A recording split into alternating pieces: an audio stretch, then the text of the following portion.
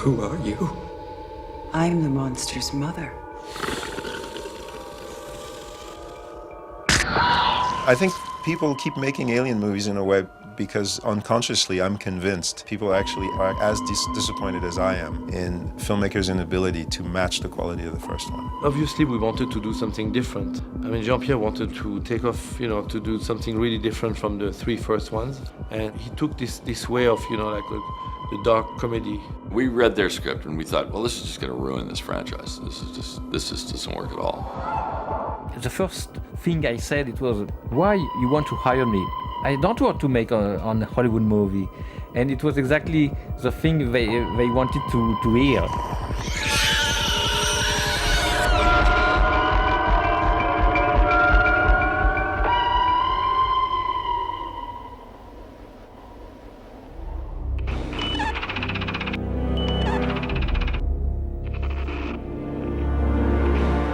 I got involved with Alien when Jorge Saralegui at Fox wanted very much to revive the franchise, and he knew my work and thought, that maybe I could write a treatment that would interest the brass. So I did. I wrote a treatment, and they said, "This is interesting. We'd like maybe to make this, but you have to put Sigourney Weaver in it because originally she had been dead."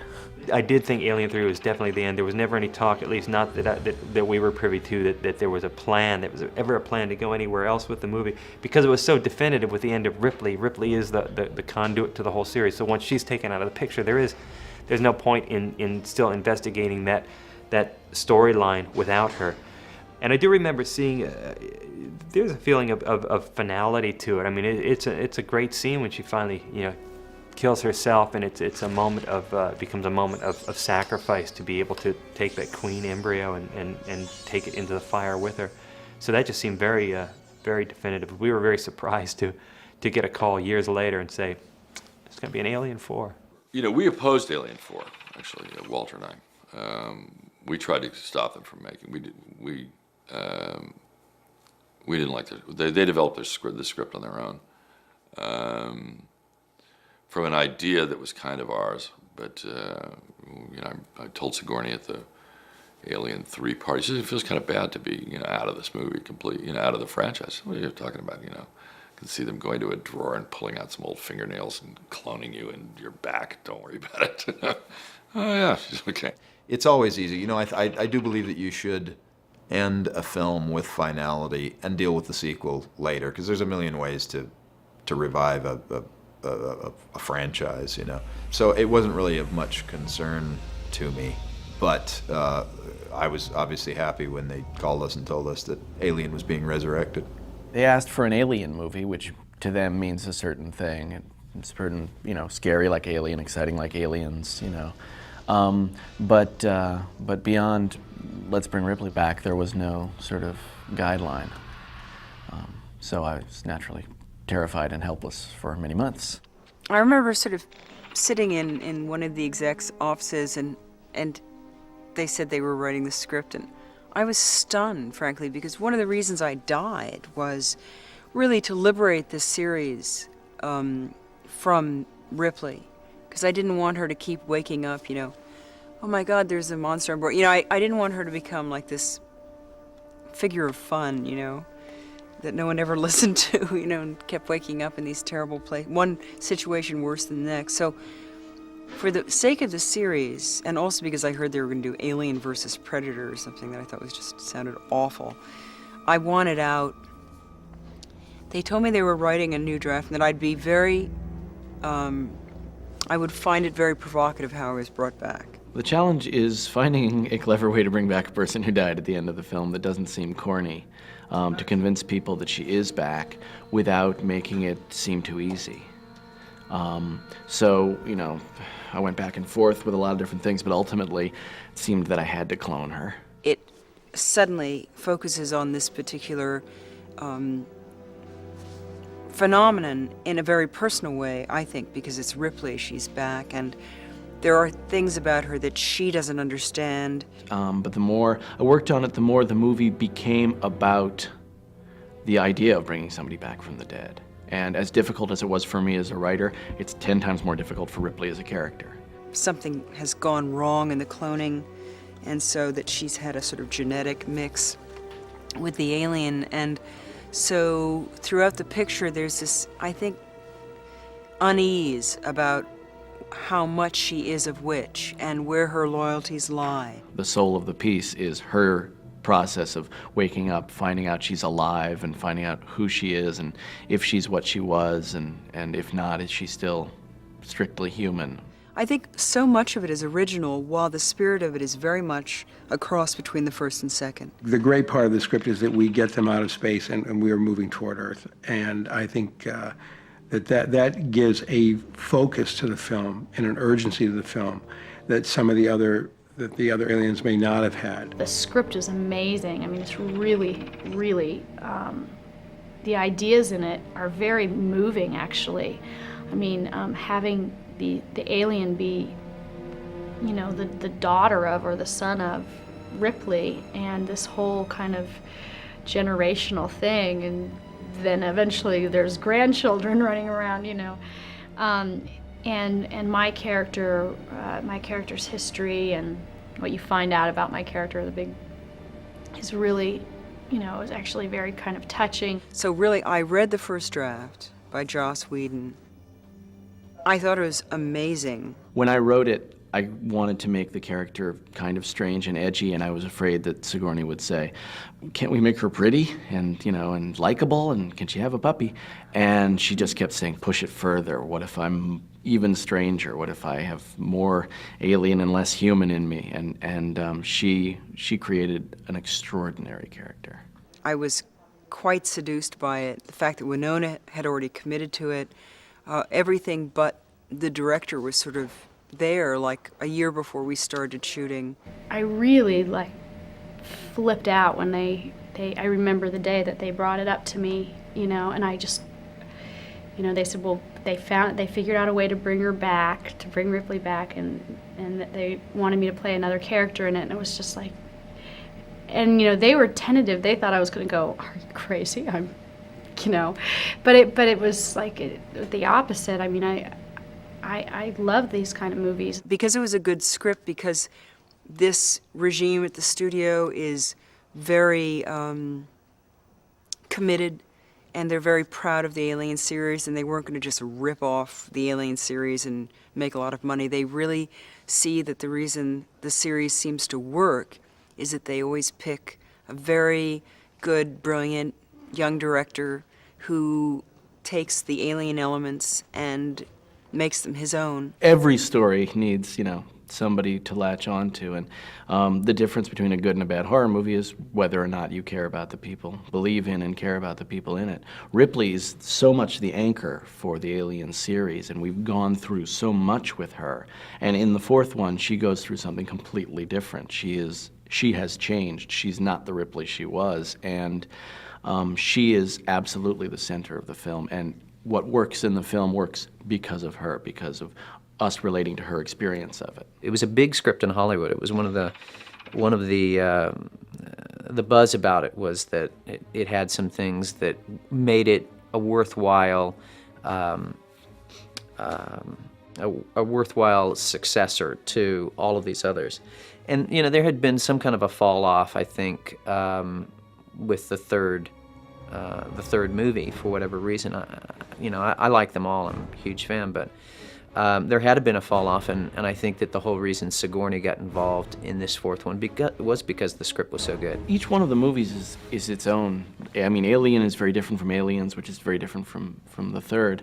But as a fan, as somebody who grew up with the Alien movie, my responsibility is to scare myself and excite myself as much as possible, and then to be true to the lore and the sort of how these things gestate and how everything works without corrupting that, so that the real diehard fans can appreciate how much further we've taken it without corrupting it, and then people who've never seen it can just have a great, you know, scary, exciting time. So we read their script and we thought, well, this is just going to ruin this franchise. This just doesn't work at all. And they insisted on making it, and they went ahead, and you know, God, they have Alien 4. They have theirs, we have ours.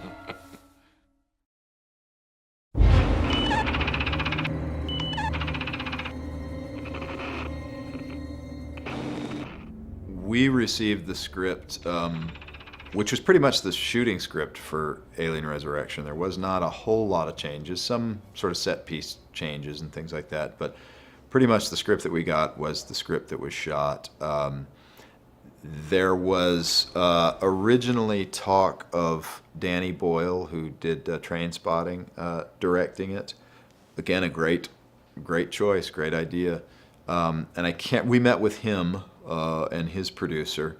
I don't know what the circumstances were and why he opted not to do it, but then Jean-Pierre Jeunet came in, and we hit it off with him immediately. He's such a great visual storyteller, and he appreciates everything that we do, and he's an artist, so he loves the sculpture and the design aspects of all this stuff, and we just had a terrific working relationship with him. From an effects point of view, it sounded huge what they were trying to do, and it was shortly thereafter that we met Jean-Pierre Jeunet, and just immediately had a real strong feeling that this is a guy that could pull this off. From having seen Delicatessen was the only film I was familiar with at the time that he had done, and knowing that he has such a specific visual style.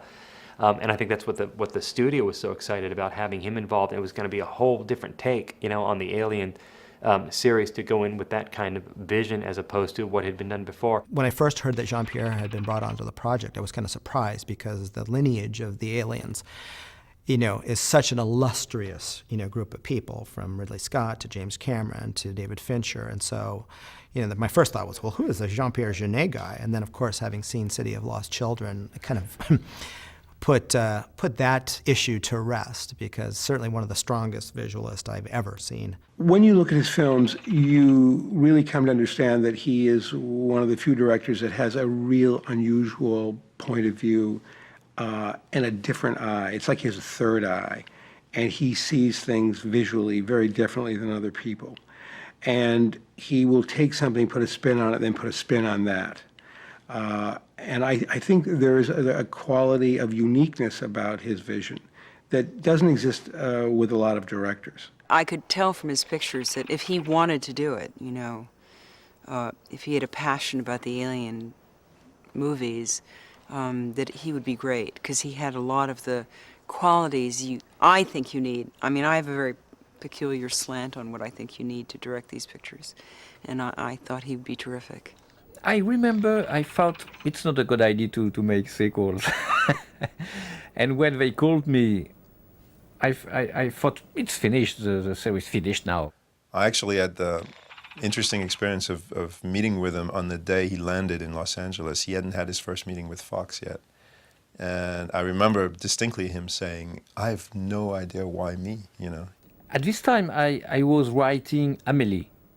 And when I went to the studio to meet the executive producer, the first thing I said, it was, why you want to hire me? I am busy. I don't want to make a Hollywood movie.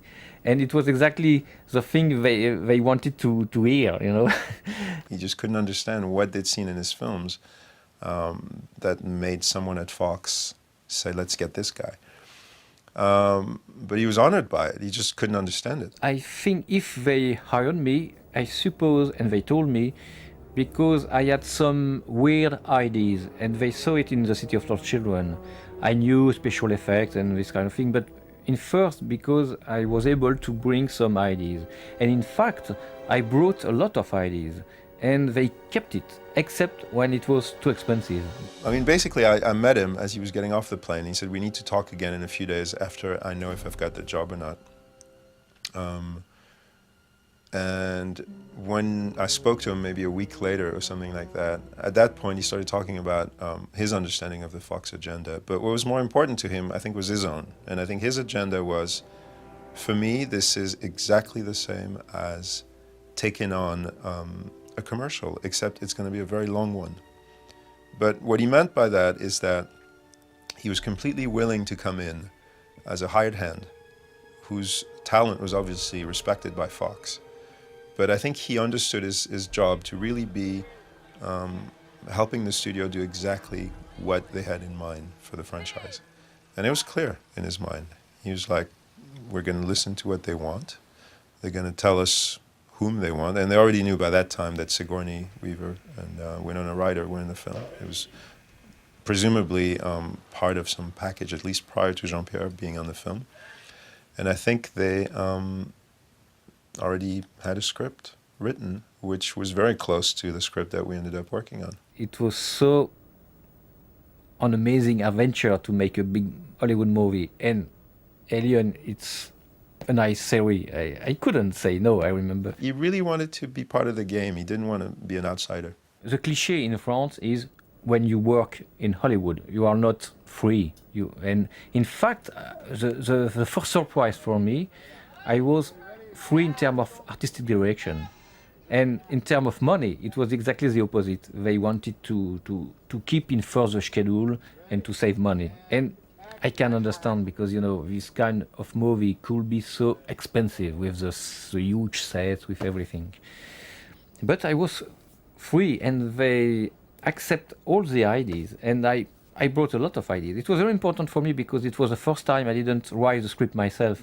Jean-Pierre and I spent some time refining the script and figuring out what the climax was going to look like. And of course he brought his Jean-Pierre-ness to it. But we didn't alter it much. Everything worked except the ending. It was a big problem with the ending. We wrote maybe 5 different endings. We really just took out the things that are too expensive to shoot, which I tend to write occasionally. During the storyboard, because I made a very nice storyboard, it was a role of the game for me to bring one idea per scene, and I did. Jean-Pierre, when I first met him, was extremely charming and seemed very creative and artistic and eccentric and very, very French, which was rather, it was in Los Angeles, so it was very refreshing. There was a slight conflict with his Frenchness and his creativity clashing with, you know, the hard-boiled Hollywood machine, and that did cause problems on the film. But on the whole, he was an extremely nice and charming man. I liked him a lot. He basically had brought over some of his key players from France. He had Darius Khondji, who's a cinematographer who shot Seven at the time, and Stealing Beauty. He's a fantastic cinematographer. He'd brought his editor, Hervé Schneid, who had also worked on all of his movies. There was Pitoff, who's the special effects director, supervisor, I guess, from Dubois, with his whole French crew.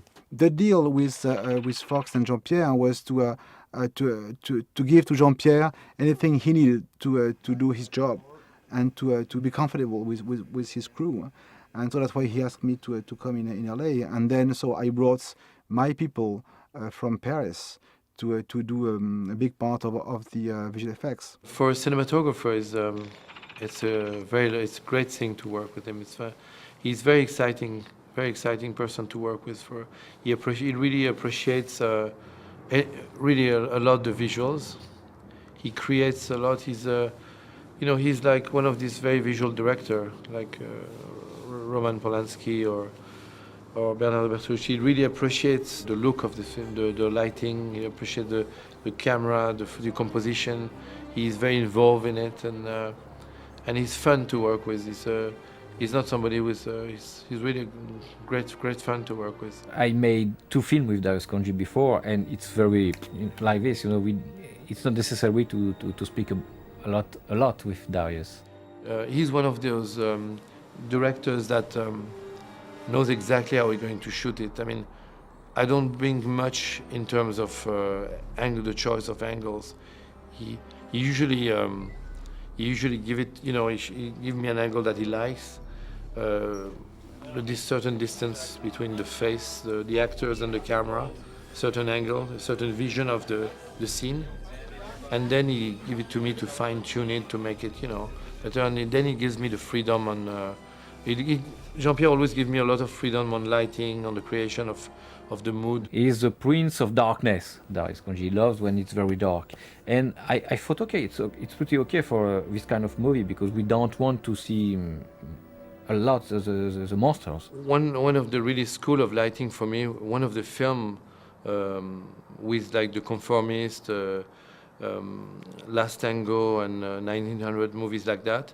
One of the film in the list of the film that where I really learned a lot, I think, watching them all over and over again, once the DVD and tapes came out of these films, was Alien, the first Alien. For me, it's really like a, how do you say, milestone in horror films and also in design, in the way movies are designed and photographed.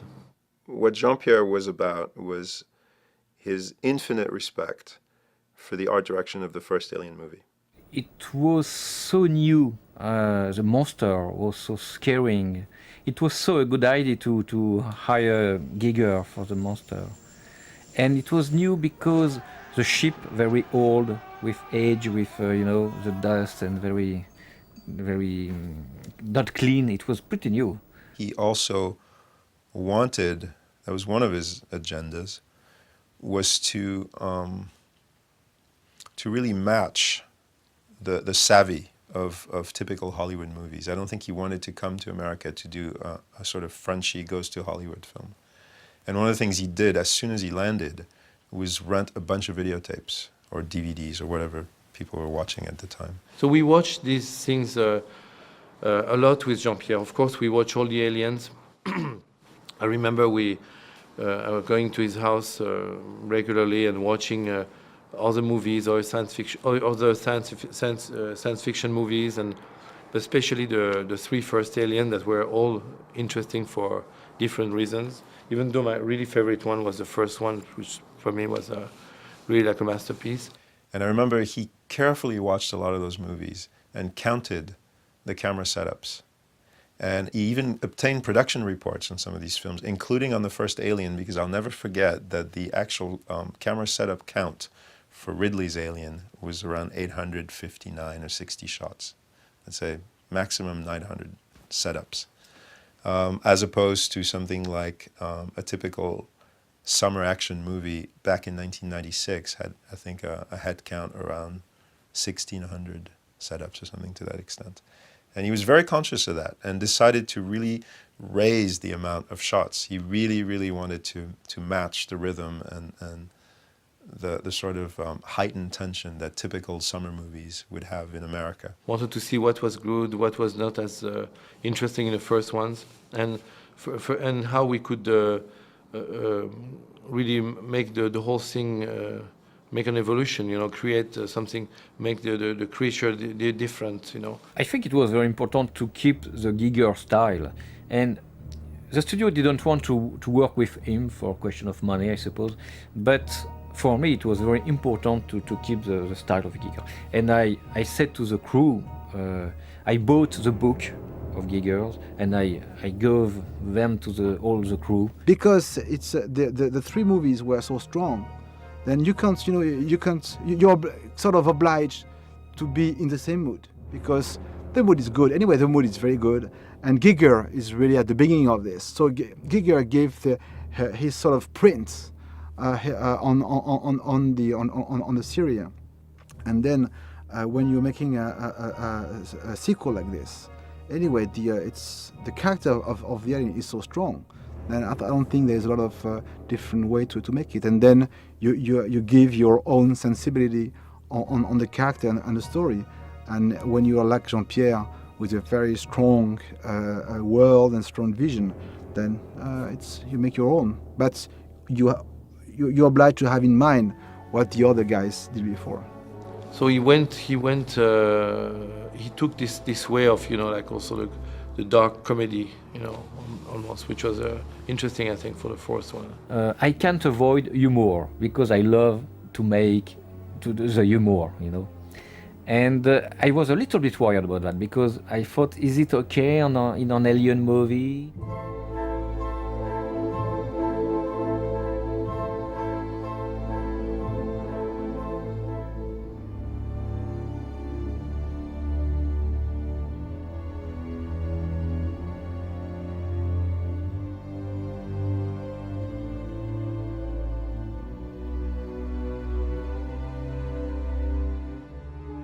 In fact, I called Marc Caro and I said, they asked me to make an alien, what do you think?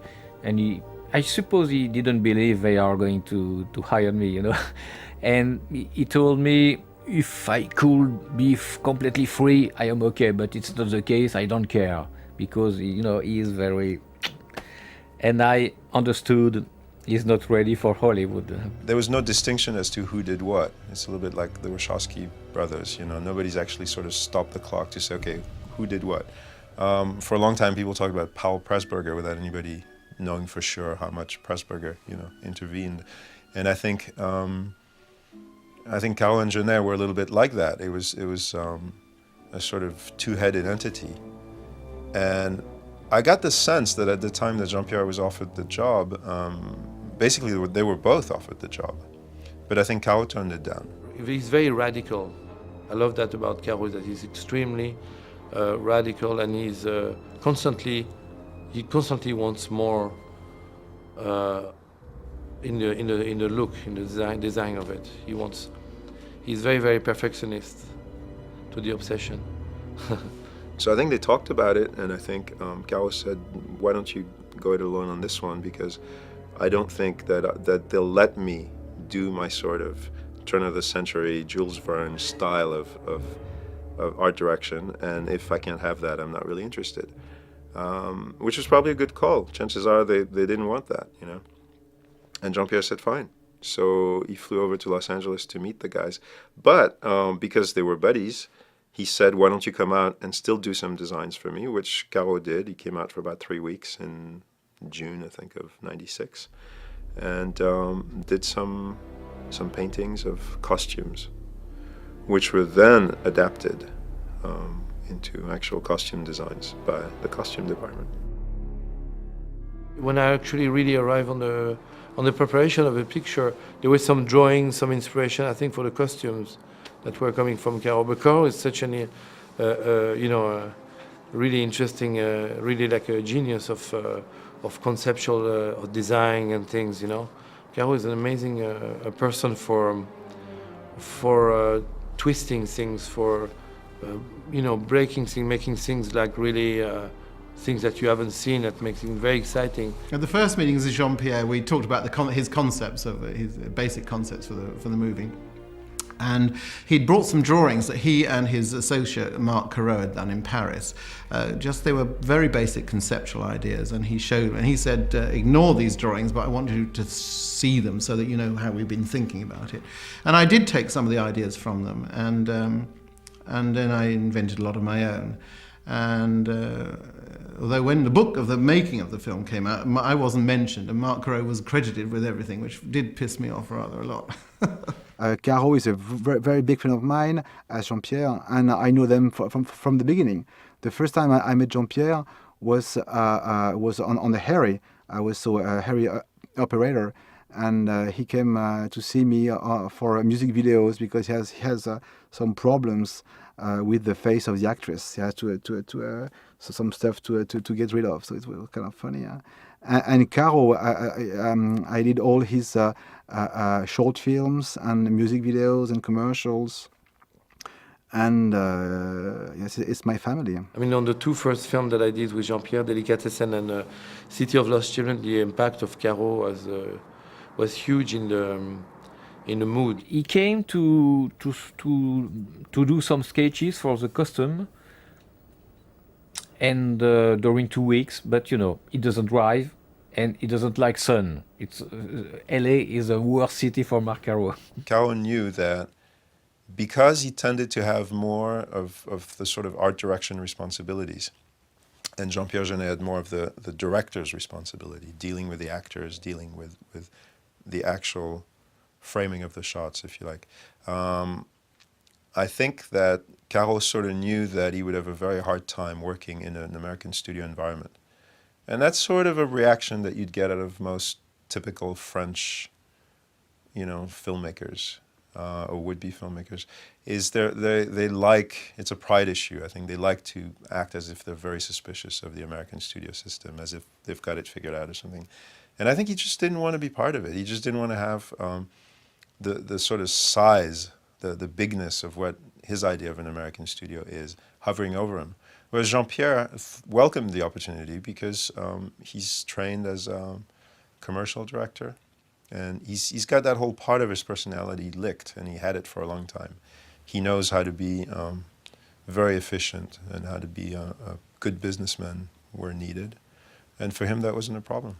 Maybe because from the beginning I wanted to stay friend with the studio. I wanted to stay positive, and I did. And now I am friend with Tom Rothman, Roy Saragi, and Peter Rice and Bill Mechanic. I stay friend with them, and it was a very nice adventure. It wasn't easy every day because, you know, in first they want to keep the schedule and to save money, as I said. But it's a strange game because they push you to save money, and on the other hand, they are very happy when they have the quality. And it's a strange game. Sometimes you have to fight, to struggle against the studio, for the studio. It's weird, but that's Hollywood, I suppose. Oddly enough, that whole experience sort of showed Jean-Pierre who he was in their relationship, and showed Caro who Jean-Marc Caro was in that relationship. And although I think they still meet on a regular basis, I'm not convinced that they actually will ever work together again. I would have loved to have more input of Caro, but we had also a great production designer that we discovered on this film, which Nigel Phelps, who was one of the best news of the film. It was the first time I worked with Nigel, and I think he did an incredible work of design of the spaceship, of the hallways, the way it was all designed. Nigel had worked carefully with Darius Kanji in designing the film, so that the lighting was integrated into the set. And basically every design Nigel was doing was intending to give opportunities for actual practical lights to be fitted into the set beneath little layers and grids and little holes that created rhythms of light, so that when you actually walked through the set lit, it was already lit for the film. There's nothing to do. You just walk through, and Darius had already worked out with Nigel exactly where the lights were going. Basically, we did a lot of research looking at films, and then we had a lot of meetings. At the same time, we had meetings all the way along with Nigel and Jean-Pierre, the three of us.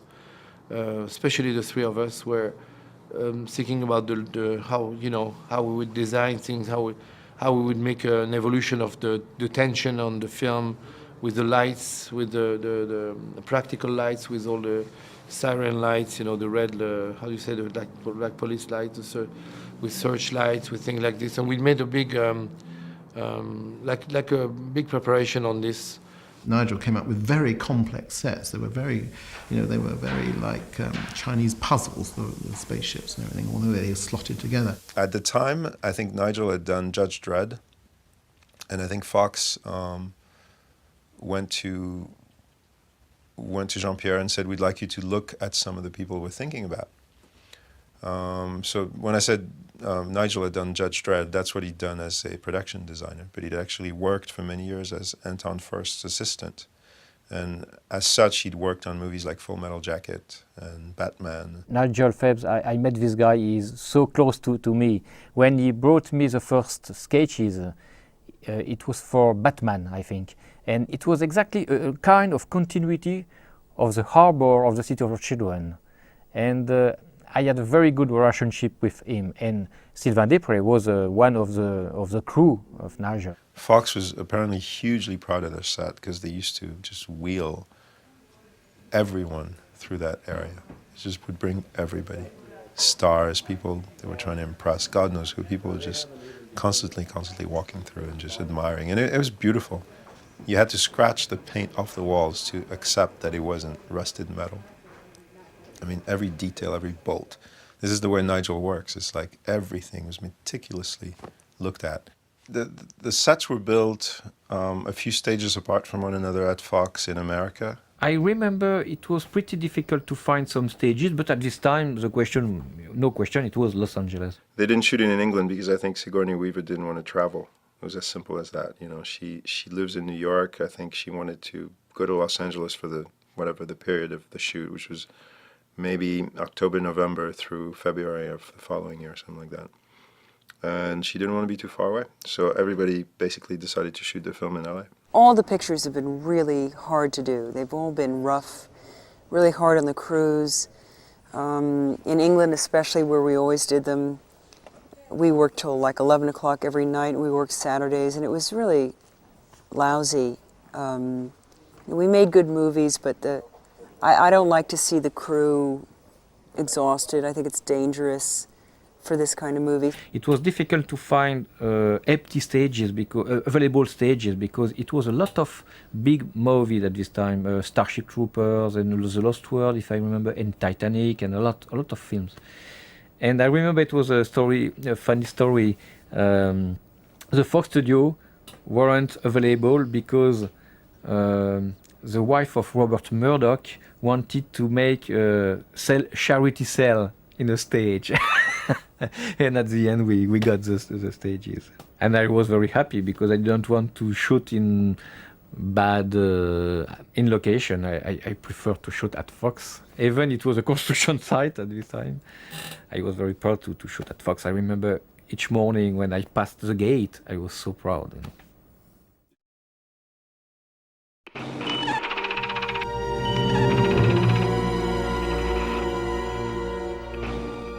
It was a good surprise because I was pretty free in terms of casting. The studio didn't want to say you have to hire this guy. Never. They respect me. There was a last-minute thing. From what I heard, Jean-Pierre, who's the director, had seen pretty much everybody else in town. He didn't want to see me, and Rick Brigano sneaked me in there. We're at the bottom of the ship. We have to go through the kitchen maybe 90 feet to the freight elevator shaft at the other side. And they were just like a week, 2 weeks before they were going to start shooting. And it sort of fell into my lap, yeah. So first of all, you have the meeting, have an audition, a screen test like this, camera set up in a room similar to this. You read through, he directs you. You can tell that he is responding to you. And then at the end of the meeting, he says, do you know how to swim? So that's a good sign, I think. My own recipe. I had worked with Jean-Pierre on City of Lost Children, and you know, he fought for me for the role of Jana from the moment he got hired. I know the guy by heart. I remember for the city I tried to do some rehearsal, and I brought Ron Perlman in Normandy, in my house in Normandy, to rehearse. And in fact, we played pool all the night. And in LA, we played pool too. My personal experience, I mean, this was a walk in the park compared to City of Lost Children, because that was a picture where I was the only non-Frenchman on the set. I mean, I was the only that was a French film made in France, in Paris, with an entirely French production crew, staff, I mean, I was really the odd man out. I was the one that was getting looked at like, what's his problem? Earthman. What a shithole. I think part of the reason why Jean-Pierre might have wanted me around was because this was going to be his first fish out of water experience. He had made all his movies, you know, where he was cocooned and nurtured and felt very comfortable. And here he was coming to the United States to, you know, not only work in a foreign kind of an environment, but on a big studio film, which was part of a franchise, a kind of a storied franchise, and had an iconic kind of permutation to it. So I think he wanted to be surrounded by as many people as he was comfortable with as possible. Dominique Pinon plays in all my films, and is going to play in the next one. And for me, that's the perfect actor. He's so inventive, so nice, so perfect. I think Jean-Pierre wanted me to be part of that show, and he was going to ask the Fox to hire me. Alien, it was amazing for me to bring this actor in States, because Sigourney Weaver and the studio asked me to have Dominique Pinon. Jean-Pierre told me the Fox already thought of me for the part. when I told to Dominique, they want to work with you, he didn't believe me. He said, oh, it's a joke, believe it. And at the end, he is in the film. It's marvelous. Winona Ryder, everything was so easy for her, so easy. I remember one day, the newborn, the new alien wasn't finished. And I tried to explain to her the appearance of the new alien. Winona, I'm going to tell you, he's white, he's tall, big, very impressive, and he's going to make ooh. And she looked at me and said, okay, Jean-Pierre, it's not necessary to explain to me. Tell me just faster or slower, it's necessary, you know.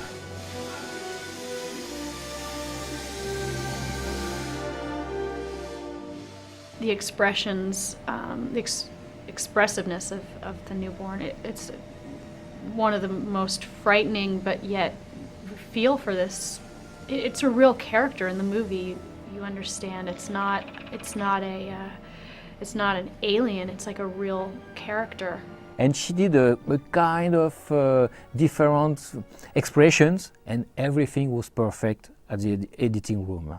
She's so professional, so easy. As a fan, I really, like, I was trying to steal things constantly. I have like alien goo at my house, and of course, you know, I mean, I have like action dolls from the alien movies. I'm like a real collector. Well, you gonna kill me or what? You know, Sigourney Weaver is the only person working on the 4 Alien. And when I met her for the first time during a walking session, I understood very quickly she knows exactly what she is going to make. And at this time, my job consists to modify the script, to put some new ideas, just to help her. Because I've actually lived each of these films, the history is sort of inside me. I think the way it must be in her. So I don't try to... I mean, this film was especially interesting because I, in a sense, am a different person, very, very different, completely different, I would say. And there's something about Ripley's nature in this particular film that makes everything a different perspective. How she relates to humans, how she relates to aliens, how she relates to being in space, why she might want to go to Earth. All these things are like brand new. And it's not just like a paycheck job for her. I mean, she really cares about the series and really cares about Ripley and how she's portrayed. And she had just stacks and stacks of notebooks that she kept from the first movie for like 20 years. You know, she had these stacks of notebooks, and she, you know, everything had to make sense. Every move that Ripley made, she would, you know, go and make sure that it made sense. I didn't direct Sigourney, but I modify everything to go on her way. You know what I mean? And she was happy. And me too. It's about her, and it's about, you know, this woman survivor, you know. People, you know, root for her. And then she's a woman, and a strong woman, and how many strong women characters are out there? Because that's the thing that makes that this series of films so identifiable, is that female character, that strong female character. She needed to have a director very close to her, not very far away behind a monitor. She hates that, but very close to the actor. And I remember, I will remember all my life when, after a take, when she looked at me, and just to have a confirmation. And it wasn't necessary to discuss, just one look, and we knew if we had the best take. There was one scene in the film where she's attached to these handcuffs, and they were specially made, and there's no give in these handcuffs. They're solid metal. And she has to break out of these things. She has to break a chain, steel cord. And every time she did it, she had to come up against it, and there was no padding, there was no anything. And she'd hit the end, and she'd pull it all the way out, and she'd get out. And then they'd yell cut, and then she'd cry. She had to play this superwoman, this invincible and they'd be ready to roll again, and she'd do it again. And she'd cry. She came off that set that afternoon. Her wrists, you know. I really got along with all the actors really well. It was really a great feeling of camaraderie, and certainly Sigourney was used to it because she had done that before, but I wasn't used to working with actors on that level where we were all running. It's like you really have to be bonded with everyone, and everyone was just really excited to be in the movie. I mean, every actor was like, can you believe that we're in this movie? You know, it was like the big thing on the set. And it's very cool to be a part of. As an actor, you know, you completely commit to what your character is going through and feeling and bring to life whatever the writer and director's fantasy may be. I guess what appealed to me about Gettman was a problem I have in my own life. Being an actor, especially a character actor, is a very insecure life. And you don't always get to do what you want. But I guess the reason why I've held on is that I've come to the realization of how much I really love it. And that's the thing about Gettman that I like, is that he really loves what he does. No! Get away from me! It's great because we come up with things, and we get to work as an ensemble a little bit to come up with something and see if it works. Jean-Pierre likes it, then we'll use it. So it's a little bit more creative. It's not set in stone what exactly we're going to do. Action! Since we are kind of like this ship that's together as pirates or something, it looks better when you have when we hang out together behind the scenes. It makes it easier when we're in front of the camera to make it look more natural. Me and Ron talk a lot about the first Alien and how Harry Dean Stanton and Yaphet Kotto, how the repertoire they had together. It was cool. It was just like two oil rig guys, you know, and you really believe their relationship to one another, and that they were just doing it for the money, or that they were just working guys, blue collar dudes, you know. It can get very tense on a picture like that because there's 120 people who are called upon to make every particular moment happen, you know, in a very concerted and coordinated way. And so it was a perfect combination of all the bells and whistles of big-time movie making, along with the most degenerate bunch of actors you've ever seen in one place, you know, who kept cutting through the tension. We had a lot of fun, and that's what you're afraid of when you're starting a movie. You know, you just don't know how you're going to get along with the others. We would joke around in between scenes, and you had to be careful you didn't pick up on those intonations when you were actually shooting. Sometimes we had to be separated. You're going to stand over there now, and you two cannot talk to each other for the rest of the day, okay? Because we're trying to work here, so it was fun, and I've stayed friends with a lot of the guys, which is rare also. Good people. No, we just had a lot of fun, you know. We just had a lot of fun. I made some good friends on that movie. It was sad when that was over. It was just like it was really natural and it happened real fast. Everyone just kind of bonded. Because, you know, we started out with the underwater stuff. So we immediately just kind of clung together, you know, and got to know each other real well.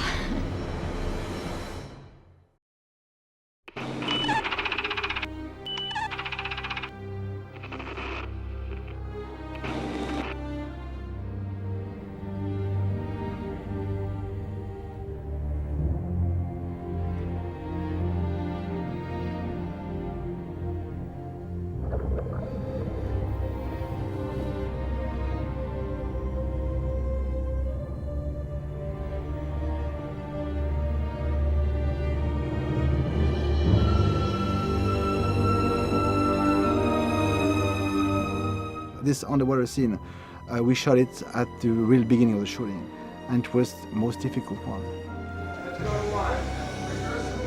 I suppose everybody was worried about the scene underwater because it's not normal to be underwater. you can imagine. The actors, I was always afraid they would have a lack of air or there would be a problem. And it was very difficult for them because they had to stay very long underwater and swim, and it was really a challenge. I mean, the actors were really great underwater. Quiet, please. Everybody be quiet, please, when we shoot. Quiet, thank you. And with Jean-Pierre, we said, okay, if we success this scene, okay, we'll stay. But if we fucked up the scene, then we go to France. We go back to France.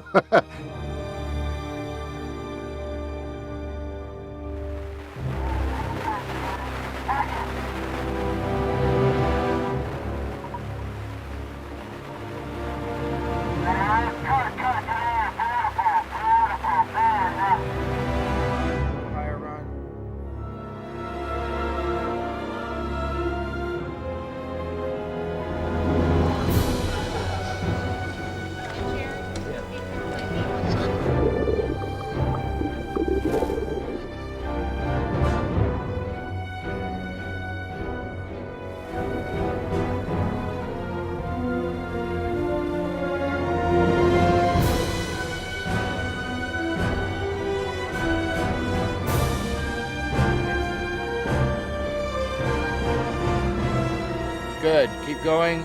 Swim through. Good. Let her out. Keep going. Keep going. Let her out. And cut. Cut. Cut. Get him air. Very nice. Very nice. Very nice. My involvement with the Alien Resurrection film, I believe, started because all that I do is underwater. That's my specialty and my cross to bear in life, so to speak. Billy Buttolato, the producer, I believe had heard of what I was doing and had called me in for a few meetings. We discussed the boards and the approach and how to shoot it. And Darius Konji, the cameraman, was part of our conversations also. And we sort of came up with a plan and orchestrated. We discovered at first we needed a rather large tank to fit several of our sets in, which was really bigger than what was available in Los Angeles. We thought we might have to go down to San Diego for it. After exploring that, we decided, in conjunction with the studio, that it would probably be a good idea to build one on the stage and then have it here for future movies, and accomplishing our goal of having something in town and close by with plenty of cover sets in case there's a problem. And the studio gets the second largest tank in the studio zone. It was shot on, I believe it was stage 16 at Fox, and they had actually dug out the stage and built this major set. I think it was 12 or 14 foot deep and 100 by 50 foot. They converted an entire soundstage, which is vast, into this big swimming pool, and then dressed it as if it were a kitchen that was flooded. The pool was about half a football field, okay, on the lot, inside a stage, and they rigged all that light, both underwater and above the water. It was the perfect shooting scenario. They built all the sets right in there. It couldn't have been a better setup in terms of us, in terms of having a working space. And never once was anybody in danger of that combination of electricity and water. I was astounded by that. All the underwater scenes, for instance, was a long, long process. There was a lot of preparation for this scene, weeks of preparation, and to train the actors, to train the crew, to light. This was a very big challenge. And I had a fantastic underwater cameraman, director of photography also, but I actually designed the lighting of the underwater with always with the input of my underwater cameraman, Peter Romano. Darius was really into fluorescent lighting, so I, in my little widget shop here, came up with our first underwater fluorescence, which I'm not sure that this is 100%, but I believe, at least for me, in terms of Hollywood and what's going on, was the first time underwater fluorescents were specifically put in the water for a feature film. And you can see that in all the behind-the-scenes footage. We built actually light boxes and threw in 4-foot tubes and had them all around. It gave a beautiful soft light, especially when we were lighting Sigourney.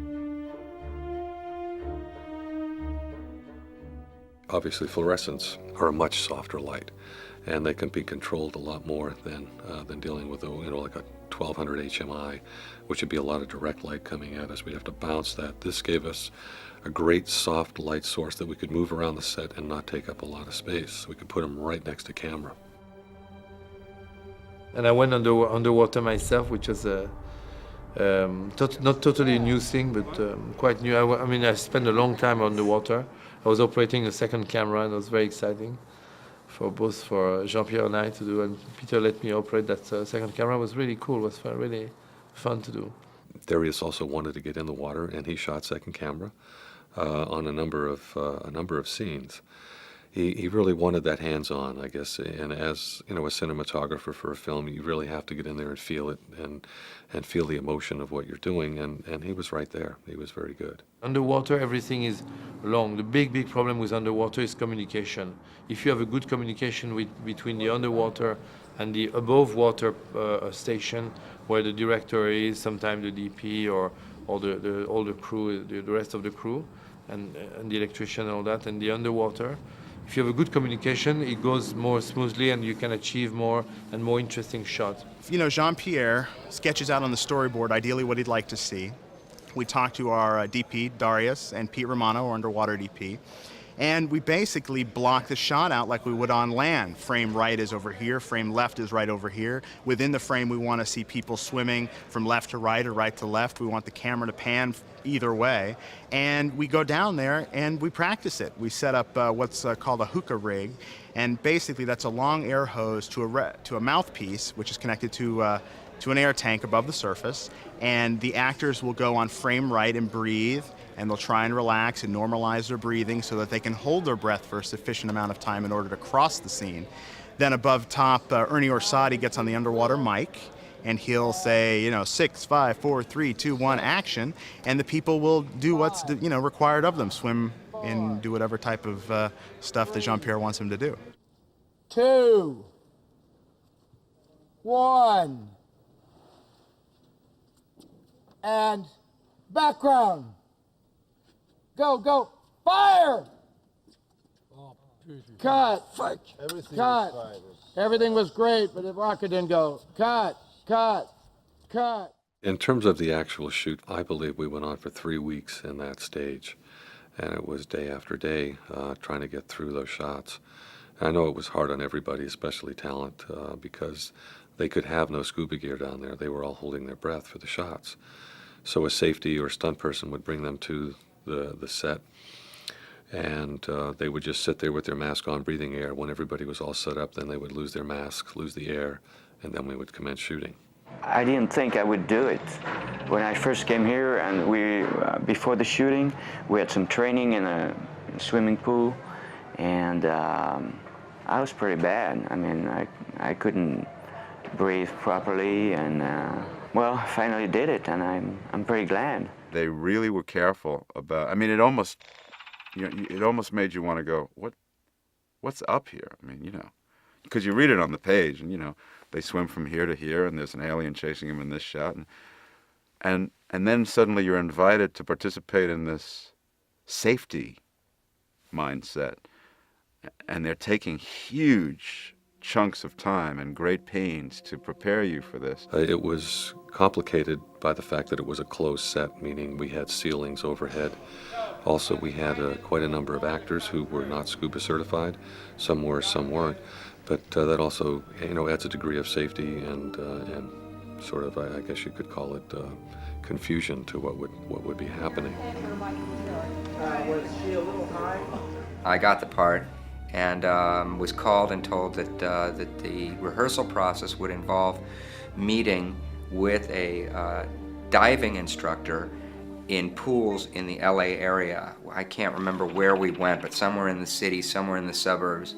And that's where I met Ron, Dominique. I did more of my training with Leland for some reason, I guess because our schedules just coincidentally jibed. But we went to swimming pools all over town, like 4 or 5 times. We met at these pools, and we learned how to swim underwater and how to use scuba equipment. Basically, it's a lot of sessions. I think we had 10 to 15 water safety sessions before we even got to this tank. Then once we're at this tank, we had about 2.5 weeks of training. And our dive master, who's a certified instructor, has led everybody through the process of basically scuba diving, but with much less time than your normal scuba diving course. I mean, we were in that tank for, what, how many weeks were we in that tank? 4 weeks.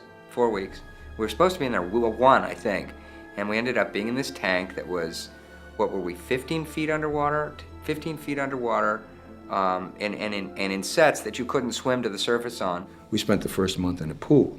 We spent the first month like 10 feet below water with a roof over us so that you couldn't just go up. We were so dependent upon safety divers. They would be down there with your hookah to give to you at the end of a scene. They have to actually take a breath on frame right and then swim all the way through and grab another breath. And for some people, that's a lot of work. I mean, it's not normal. People aren't used to doing that. So for instance, let's say we had to swim from there to there.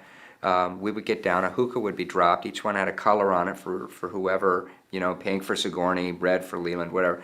And we would get down there, we'd breathe on the hookahs, we could hear over the microphone Jean-Pierre was up outside of the water on the soundstage, and everybody ready? Yes, everybody's ready. And then we would have to take one final breath of air. They'd pull the hookahs up, and we'd have to allow for all the bubbles to clear. And it's kind of a tense moment now because you've got 9 actors or something at some points down there. And you're virtually blind. Probably the biggest obstacle to overcome in the underwater filming was getting 5, 6 actors together to do a take, because everybody was on their own schedule for that, certainly holding their breath, no fins, no mask, no air. It's somewhat of a survival, you know, position you're putting people into. So to get those takes was probably the most difficult. We depended on our safety divers, who were all down there with breathing apparatuses and masks for us, for that moment when the director said cut. When they would yell cut, you are now completely out of air and, you know, completely depleted of energy, and you need oxygen immediately. They're down there with tanks on their backs with an extra hookah and an extra mouthpiece, and they would be there. You couldn't see them. You'd swim and they would stop you, grab you, and put the mouthpiece in your mouth. Then you'd breathe, then you'd grab onto him, the two of you would swim around and come up to the surface. And we did that for 4 weeks. At first, it was terrifying. At first, it was the scariest thing ever. You know, when you see your main stars, main actresses, Sigourney and Winona Ryder underwater, and all the other actors, Dominique and all the others, it's just scary it's scary more for them, because you don't think, you know, you're underwater. It's not so. I mean, we're not in such dangerous position. The technician, I don't remember, it was quite safely organized. Well, Winona, I mean, certainly a fine actress. And I've worked with her a number of times underwater, even on Mr. Deeds. I believe that early in life, Winona had a near-drowning experience. When she was young, she was almost noyée, I think. Drowned. She was 13 or 14 or something. For her to have put herself in that position, even though she was extraordinarily timid, but to even have put herself in that position, to face that kind of fear, because there's no courage unless you face a fear. If you're not afraid, you're not courageous. You're just fool rushing it. She knew that there was a fear there, and she faced it anyway. And for this film, she had to make the scenes underwater. It was a big challenge for her, and she did. I was about 12 years old, and I nearly drowned, and I had to be resuscitated and everything, so I hadn't gone underwater since then. Action. Straight up comes Winona, a beat, and then up comes Purvis, a beat, and we can take them right over here to there. And I didn't think I was going to be able to do it, and so I talked to the studio about it, and I said, you have to like work something out where there's a double, and they said, oh, you know, don't worry, there's always ways to work around that kind of stuff. She would come up right like that. And then when we got to it, because I had really short hair, there wasn't a lot of stuff that a double could do, because you really see my face. So I realized I was really gonna have to do it. We had really great people helping us, but it was just very different. You know, you do it in a pool and it's really easy, and you think this is going to be a piece of cake, and then you get to the actual set, and I mean, I just remember the first day I had a complete anxiety attack, and I thought, there's no way they're gonna have to replace me. Somehow I thought they'd use a double and they'd just shoot like little shots of my face underwater where I'd just like be able to stand up and get my breath and then go underwater and look scared. But no, I had to do it. I had to go underwater really deep. But we did go through training, and we had really great people helping us, but it was just very different. You know, you do it in a pool and it's really easy and you think this is going to be a piece of cake, and then you get to the actual set and it was really difficult. Like I was probably the worst. You just have to like let it all go and float. Sigourney was very, very helpful. Until like the day before we started shooting, I was playing a nymphomaniac on stage in New York. So I was like one of the few people who couldn't train. A lot of the actors were in the pool 3 weeks and getting certified and all this stuff. I've never wanted to scuba dive. So the day they took me into the pool and they took me into this horrible, dark, you know, kitchen with dead pigs floating in it and all these spiky things all over, and they told me what I had to do, and I said, I went, you know, up to the surface, which is hard when you have a tank on your. And I said, I'm terribly sorry, but I really know that I can't do what you want me to do. I said, I know I'm very expensive, but I really have to tell you, I cannot do this. I can't even go in that doorway where you want me to go. And I don't know what happened, but I just stayed there all day with these great safety divers. And I mean, I went from completely freaked, hyperventilating, because I'm not like Ripley. I'm not brave. And Sigourney was really the trooper, and she was there for every shot. I found out later that she was claustrophobic and was able to overcome that. And she was very calm, cool, and collected. We talked about how to orchestrate, you know, her positioning so that I could get the shot and get her out of there as quickly as possible. And she was excellent. She was great. I think my husband saved me because he said, just, you know, play Ripley and act the scene. That was the only thing that got me through, because I thought it just isn't my cup of tea. It was definitely tough, but you know, it was way harder for some of the other actors like Dominique and Gary, because they're strapped together and Dominique was upside down the whole time. Well, I had great confidence to Gary, so I didn't. I mean, the work they were doing he was doing the work and I was doing nothing, just laying on his back. I did a lot of water training, a lot of scuba stuff, a lot of holding the breath underwater, and then I did a lot of squats, so I wouldn't throw my back out carrying Dominic around with his big head. The toughest part was for him because he had to swim and with me on his back, and that wasn't so easy, but he was pretty good. We tried so many different ways to do it with having him attached to my back and me swimming, and it couldn't happen. It's hard to swim, so I developed a way. Between shots, I used to crawl. I used to grab the bottom of the floor. It used to be grating. So I would grab the bottom of the floor and crawl. And Jean-Pierre saw it and he was like, you know what? That looks really cool. Let's do that. So that's how that kind of developed. It was just kind of out of necessity because I couldn't get across otherwise. And it became sort of like a survival tactic, I guess. Action! Action! Action!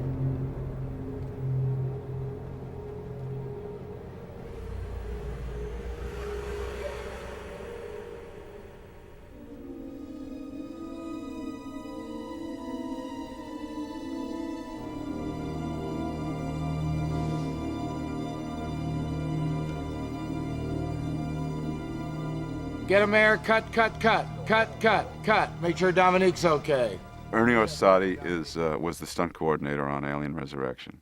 And stunt coordinators, especially on big action movies, are pivotally important. But in this one, he was the one that coordinated all of these safety rehearsals that we had. He was the one that coordinated the sequence of events. You know, he was the one that actually counted down. So we got hookah situation here. You should come in from the right side, Kim. Right there. Okay, now as you pass cameras, so we got...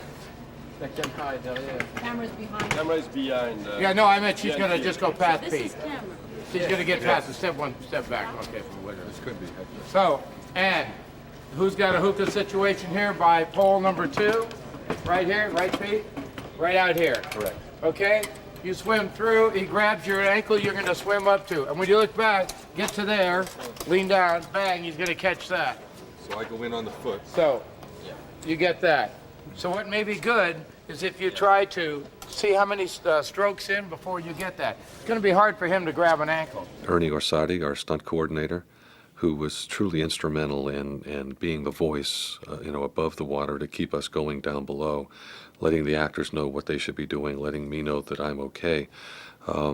It really turned out that Ernie was the thread that really was the bond that made it work. Throughout he coordinated all the stunts, not just when we were in the water, but we really got to know this guy because he was what stood between the director, who was asking for insane things, and our safety.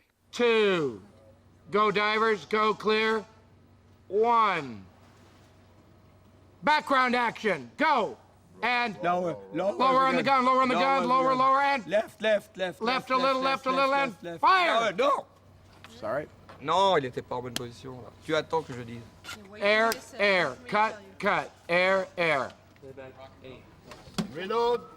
Sometimes it was, we had some risk. I remember one time a diver was outside to pee, and Dominic Pino arrived, nobody to help him, you know. It was pretty dangerous, in fact. The take itself was totally different than the rehearsal. Rehearsal, you're in a mask, you see everything perfectly, you're breathing, it's calm.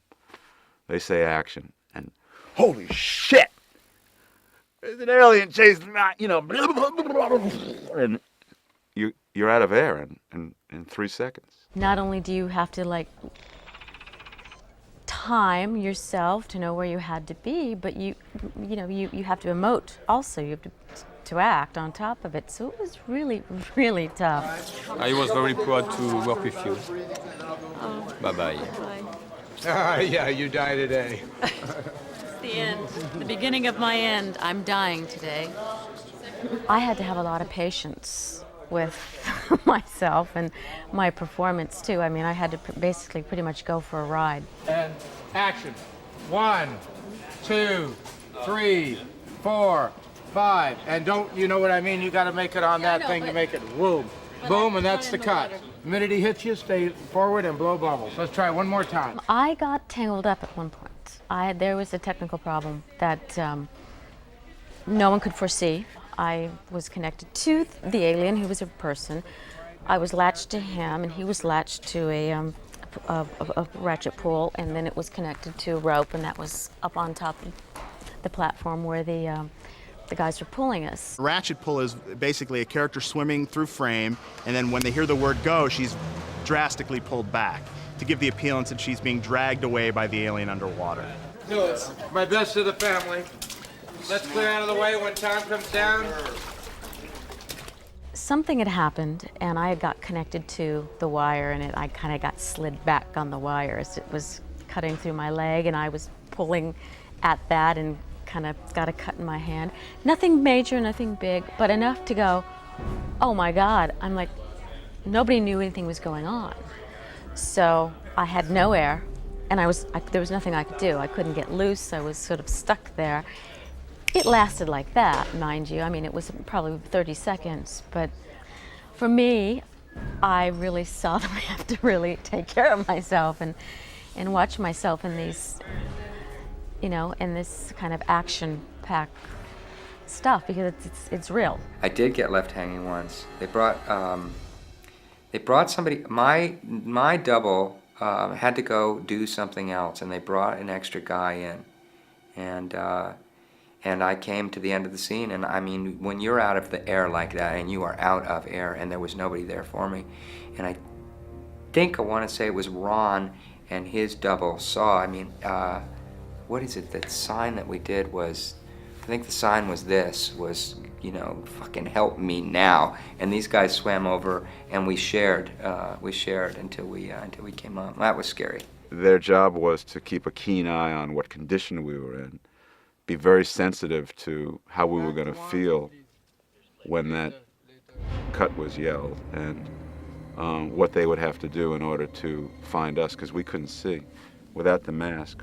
I mean, in order to keep the water clean enough for us to perform in for a month, there were inordinate amount of chlorine, and then they dumped in, you know, 1 million gallons of milk to create a diffusion for the lights, and, you know, heads of lettuce because it's a kitchen, and, you know, onions floating in all pots and pans.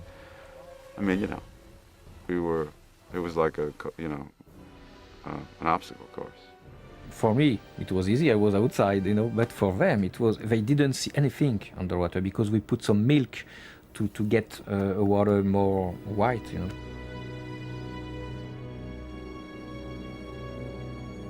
Water, like when it's kept for that long, things happen in the water that you don't want to know about. And when divers are down there all day, they don't hold it, if you know what I mean. It was pretty disgusting. And there was just like snot and phlegm floating by and just really foul stuff. And plus there was like lettuce and like meat, and when all that stuff, you know, it's like it stews when you shoot for weeks and weeks. It stews because they can't drain it and refill it with fresh water for you. They were sick because in the ear some infection, because after a while we understood they pee on the water, you know. All the actors did a tremendous job underwater, and acting underwater is a very difficult thing.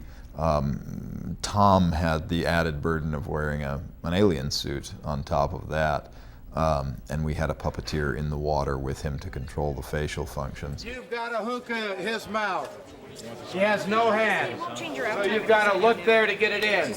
If your head's having any trouble, I told him to yank that glove off and take it from you. Usually we take it from you. So when we're down there, I want to try before we go too far to see if you can hit his mouth right there. Anybody got any questions? Can we do this? They deserve a lot of credit too, because for all the stuff that we went through under the water, this guy went through it with all this stuff on. And that's all foam rubber, and that's, once it gets wet, it gets pretty heavy. And you can't get to him right away because he's all underneath all this stuff. Great, Tom. Last one looks really cool. Water's coming out of the back of the head really good, Tom. You sit back like that. In the alien suit, I just had 2 little slots in the, I'm inside the neck of the creature. I'm looking at through tiny slots, and I had a small slot to breathe through. And my sound is cut off because I'm encased in foam rubber and fiberglass and plastic. And added to that, being underwater, it was even more isolating. And the only way I could get through was just completely trust the underwater divers.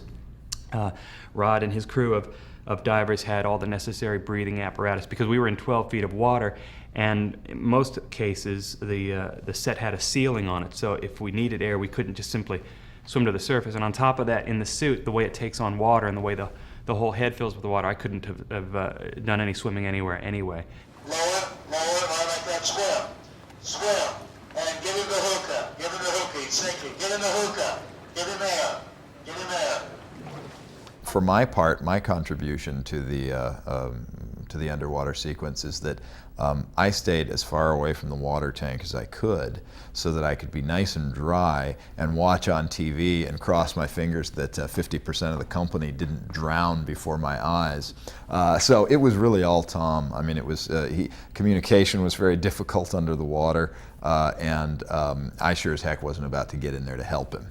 After Christmas, Jean-Pierre made the first cuts of this scene. And we screened the scene with the crew on the sets, and Jean-Pierre showed the scene to the studio, and everybody was happy. So it was cool. We got to see all of that cut together, and that was, yeah, because we'd spent a month in that pool. We'd all gone through a lot of work. It was very humbling and very very arduous. And I think that, you know, if you ask everybody who was in that sequence, they'll all have a nightmare or two to share with you. It was a wild time. It was kind of a miracle that nobody got hurt. That was the first thing we all did together. And I guess that's how our ensemble was forged, because we all came out of it doing, you know, halfway decently, some people really well. Myself, I survived. Winona survived. It was like the worst experience of my life, hands down, I think.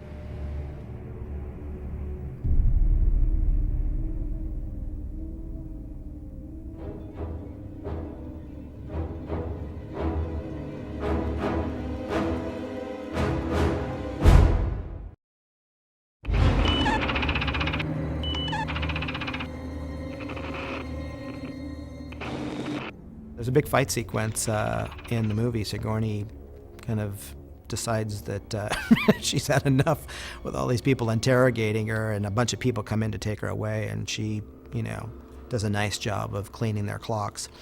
And in the beginning, she's playing a little basketball. And I really envision the scene as that basically she's gotten out of jail, she's playing basketball. It's the only fun she's had since she was reborn, as it were. And these guys come in and try to mess up her game. So I tried to use the basketball as a weapon and keep playing. You know, because I didn't want to be like, you know, I hate you guys, I'm not like you. I wanted to be like, you know, just let me play. And on the first version Jean-Pierre wrote, the set was supposed to be a huge set, and to show that Sigourney has some real power. So the distance between her and the basket net was supposed to be huge. So I studied with Nigel Miguel for 2 weeks, quite intensively. You know, every chance I got. And at night, we used to go over to UCLA, and we worked on a bunch of things. But the reality on the set was the distance was not that huge. So any good, you know, basketball player would be able to throw it nicely. And then, so we decided, the idea was, okay, you will drop the ball on your back without looking, and then the ball will go straight in the basket. We worked on this shot he wanted me to do over my shoulder as I walked away, which was my idea, to do this shot that no one could do, really, you know, like. And I did want to do it. I mean, I really trained hard. My average was about, you know, 1 out of 6. Lo and behold, on the day when I have to do it, I had to go much further away from the basket than we'd ever practiced. She was almost a good 20 feet away from the basket, and of course we had lined up a shot where she was in the foreground and the basket was in the background. Well, I don't care if you're Michael Jordan, you know, that is a shot that is probably going to take you hours to make. I was, oh my God, we are going to make 200 takes because she wants to do herself, you know. Now, we had planned on getting people in condors and dropping balls, you know, throw it out of the frame, Sigourney, so that somebody can catch it and then throw the ball in, or, you know, trying to, through visual effects, and we're thinking, this is going to be a pretty costly shot. And we were running against the clock, and, you know, and they wanted to get it in one shot. They didn't want a special effects. I talked a lot with her. Please, we can use a machine because it will be too tough for you. They told me not to get it in because they built this machine to get it in, you know, and I should use a different angle to match the machine, all this stuff. And she didn't want because she wanted to do herself. And then, of course, she never did it on rehearsal. And so the plan was, of course, to CG the ball and to have a perfect, you know, path. And she had just to do the gesture for the beginning of the shot. So I was a little discouraged, and Nigel kept saying, do your shot, I know you can do it, you know, don't give up. The last person that speaks to her after she kicks the shit out of everybody and says, "The hell are you?" What are you is me. So she actually walks past me. So the shot is me, Sigourney, walking. And I was looking at Sigourney, and in my head, I said, hey, what's happening? I saw something, you know, magic, or something, because she's magic anyway. Something magic in her eyes. She's about 6 feet past the three-point line, and she just does this. I wasn't even thinking get it in because I was so sort of demoralized this one. and, you know, nothing but net, just swish. The ball didn't touch the basket. Perfect shot. For anybody out there who doubts and who thinks that the movie is nothing but tricks, take a look at the raw, unedited, uninterrupted footage of Sigourney making the shot. 24-26, take full B camera. Action.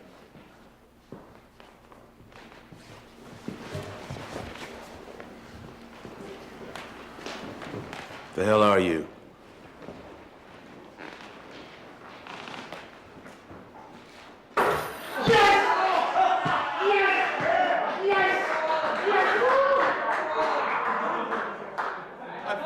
But it was so amazing. Everybody was. It was almost, you know, impossible for the crew not to just jump out of our, you know, shoes when she did that. You know, we're like, okay, now walk out of frame and I remember Ron Perlman, he turned. And I go, holy shit, it went in! And everybody on the set went from total elation to total panic because I broke character. I mean, I became Ron like that. And at the editing, we had the problem because we had just to cut before he turned the head. And it was, wow.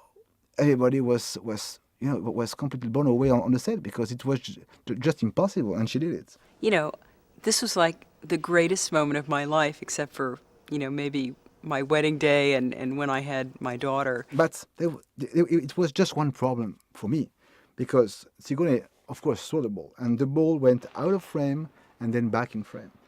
And I said to Jean-Pierre, okay, what I'll do, and Sigourney was here, what I'll do is I just, you know, tweak the path of the ball, then the ball don't get out of the screen. Because it looks like, you know, it could have been a trick, and it wasn't. I was there. She did it. She would have won the $1 million at halftime at the All-Star break. And Sigourney, you don't touch the shot. I do it for real. I don't want any trick on it. It was like a wild thing. I don't think my feet touched the ground for about, you know, 10 days. Sigourney Weaver is a stud. She practiced and she hit it. She sunk it. That was a big day.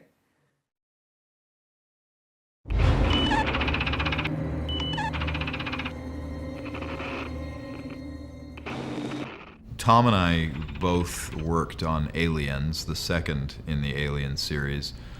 We worked for Stan Winston, who was the creature effects designer on that show. We then went on to form our own company sometime after that, and we were hired to do the creature effects for Alien 3. And that put us in a very logical position to do the effects on Alien Resurrection. So we feel very fortunate to be able to sort of carry the torch from one film to the other. And in fact, other than Sigourney Weaver, we are the longest running veterans of this series.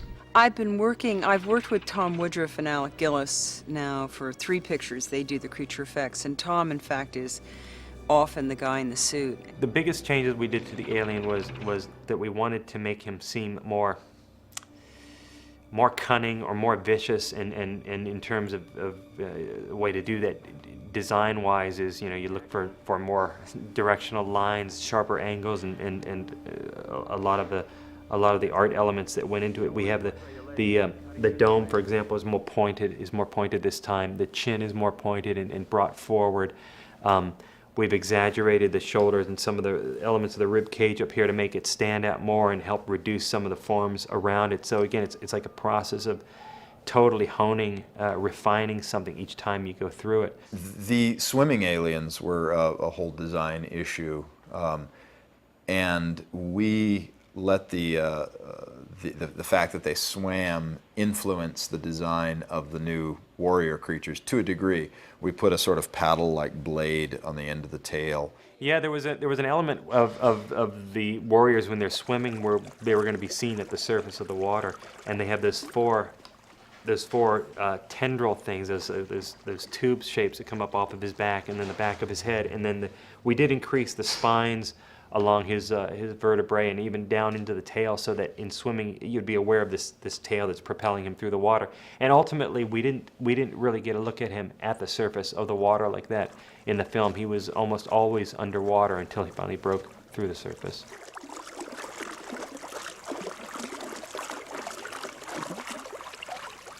Generally speaking, the process that we go through to design creature effects for a feature film is that it all starts with the script.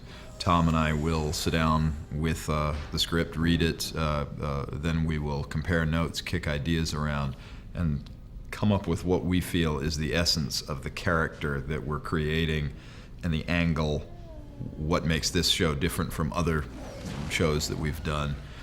Once we have sort of a little agreement between ourselves about where we'd like to take it, we then sit down with the director and find out where the director would like to take it. Nice guys. I love these guys. They made an amazing work.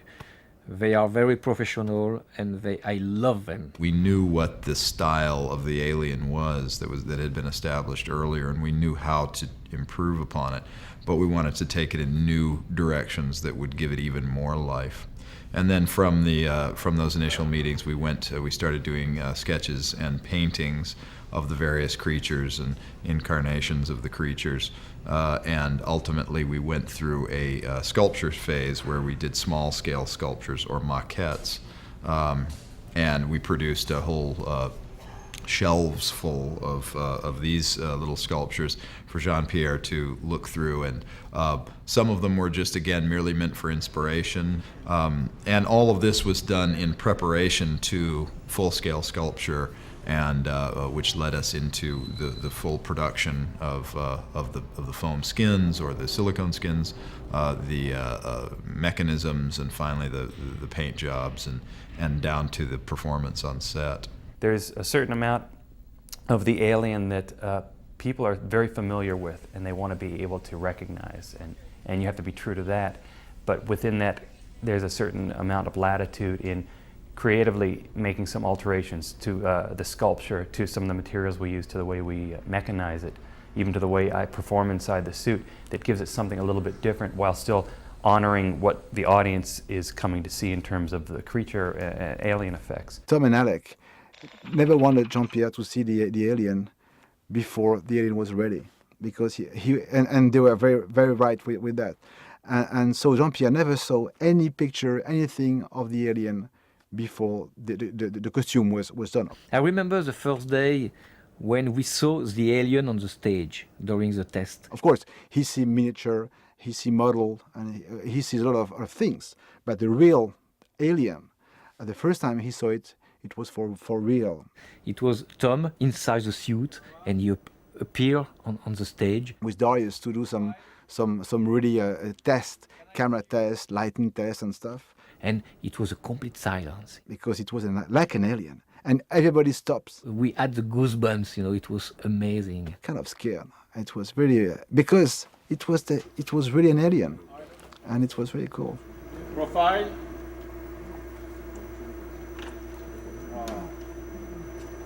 Let's look at the camera. They are very good for the animatronic, right? And for the suit and for the everything. They are so professional. I love these guys. The face huggers and the eggs are staples from the previous films, and our job was to update them and bring them into the 1990s. The face huggers themselves were accomplished through a variety of means. We had some that were simply floppy rubber stunt face huggers that could be jerked on lines and tossed around, so on. Sigourney Weaver could wrestle with them, so on. You know, one of them had a tail that was in a coiled position that could, you know, appear to be tightly wrapped around her throat. We had full mechanical face huggers, which were operated by several puppeteers off screen, you know, working levers to make the fingers move, blowing bladders to make the sacks undulate. And then we also had hand puppet versions, which were very effective. Clamp those fingers down. Good. Wherein we had puppeteers reaching up into the bodies of the face huggers with mechanical fingers extending out from their fingers, And that allowed us to get nice shots of the creatures scuttling out of the eggs as they opened up. So it's always a variety of techniques that produce the best result. The eggs themselves, early on, Jean-Pierre had commented to us that he felt that in the past films, the eggs looked a little mechanical. He, felt that they just sort of opened and that was it. So this one's curled around a little more, right? There it is, huh? Looks fantastic. That's real pink underneath there, isn't it? Look how red that is. What were we thinking? Huh? So we took that as a challenge, basically, to improve upon the mechanisms of the eggs. So what we did was we gave the egg about probably 25 points of movement as opposed to the 4 that the eggs had in the past, and that included undulating movement on the edges of the petals, so that you could, even if the egg was sitting still before it came to life, you would start to see a little bit of movement, very subtle movement happening. The body would squirm and twist. The opening of the petals actually happened in 3 different segments on the petals. We had air bladders, we had an organ inside that would twist and move, and a sheath would pull off of it before the creature would jump out. Pulsing bladder, pulsing, and inflate. Yuri.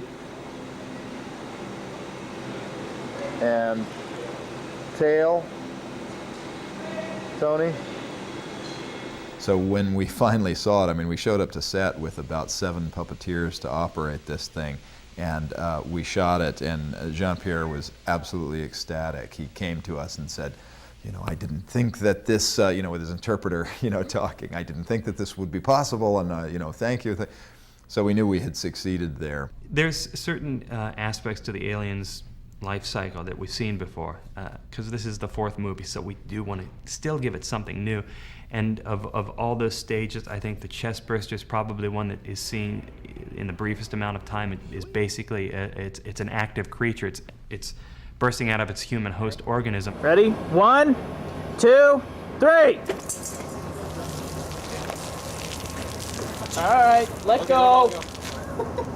And then it usually disappears and you don't see it again. And there's so much you can do within the context of the time that's allowed to a creature like that. And this time around, we're again making use of materials that we haven't really been able to make use of before. We have thin, translucent skins now that we're able to use, so the creature just looks like more of a pulpy kind of a larval stage of a living creature. It's much more alive looking. We've articulated it to a degree that it's very squirmy, it's very alive, and trying to get the most impact. So as it's bursting out of its host, maybe you're seeing something different, but maybe it's just a subconscious thing that you're feeling that it's a very alive, living creature this time.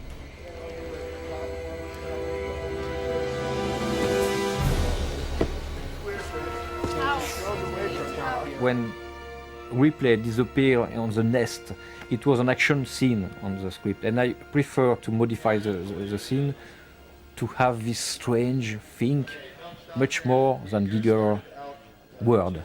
Steve Briggs, can we have some quick slime up here for Jonathan Blaney? The Viper Pit was important. I mean, it was important in terms of the story because it was something that we had never seen before, but it was always sort of in your mind, like, where would these aliens take Ripley if they ever got a hold of her? Aliens in here. Thought I was going to be alone. So we knew it was very important to come across with somebody who was terrifying. And what we ended up with was this large living landscape of a 20-foot by 20-foot set piece that basically came to life. It was all containing tentacles and tails of aliens and a couple of aliens in suits and dragging Ripley through it. And I think at one point we must have had probably 25 or 30 puppeteers underneath. In some cases they were people that were just under there holding part of the foam sculpture and moving it, undulating it to keep it alive. Some of them were actually puppeteers performing with a tentacle. I was in a suit. So we're not using any facial functions on this, right? And we don't know what the movement is yet. Correct. But once you're in the placement, I was thinking if we can get you to sink down in with that kind of wiggling. I didn't open up that slit because of what Jean-Pierre said. So all right. I don't know if we want to try that now. Okay. Maybe we'll get to placement first and get him to approve that, and we'll go from there. And coming up through a hole and dragging her, and she was being lowered down on a lift. So there was a huge amount of motion and movement going on, and the saving grace there was that it could all happen. You could have all these separate pockets of movement. They didn't have to overlap. It was never one creature that was supposed to be delivering a performance. It was always about a lot of little pockets of living movement bringing this thing to life. Technically, it was a big undertaking. We're not usually asked to create, in essence, to create sets. Vinny? Yes, sir. Let me get Vinny placed here. Come with me, if you would. Watch, there's a bucket at your feet. You got a big mound of stuff coming up. And this was a 20 by 20 foot set that was a living sculpture. We went through our processes on a larger scale than we often do. Coordinating the puppeteers is always difficult when you have 25 or 30 puppeteers. It can always be a challenge to coordinate that.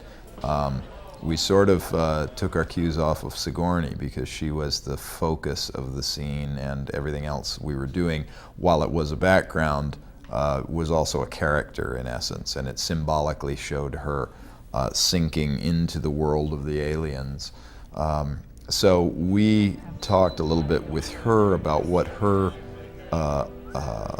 emotions in the scene would be, and how do we sort of, time our rhythms to that. And these may be things that don't necessarily come across overtly on film, but in a subtextual level they are there. But it really worked. We were very pleased with it. Sigourney said she thought it was one of the most memorable images from any of the films. So we're happy about that.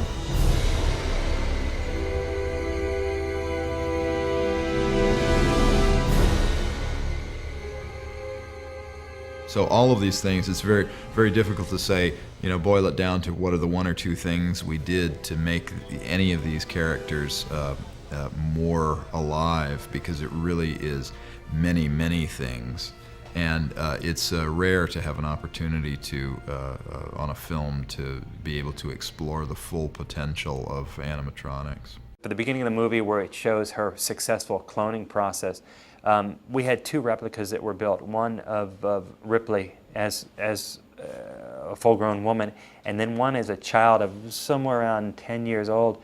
And for the child, I had the idea that we should get some child photographs of Sigourney and work that look into it, so that even if psychologically the audience would be able to buy into certain features, because the idea was that the 10-year-old girl would move into a close-up, and then there would be a computer morph to the adult Ripley. So I thought, boy, that'd be a great, interesting thing, just in terms of the physical growth of a person, to see elements of a childhood Sigourney Weaver grow into an adult. So we had a lot of photographs that Sigourney sent us, and then we had casting find us a little girl who was somewhat close, and we did body and head impression, and then we resculpted it. We took a copy of Sigourney's head that we had done from Alien 3, and again, resculpted the model's body, put Sigourney's head on top of it, and then finished it all off in a material that made it look like real human skin. It's great, this being the fourth film, we had molds of Sigourney's head, and we did clay presses into that, and we didn't have to put her through any more body casting. Got a body double in, cast her body, grafted the head on, did the resculpting we needed, and then produced the body replicas in silicone, which were then airbrushed and detailed so that they look very realistic. And then in the computer, they did the morph between the two. And it was really almost such a gradual and subtle morph that you almost don't notice it until it's done, and then you realize what's happened. But it was really a very beautiful and subtle effect. And there's a number of those sort of small-scale effects in the film that we're very proud of. When we did all of the aborted Ripley clones, we had a lot of freedom in determining what the stages would be of each one, and it was never meant to show a progression. There was never any relationship from one to the next, except that we did decide that it would be nice to show that with each successive attempt, that the results got further grown, larger in size. So the idea was, in discussing with this with Jean-Pierre, was that it was very important for us to feel the pathos for these clone characters. We needed to see that they were in pain, so that you felt that what the scientists were doing was clearly wrong. You see, the reason that I'm impressed with Alex's work is sometimes he even puts his personal touch on it. He leaves his gum on whatever he's working on as a sort of signature thing. You see how the gum is sort of starting to turn black there, and he gives a sort of strange je ne sais quoi effect to the whole thing, which I think is amazing. He's just great. What's je ne sais quoi? And then I think the number 7 clone was the most elaborate of them because it did involve a makeup on Sigourney. When we did number 7, it was strictly to come up with something that was so visceral and so horrific that Ripley would be totally justified in ending its life. That was a fun character to do, again, because it was a character. It wasn't just simply a gag, but it was emotionally charged. I think it's my favorite scene in the film, where she confronts herself. But it was Sigourney coming up through a slant board. She was on a slant board, and her head was coming up through a hole in the table, and we blended a silicone body onto her that was mechanized, and it had. It was able to breathe. It had a sort of this distended, jiggly stomach. And then bring it. I just grab it in the most practical way. I don't know what that is. We had to make it so clear in such a short moment of time on screen that this thing should not be alive, that it shouldn't have to live another moment, so that Ripley, killing it, she's giving it a better ending by killing it than to let it live and just stay alive.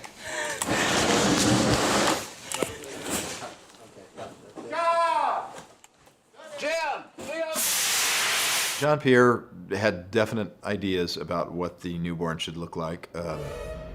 He felt that it should lean a little more towards the human than towards the alien.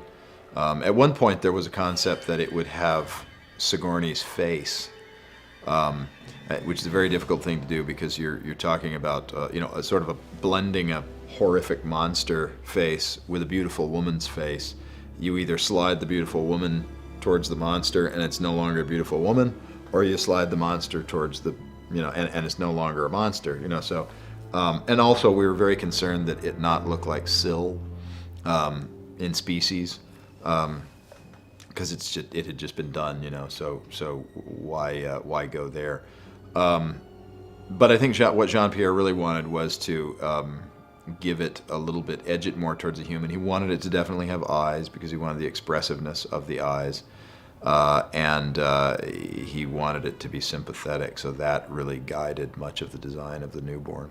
We had very nice sketches from Chris Cunningham, but it was impossible to build because the legs were so thin. It was impossible because after you have to build the machine.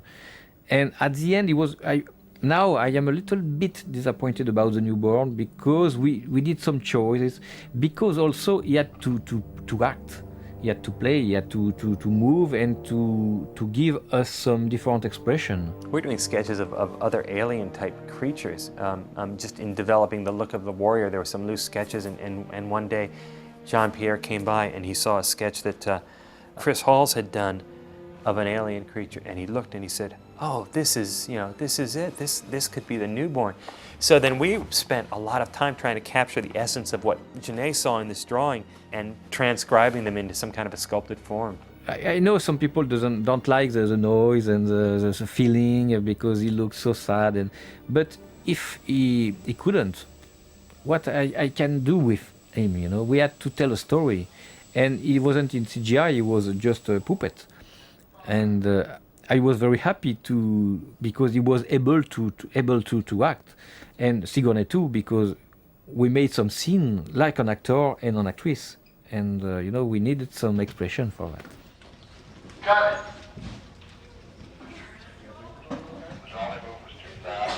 Back to one. The newborn is certainly one of the most complex animatronics ever built. It required about 9 puppeteers to operate. It was a hydraulic system that actuated it with a servo-controlled face. Motion control systems, computers were used to aid in the performance. But above all, the great thing about this is that it's a character.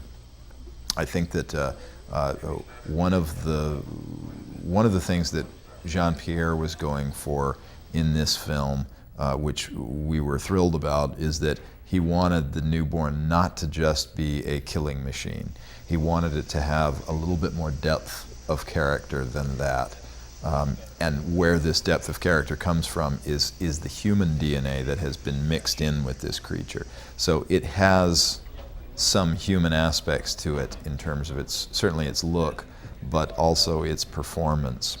And in discussing the character with Jean-Pierre and Sigourney, Tom and I kind of arrived at the place where this character would seem like a toddler, in effect, like a human toddler, a horrible version, but that's the way he would be performing. When he first comes out of the birthing sac from the Queen, he looks around his world in wonder and cries out for his mother. But when he gets to his mother, he looks at her and swipes her face off, kills her. And there's a sudden different kind of awareness to it when you first see it. It looks very alien-like, but as it's looking at you, you suddenly realize it's got a whole new dimension to it, something that you haven't seen, and it almost, in many ways, it's what people say makes the alien even scarier, because now it has eyes. Now you can tell when it's aware that you're a potential victim. The genitals of the newborn was a whole issue. Jean-Pierre was very much adamant that it should have genitals, and that the genitals should look like a cross between male and female. So we came up with something that accomplished that and looked appropriately disgusting. And but at one point he came back to us. The studio was always very uncomfortable with it, and he was sort of holding them off a little bit. At one point he came back to us and said that he had to actually do digital genital removal, because he said even for a Frenchman it was too much. So we said, okay, we could. It would have been great if we could have made a little appliance to cover it and get us out of that. But I didn't even ask how much they spent removing the genitals.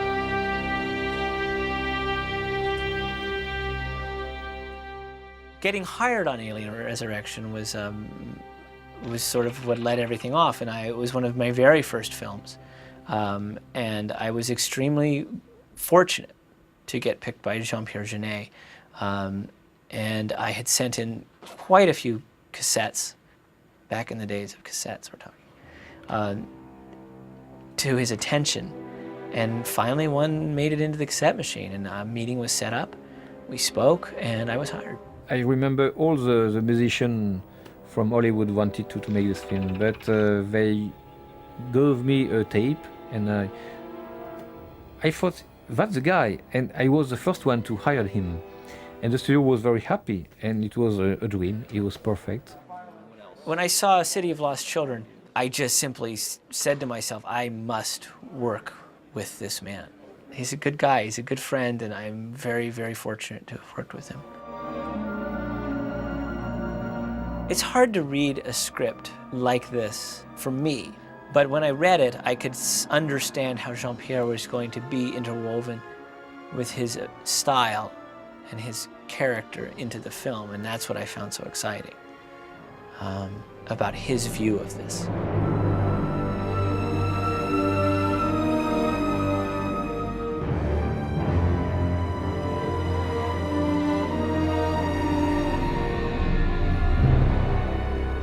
I think there was, in a sense, a taking off to a new place with it. I mean, you have 3 magnificent scores before. You have Jerry's passionate, hypnotic, opening to the series.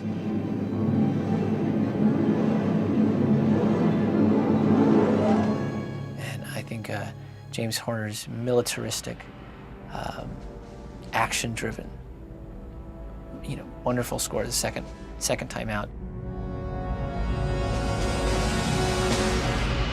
And Elliot, I mean, I love Elliot's work.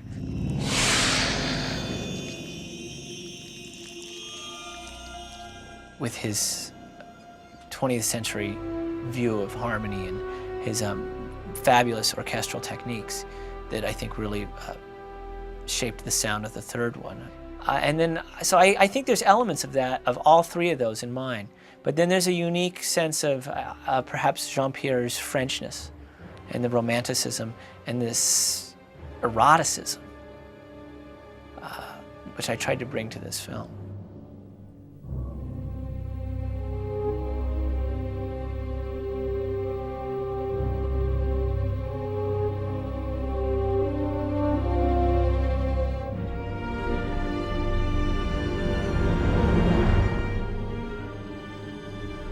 To me, it's a very erotic film. There's a sexuality in many of the scenes, and just the way people are moving and the relationships between each other in there, between the newborn and Sigourney, and there's some very strange and atypical sensuality, and perhaps taboo in a sense. Certainly across species, that's for sure. But that's what I really got into compositionally. That's what I really found exciting to do. Now, obviously, there's moments of action, there's moments of horror, but I think that was sort of the thrust.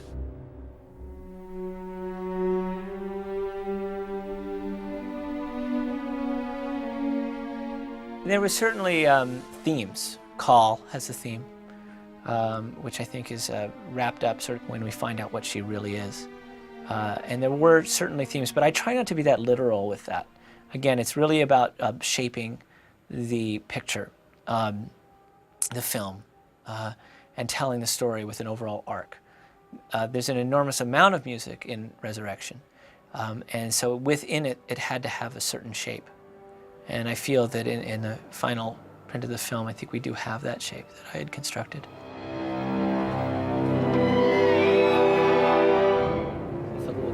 Just narrow it. They don't go as far pitch-wise, maybe we'll connect it. I'll explain it in a minute.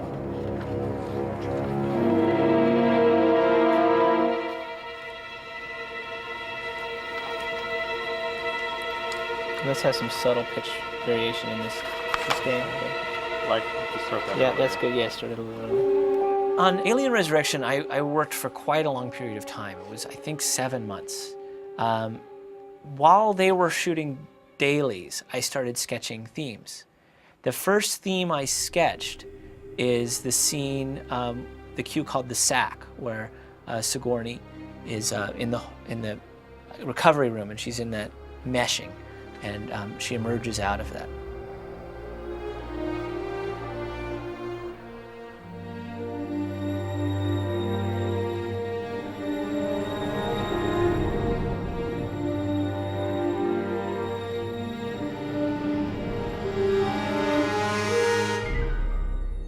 I sent that down to Jean-Pierre, not having any idea where it would go in the film, and it just sort of forever lived there.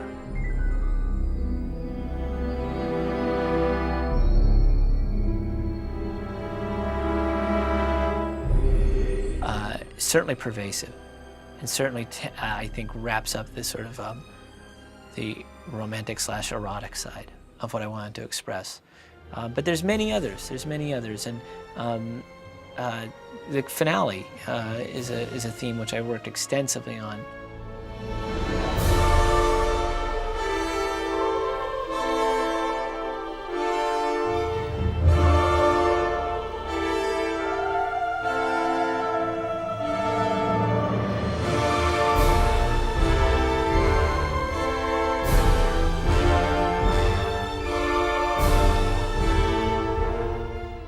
But a lot of the themes are non-musical in a sense. They are music, but they are more in the timbral sense of some of the synthesizer sounds, some of the orchestral effects that I tried to create in it. This is Joe Picaro, great percussionist, who is going to show us this instrument called the rub rods, which is something that we use in this score at a few places. You can get an individual pitch by rubbing one of the rods, but if you rub several closely together, you get a very clustery, dissonant, frightening sound. Want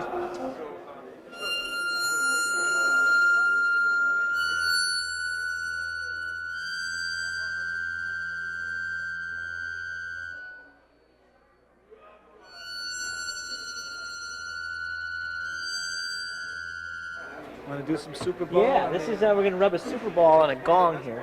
Just a regular old Super Ball. And you get some pretty weird sounds out of this.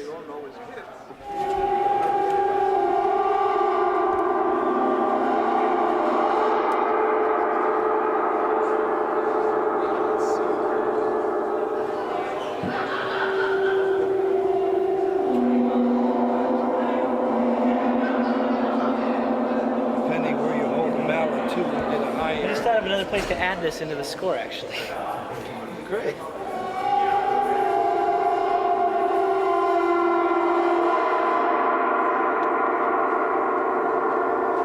So those are some of the normal instruments that we use in an abnormal way or extended techniques to create some very bizarre, unrecognizable sounds. It was a very large orchestra and a choir and a very extensive electronic track recorded. I think there was 48 tracks of synthesizer. It was back before we had a little before the digital stuff really hit, and it was very, very complicated to get it all to work together with the orchestra to have it work seamlessly, which I think Dennis Sands did beautifully in engineering and mixing the score.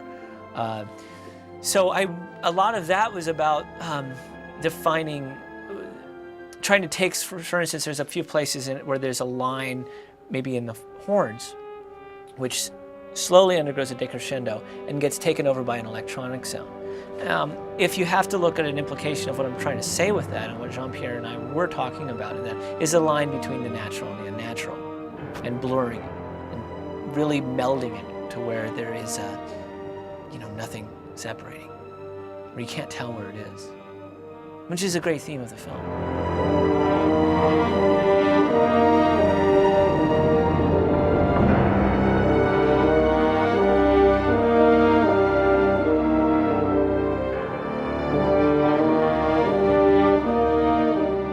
There's moments in the score which are blind rage. For instance, Purvis's birth is an example of the music in a complete and utter blind rage.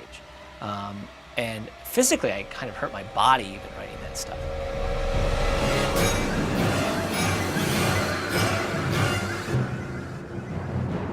It's so tumultuous and so much going on. I actually hurt my neck from holding all the tension in here. I herniated 2 discs, and through physical therapy and learning yoga, I'm able to, I think I can keep the tension now in the music and out of my body. But it's an interesting line you get into when you get pulled in and you're in here with this is it, and you're diving into each string line to make it more and more intense.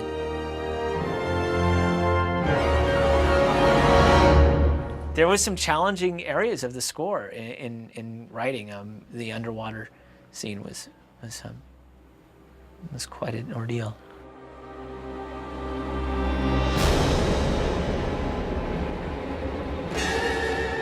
Jean-Pierre was very strong about what he wanted and stood by at something and did not waver if he liked it. And if he did not like it, he was very, very, very quick to let me know. The story of the underwater scene, the first version of it took me over 2 weeks to write, and Jean-Pierre came in and heard it, and he said, "It does not work for me." Only time I actually cried, I just got under the covers and I was like, oh. Got out of bed the next morning, wrote another, and didn't work for him either, and then wrote a third one, and Jean-Pierre said to me, "Could I hear the first one again?" It ended up being a mixture of the third and the first one, but we really explored it, and it was a month working on that scene, and it ended up being, I think, right. And it works very well for me. But it was a real challenge. It really pushed me, unlike I've ever been pushed before. But I think made me accepting of pushing it hard creatively, because in all of it, in all the frustration of trying to get it right, I had a firm belief that there was a creative aspect of it, and belief in Jean-Pierre's creativity, that we were striving for something that would serve the film and would be provocative and terrifying.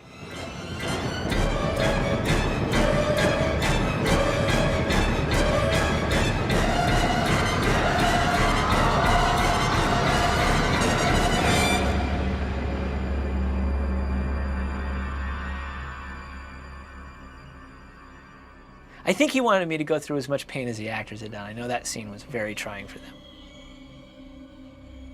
It's very intense, but it was a real lot of camaraderie, a lot of intense hours. But it was a very enjoyable experience. Very enjoyable.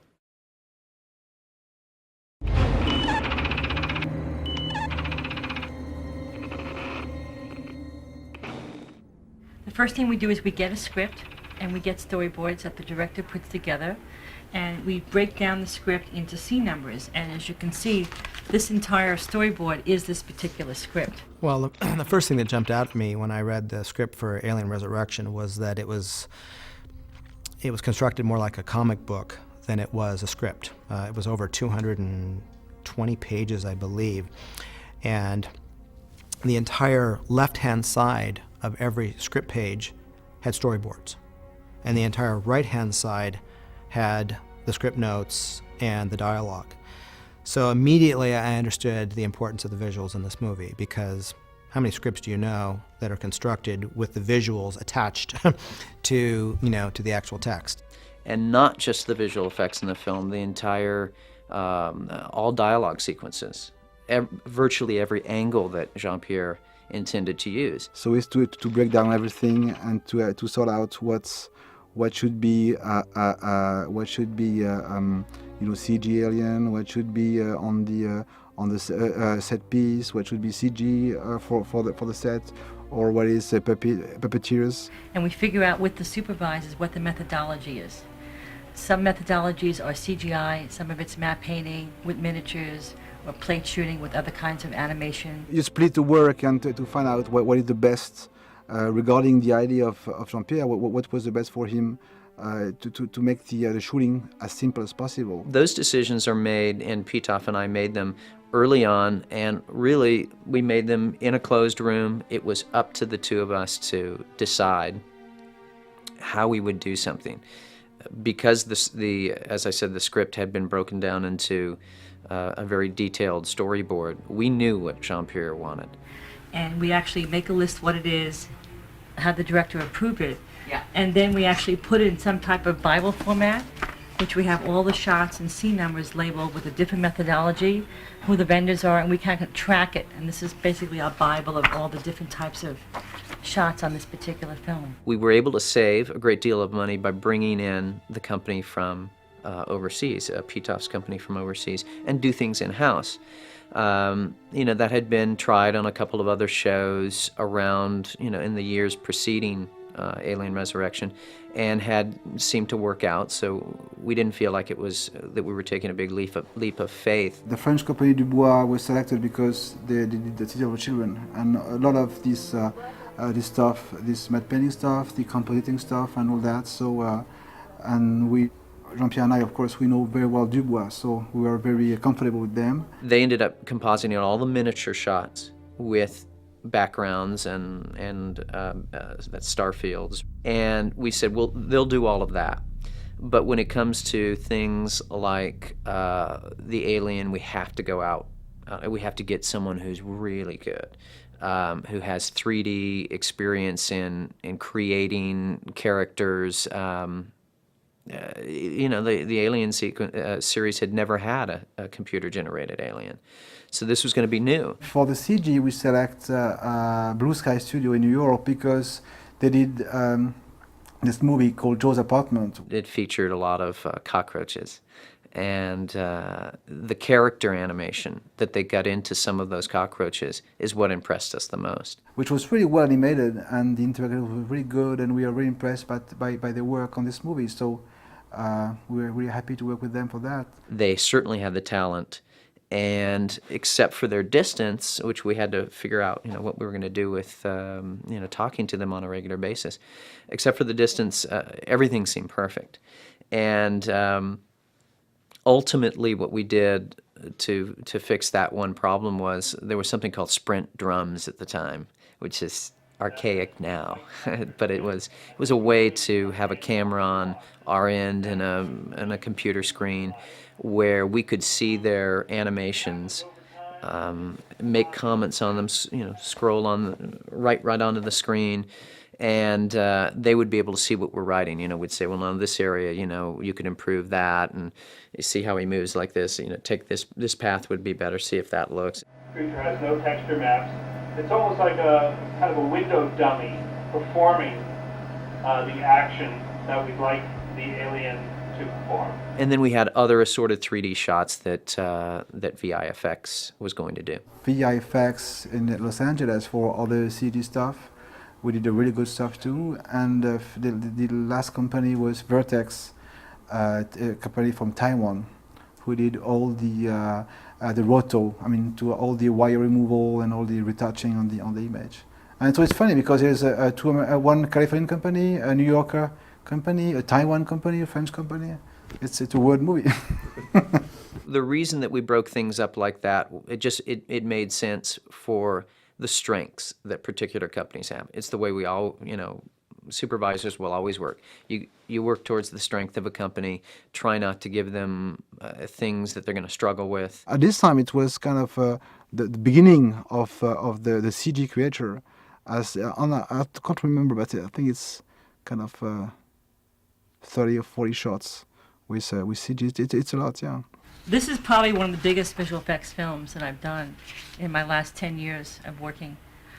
What's extensive about it is the complexity of the shots. It's multi-layer compositing. It's not just your straight 2D compositing. We have 8 to 15 levels on some of these shots that you'll see in the film. In the first Alien, the most interesting thing, you can't see the alien. But after 3 movies, I thought, now we know the alien. We can show more because, you know, the surprise is finished now. So Blue Sky had in charge the alien. So they had to build the CG alien and to link this CG alien with the ADL alien, which was the practical one.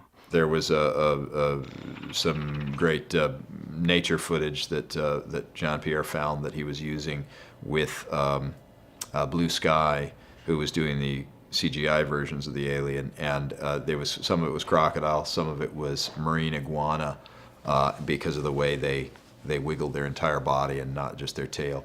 We built a version that could be towed that had a tail that would swim like that, which was used, I think, maybe in one place. But most of it was, you know, completely submerged underwater. So most of it, when you see the film, is the CGI versions swimming underwater. Well, when Blue Sky came in, the look of the alien had already been established in terms of the suit. So they were being very respectful, saying, you know, this is the look, we just want to match this and make sure it looks right. And tell us about the movement of this thing. And there were a couple of times where I would put on the suit and just do movement tests, you know, run-bys in front of the camera, because there's also a CGI version of it stepping over the camera and walking down the hallway and stopping and turning back. So we did some motion studies like that that was just used as a reference. They had to swim for the first time, and I remember they proposed me to put the legs in 3 parts, a little bit like a frog, you know, and because this time we could see the legs. It was the first time because CGI. But the man in suit obviously had normal legs, and it was forbidden to shoot it because it was a man in suit. It's very difficult to shoot the man in suit, to forget it's a man, you know.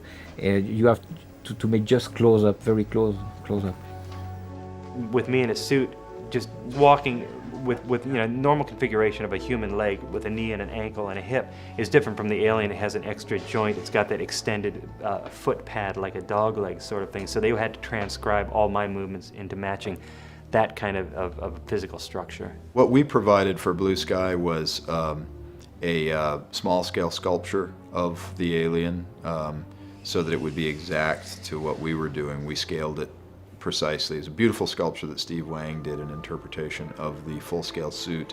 And then we just sent them a head, full-scale head for them to scan, and a full-scale tail for them to scan, and then they could just combine the pieces. And it was tough because, you know, to have really the good texture and the perfect animation that match with CG and real one. And also very complicated because deal with a CG creature underwater is a big deal, and through smokes, and it was kind of difficult.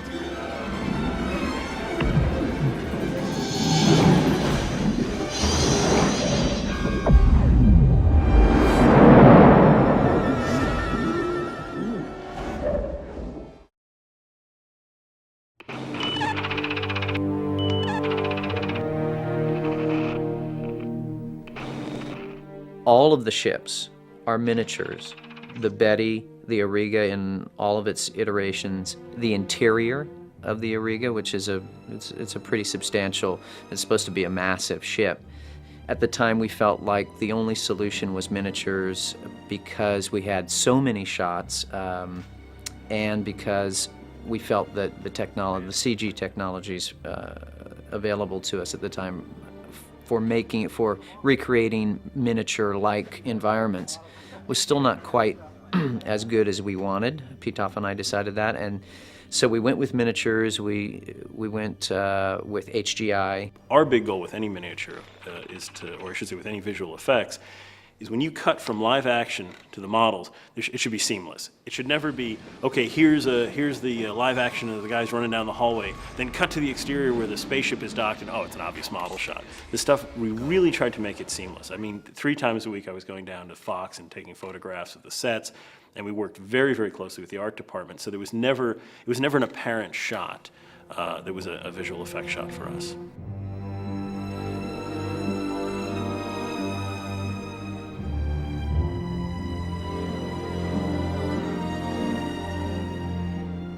Initially what had happened is Nigel had designed this very beautiful wheel in the sky kind of a thing. It was actually a ship which was very vertical, which had a sort of central wheel, horizontal central wheel. And when you looked at it at the right angle, it actually looked like a cross, which was part of his theme, you know, resurrection, cross kind of a thing.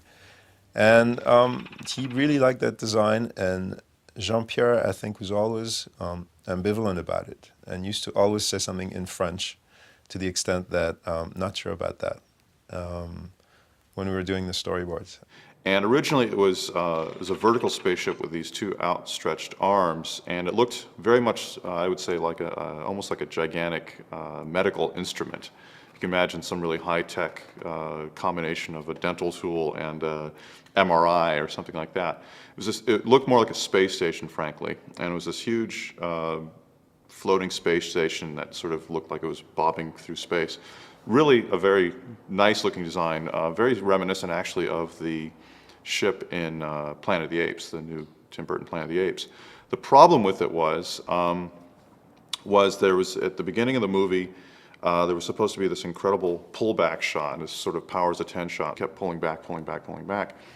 Well, the problem with the Auriga design, which was vertical, was this was a 2:3:5 ratio movie, and so Jean-Pierre Jeunet looked at these designs and said, I have a 2:3:5 movie here, by the time I pull back to see the whole spaceship, it's really tiny in screen. I need a ship that is designed for 2:3:5 ratio, and so the vertical design of the Auriga got altered quickly to a more horizontal shape, and a shape that really lent itself to photography in the format they were using. I think that went on for a while, and the issue that Jean-Pierre had with it, among other things, was ultimately I think he just didn't think it looked that much like a ship. I think he wanted to see engines. He wanted to see something that read ship as opposed to beautiful symbol. But he certainly invoked the horizontal excuse. And finally, at the 11th hour, literally I think 3 days before the final approved design had to be turned into the model shop, he just said, let's just quit the ship and do another one. And I have this vision of Nigel and Jean-Pierre standing in that little room where the model was, and Jean-Pierre kind of holding his little camera over the ship, and Nigel nodding with a total look of despair. And I just walked past that room and I thought, boy, this is it. And Nigel came in and rounded up Jim, Bill, and myself and said, well, guys, we've got 3 days to come up with another one. So anything lying in your drawers, just, bring it up. And it was like a race where we just kind of produced maybe, 10, 20 different drawings of things. And they sort of, Jean-Pierre came down and looked at stuff and started selecting drawings he liked. Basically, they started hacking at drawings. It's a sort of typical process where somebody brings in a bit and then, you're watching over what you've just done and hope that it doesn't get butchered too much. So I think that was the main thing I did in terms of design, was that ship.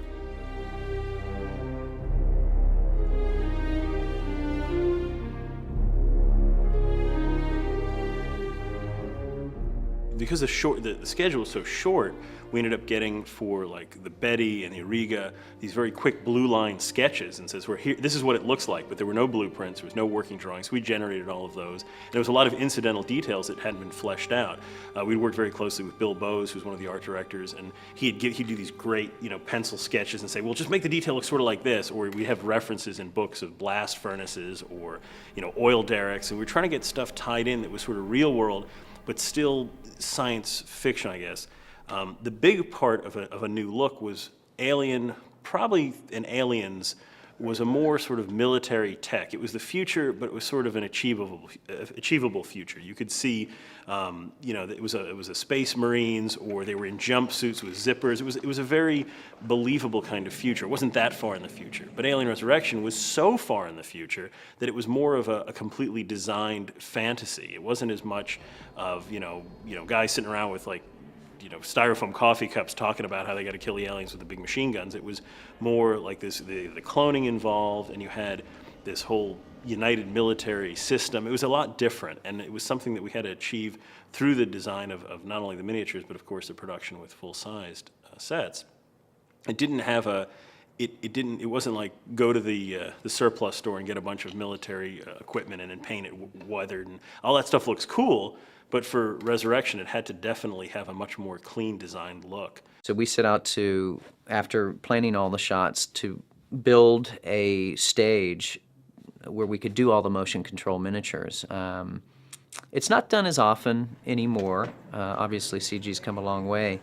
But I think that the miniatures on the show, combined with Darius Kanji's, the photography that was kind of set forth by him and carried out on our stage by Rick Fichter, a good friend of mine who's a who's the DP, who was the DP of the miniatures. One of the things I wanted to, we wanted a different, in this film, in Alien Resurrection, was that the spaceship should be not as clean, as pristine, but more like run down and dirty and aged, you know? They should look like older, not old, but like war machines more. And also the idea of space, for instance. In space, I felt the space is always blue and cold, and I felt the space shouldn't be always blue and cold, it should be more like off-white, not systematically blue, you know.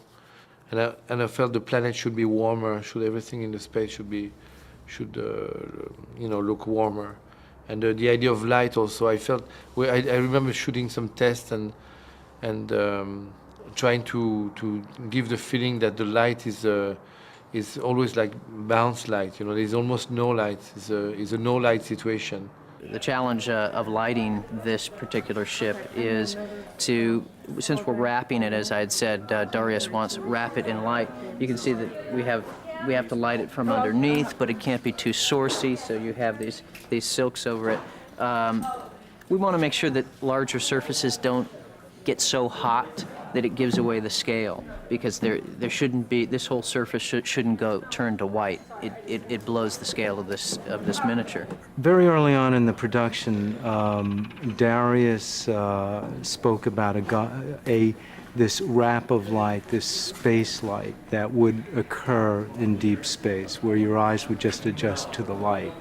And it's what we came to call a God light that was that has no specific source. This is one of the things that Darius wanted us to do, to not have the hard sources that you get with so many ships in previous movies. You'll notice this a lot when we're out in space. There isn't, since we're out at the edge of the galaxy, we didn't want to have some strong sun source because it just doesn't exist. So what you get is reflections off the planet and a general overall wrap of the Auriga and the Betty. So everything has to then have this very even envelope of light around it, which is it's in opposition to what we normally do. We normally show sources and things like that. But this is like on the toe of the film, or the toe of what the eye perceives, so that it's extremely dark and without any real sources. We are giving certain, in order to show a dimension, we have to show a shadow. So we still are dealing with directional light. It's just that it's a much broader source, and it's not quite so specular or anything like that. Darius Kanji has been a champion of the NR process, kind of an adding of silver oxide into the bath so as to create a greater, contrast, and doesn't really affect the highlights all that much. But what it does create is richer blacks. It was created, the ENR process was created, I think, in the 70s with a technician of Technicolor Rome, and was developed with the help of Vittorio Storaro in Italy. And then this process was it's a mixture of printing of color and black and white together in the printing process. So you can keep the opacity of the noir, the black, the opacity of the black, have a density that you can measure on the infrared level. You know how much light goes through the black. In the printing process. Yeah, photographing miniatures, you tend to use, a lot of times you'll use different stocks than you would in first unit. And in this case, however, we needed to maintain the same look with the miniature photography as we were getting with the first unit photography. So we ended up shooting the miniatures and then having the beauty passes go through the ENR process. The problems that occur with that is that the ENR process is a chemical process. It's not very consistent necessarily. Literally, you could get different, day to day, hour to hour. You could get different results depending on the chemical baths that the film's running through. The key to ENR is how much of it to use, because it can be, it can be done in, in increments, in terms of percentages. We started to do some tests for the ENR process. That Jean-Pierre and I were familiar with this kind of process, but not all the crew was familiar. Now we're going to this, it's like lighting it with black light. Everything is through a black silk or reflected off a black surface, so that it's a highly unusual way of lighting this. But we were trying to light it, and we were not succeeding, and we were moving something through the light, and we noticed a good thing happening. So then we examined that, and it turned out that in fact the only way we could light this was by bouncing black light. And it's very warm in here because we have to pound a lot of light into it. Everything has to be slightly overexposed in order to get detail in the areas that, when the process is used in post, you pick up the detail in the blacks. It gives that wonderful contrast that Darius gets from all of his pictures. The ENR process was giving the illusion of contrast and sharpness, and not the illusion of contrast, but the illusion of sharpness. It made everything look more textural, like more painterly, and you could almost feel you can touch things. Everything as a texture was much stronger, and the blacks were more black, the white more white, and it was draining the color, some of the color out. So there was a great inconsistency in terms of what the output of the film would look like. So a lot of times they'd have to be sent back and redone to get the beauty passes of the miniatures to be consistent. And that becomes complicated when you're doing multiple pass photography, which is what happens with motion control, where you shoot first at the ship in its beauty lighting, which is its nice lighting like I'm in now, and then you do mattes, which are shots only to isolate the ship against a background for later compositing of star fields and things into it. And running all those through the ENR process, would cause great complications in terms of getting those pieces to fit together because of the inconsistency of the chemical process used to do the filming. So it led to a lot of the film being redone or reprinted to get the pieces to fit. Certainly, I think that it's the best work that I had ever seen up to that point. I thought the miniatures were beautiful because of that technique.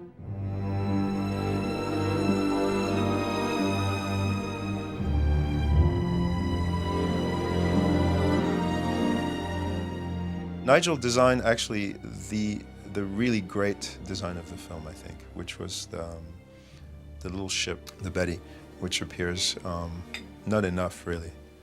And he didn't even design it with a pen. He actually took several kits of tanks and aircrafts and things and started gluing this little thing together and ended up with this and said, why don't we do this and give that to Jim Martin, his illustrator, who then did a full-blown drawing of it. But I think that's actually a really high-quality design. There was this great photograph, I guess, I don't know, Nigel brought, which was a jackhammer. Was it a jackhammer? It was a jackhammer. Yeah, it was a jackhammer. It was this old jackhammer, and it had been used so much that it was yellow, but all the paint was wearing off of the jackhammer, so all the steel was showing through the primer. So you had layers of, shiny steel, rusty steel, primer, yellow paint, grease all over it, and sort of this funny little picture of a jackhammer was like, this is what the Betty should look like, So throughout the detail and painting process on the Betty, there were tiny areas where the paint would be scuffed away and actually worn down to where the steel should show through and peel off as if it's been re-entering and exiting planets for years and decades. And again, that kind of imperfection being imparted on the model, it's the kind of thing you see a trash truck drive down the street or a cop car, it's got mud splattered on the side or something like that. You never think of that, needing to be clean, because that's everyday life has got those kind of imperfections in it. And as long as we impart that on the miniatures, then we help sell the idea that these are also just everyday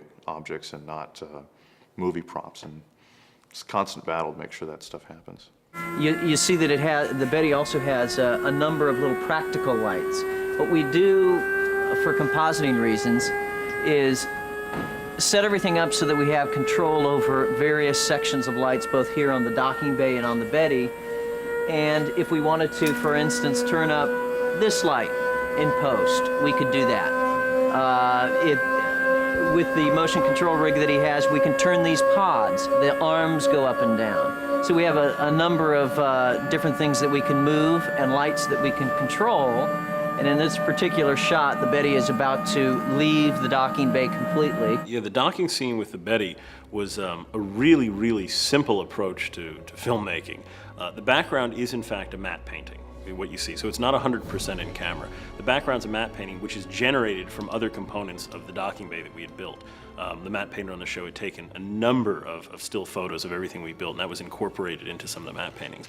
And then we had the claw, the mechanical claw, which comes with this magnetic coupler, which comes in and grabs the side of the ship. And that, in fact, was on just a push dolly. And what we ended up doing was just having a very simple puppeted claw that had just a bicycle cable that would close the grip, and it could be, controlled, tilted up and down. And for the framing of the shot, we would just have the Betty, and this was all shot not a super high frame rate. It was like 48 and 60 FPS. We were going back and forth. The Betty would rise up into frame on this motion control mover, and then the claw would just come in and just couple it.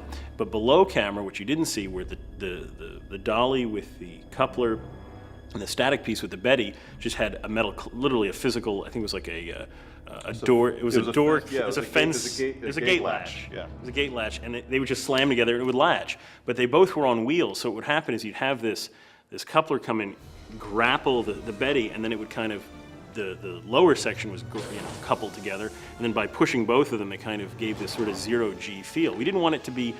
We originally were asked to do it motion control. And we said, no, this is a high-speed shot. You should see cables and things swinging. It shouldn't be like this very programmed, clamp, done. It should have this big sort of zero-G, the Betty's floating, and this thing grabs it, and just the inertia of the clamp coming in kind of keeps pushing it. And it was a really simple shot to do. I mean, it literally was like a puppeteered shot in camera. And they just, once it was cut in with the compositing of the background, it was pretty seamless. It looked pretty cool. And then the best sort of subtle thing in it, not only was the gate latch something that locked them together, but since it's supposed to be this magnetic coupler, Matthew had a electromagnet actually embedded in the Betty itself, and we put metal plates in the arm itself, so that when it got within an inch or so of the surface, there would actually be this grip. If you get two magnets together and you let it go, it clamps together like that. Well, that literally was happening because we, it should be a magnetic coupler. How do we do that? We'll put a magnet in it. And so it's another little subtlety that really helps sell the idea of it being real. The big problem with miniatures that are too perfect, as we've said many, many times in the past, is that the imperfections of something makes it look real. Mm-hmm. Something too perfect just doesn't really work. Now, of course, when you're matching a set, that's a little difficult because set builders do things really cleanly and everything's perfect, and it's it's very sharp edged, and not a lot of flaws and deformation. So it's kind of hard to match stuff to look real. Fortunately, we were given the task of making things that were massive and expansive. The interior docking bay where the Betty is a humongous theoretical interior. That miniature was a 32nd scale interior with a spaceship, and the docking bay alone was 18 feet in real life. So you can imagine this thing was supposed to be colossal. So we had a lot of freedom and liberty in regards to how much detail we can put in and how big we could make it. So we were matching, it was the overall feel of the first unit set, but then we can extrapolate on that. And to give it the scale was you just go in with tinier and tinier and tinier details to give, scribe lines, panel lines, rivets, anything that gives scale to something that you could recognize or that an audience member could recognize. Well, on a show like Alien Resurrection, it's very difficult to give an illusion of scale because if you're building a city street or some other skyscraper, you can put things in that are very pedestrian that people can recognize. With a spaceship, it's a spaceship. How big is a spaceship? You don't have like a soda can or a chair sitting on it to give it scale. So you always kind of have to work those things in, and you try to incorporate those shots with live action so that you have, maybe they have an element of people walking through the frame, and then all of a sudden, okay, now I know how big it is. One of, I would say, the most successful shots in the movie, which unfortunately was some of the scenes were cut. You actually got to see the whole whole miniature for that long was the observation room. And that was a 1/6 scale model. And that was pretty much a 98% in-camera model shot. They comped in the scientist and an alien in one of the pens. But for the most part, that whole sequence with the big lab rotating through was all one giant model. It was about 30 feet in diameter. And there were other scenes in the film that were supposed to take place in there, but they cut them, just budget and time. But that was an example where a lot of people thought that was just a set they built. And miniatures still hold up really well. If they're photographed well and they're lit well and they're painted well, you know, you can't tell. And this is one of those cases where it was a pretty seamless blend.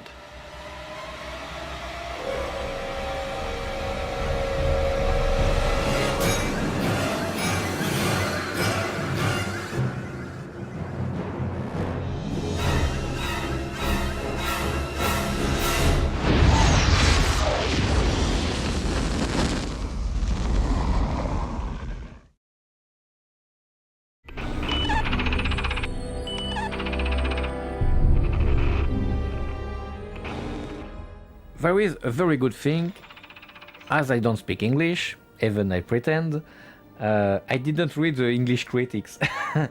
And only my assistant told me, okay, this is the good critics and this is the bad critics. And it was so almost the same thing.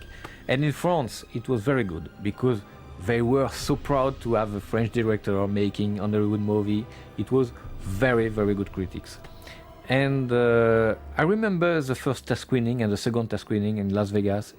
The reaction was so good, and I was so happy to see the theater very hot when they understood, it's an alien movie.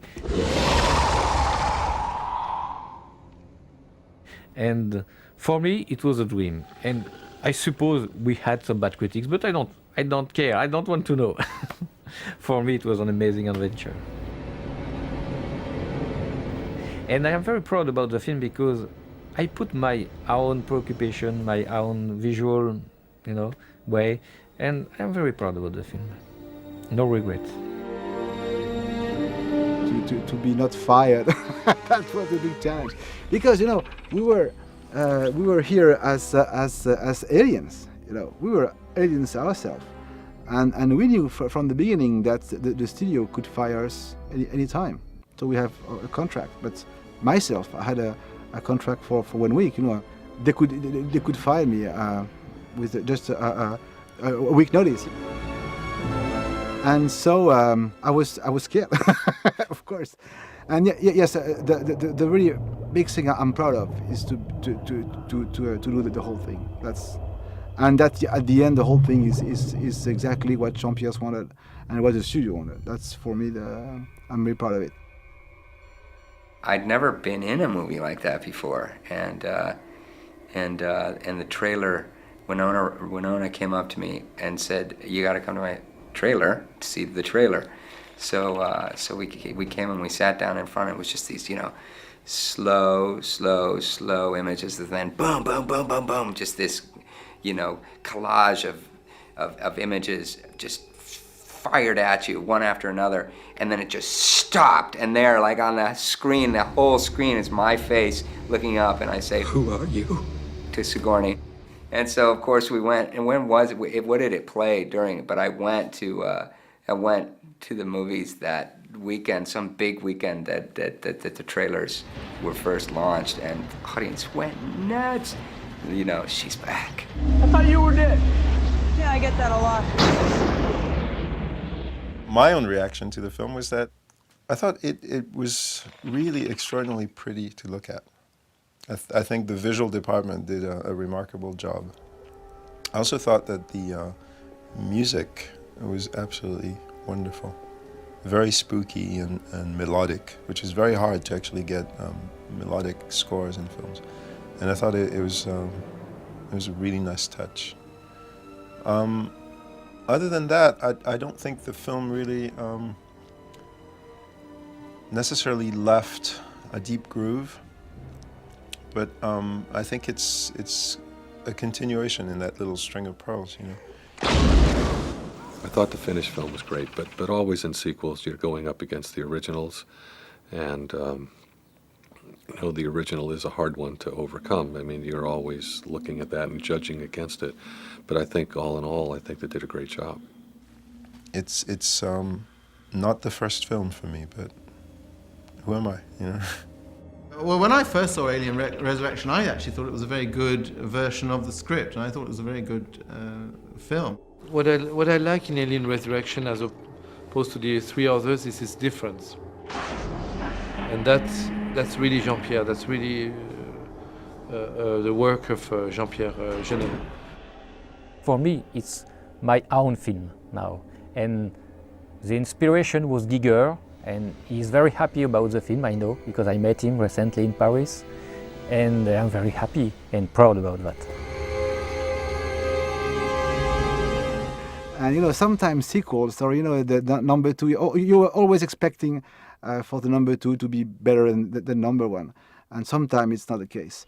But with Alien, the great thing is it's not, you know, it's sequels because the character is consistent, but it's not a sequel because, you know, the great idea was to give two different directors, as different as Cameron and Jeunet, and you know, and it's that makes, you know, these movies not really sequels. I really enjoyed Resurrection. It was partly colored by the fact that I had such a great time working on it, and you know, enjoyed the entire crew. Everything on that film just slotted together. It was one of those miracle things. It was, from my point of view, it was a joy.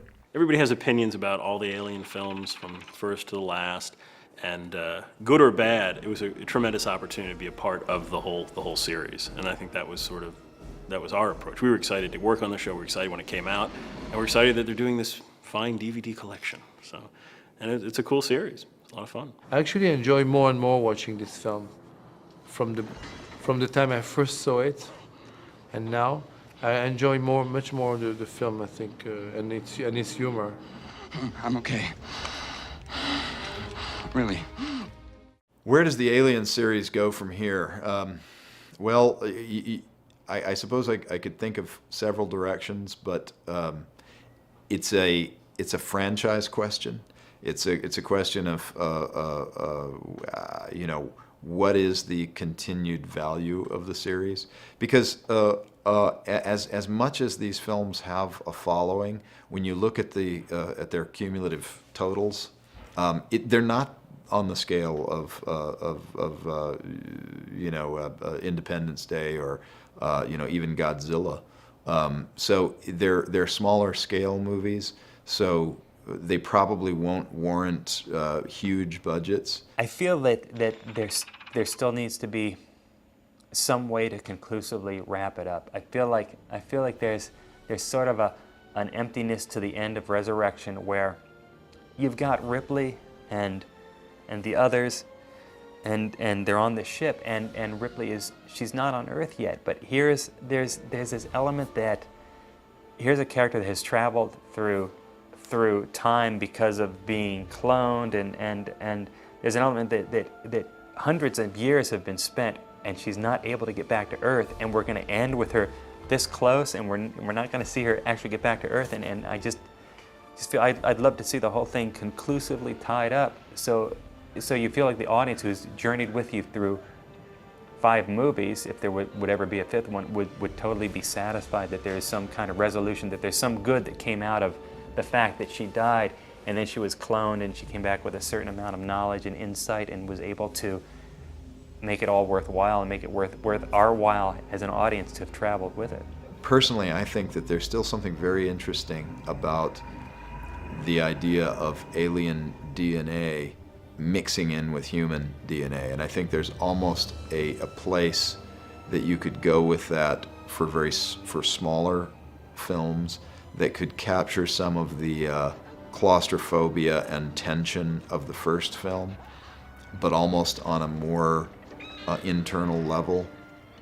Because if you think about the fight, you know, the species war between the alien and human beings, the battleground is inching closer and closer to becoming the human body, which I think is very interesting and could be great territory to explore.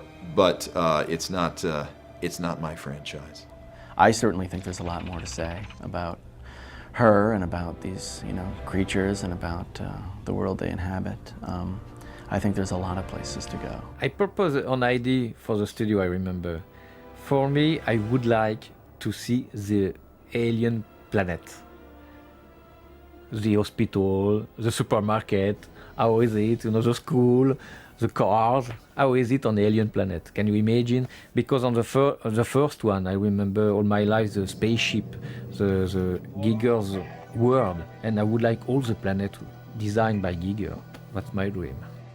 But I would have loved to do an alien which is very trashy, very hard, very like a B movie almost. Like I think I told Jean-Pierre about like the look inside of a garage in a third world or even in Europe somewhere, like really dirty garage, very gritty, like oil going, dripping out the walls, like really something really with a lot of texture and harsh and very minimalistic in the lighting, very simple, very source generated, very naturalistic, but really dark, but very not sophisticated at all in the look, in nothing, and its concept in its violence and all that. My idea and hope for how the series would someday end would be that it ends just when the ship is landing in the first one, so that the scene that we discover in the beginning of the first one is the end to the last one, so that the whole thing is a loop. How does the alien, the derelict ship or whatever, end up there? Because I always want to know the backstory to the first one. Wasn't the reason the Nostromo was first sent there, we find out later that, it was really sent there, was not because of a distress signal, but was because someone from the company or whoever was doing it at the time actually had lost crew, very much like the story in the second one. And they're being sent out just kind of like as fodder, make contact sort of thing. How did the situation exactly go down with how we find the ship at the beginning, whatever that is at the beginning of the first one? I'd like to find out what was all the shady dealings that happened before, and learn why that ship, which seemed to be there for a long time. It's kind of like going back to ancient times, if you will. It's like an archaeological dig and finding out what happened in the past. Yeah, there are a couple of thoughts, that we've had about what to do for an Alien sequel. Some things that we have not explored. I have to say we have not explored them very far. But I, for example, always thought it would be interesting. So, we have that whole thing in the first one with the space jockey. One of the questions you never answer in the first one is, the space jockey is another species from another planet who brings the alien with him from there, and the alien jumps out of him and he crash lands wherever he is, right? So that means that there's the space jockey's planet of those people, and that also means that there's someplace else where the aliens came from. So probably Planet of the Aliens is an interesting idea. It's always seemed to me, and I always thought it would just be so probably wildly expensive, but now it's probably in range. You could probably do Planet of the Aliens, and I think that would probably be good. So if it was up to me, that's what I'd do. So we wait and watch the trades and talk to our friends who are in the power position there and find out what their next move will be.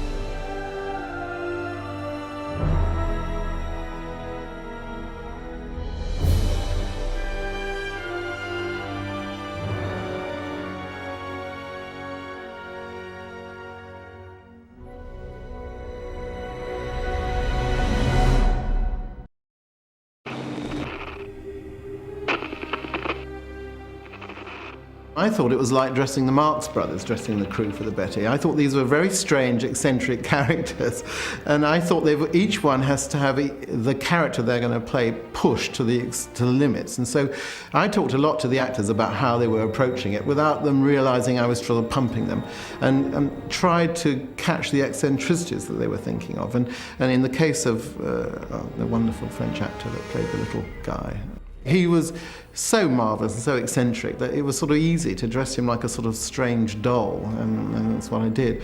But I tried to get as much contrast in each character. The black actor had green eyes and was very beautiful. Winona Ryder is petite and strange, like a little doll, and I tried to push that so she was like a very eccentric little creature. And Sigourney is Sigourney and sails through like a great battleship, and tried to support her and make her very strong looking. I mean, she's a very strong and beautiful woman, and so I tried to give her strength in her clothes. And I know that she's not a member of the Betty team, but it was very, very interesting to try and develop a set of eccentric people without repeating one against the other. So they're all very different and hopefully very exciting.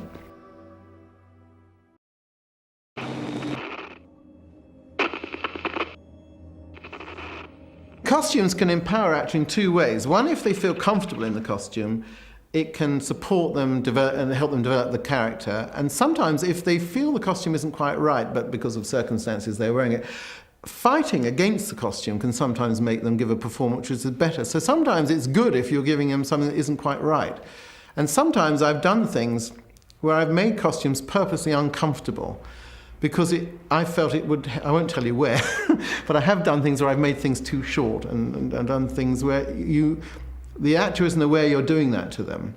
But when they wear the clothes, they feel slightly dorky or slightly strange, or whatever it is you're doing to them. And that actually helps with the performance. And if you've sensed that's part of the character, and if you, for instance, if it was a real person wearing polyester trousers that were too short with the socks showing, if you do that a little bit, but if you do it too obviously, then the actor starts acting as though he's got short trousers on, and then starts playing a Jerry Lewis caricature. So you have to be very subtle in how you do it. But I often do little tricks that, I make collars too. If someone's got to look ill or sick, I make the shirt collar too big, and so they look slightly sunken in their clothes, and then you make the colours relate to their flesh a lot. And they're not aware that you're doing that, but they then look washed out. And there's a lot of things you can do that help the character and help support the actor, or help the character be played without the actor even knowing you've done that for them. But you have to be very subtle, because the actors are very insecure people and they latch onto things. And if you let them know what you're doing too much, they latch onto it and then they don't use it, or they use it in the wrong way. It becomes too caricatured.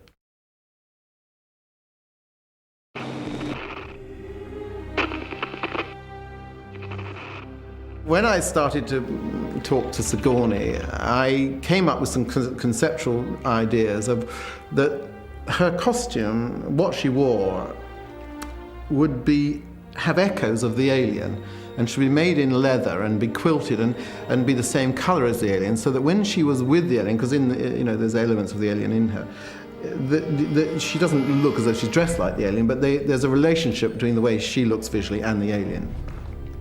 And she didn't like this concept at all. And so she dismissed it, and she wanted it to be more like fencing gear, canvas, and like a sort of straitjacket thing. So I threw away the original concepts, and I made these straitjacket things in canvas for her, and canvas trousers and things, and she was very happy with those. And anyway, the idea of this costume I designed for originally was such a nice idea. Kim Flowers was one of the other characters, and I thought, well, I'll use the idea and soften it a little bit, and not to waste a good idea. So I made this costume for Kim Flowers, and we were on the first, it's actually quite funny, on the first day of shooting, I went to the makeup trailer to see if Sigourney was all right, and she was having her makeup put on. And then Kim Flowers, wearing this costume, which was this alien-esque leather thing, came and sat in the makeup trailer next to Sigourney, and they were both looking, people in makeup trailers don't talk to each other, they talk at the mirrors, and Sigourney was talking to her, and she suddenly became conscious that this girl was wearing this thing.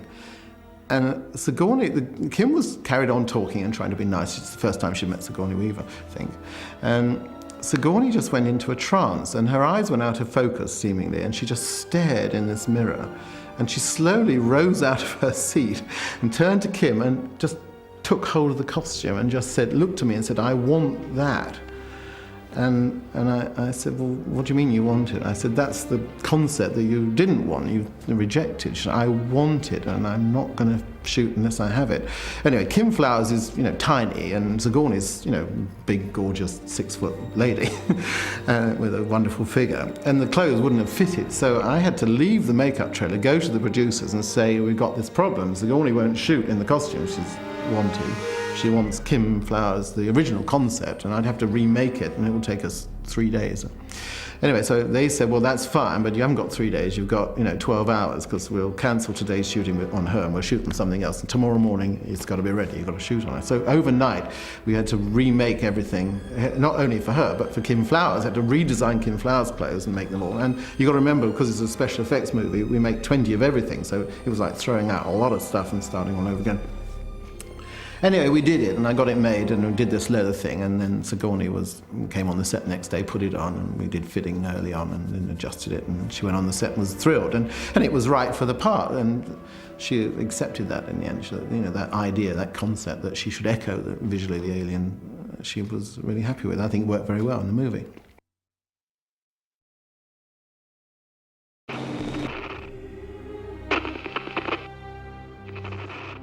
The art department typically is the department that gets the greatest cuts when budget cuts arrive. The actors are not going to trim their fees, and the production isn't going to trim its fees. And what do you trim? You got to edit the film, you got to do the P&A, and you can't cut that. So there's the art guys, the ones with the paintbrushes. You can chop their heads off. It's okay. So our budget shrank right from the get-go, and I couldn't tell you exactly by how much, but I think within the first few months we lost like $2 or $3 million of budget immediately. So we had to trim and shrink and reduce. The very first thing that got dropped from the original script was a scene in a greenhouse, which was pointless, but certainly, added some greenery to an otherwise not very green ship. There was this thing on board the ship, which was a greenhouse, which I think was something that was vaguely borrowed from Silent Running or something. At least that's the way I pictured it, the way it was described. And there was a chase at some point where the characters were running away from something, probably an alien, and crossed that entire greenhouse, and maybe some of it shattered, or some vehicle crashed into something or whatever. And it was a big deal, and I remember reading that thinking, doesn't do anything, and it certainly is going to cost a lot of money. And so that was one of the first things to go. There were a lot of art direction details that were basically trimmed. The script never changed, but what happened is a lot of the sets shrunk and shrunk and shrunk and shrunk. So a lot of very good ideas disappeared because visually they would have been fascinating, but they just couldn't be done. There was just too much money, and we just had to make cuts.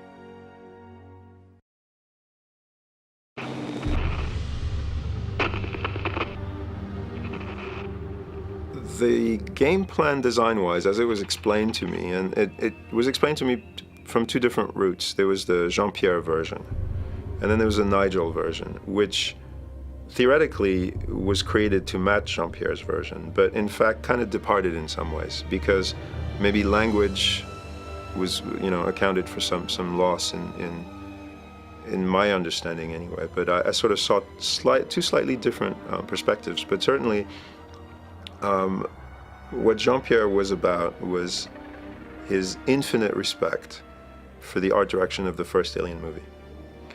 And I think Nigel agreed with that. But I think Nigel also had a design sensibility which is more unified. I think my recollection was that Nigel likes for everything to belong to one singular graphic universe.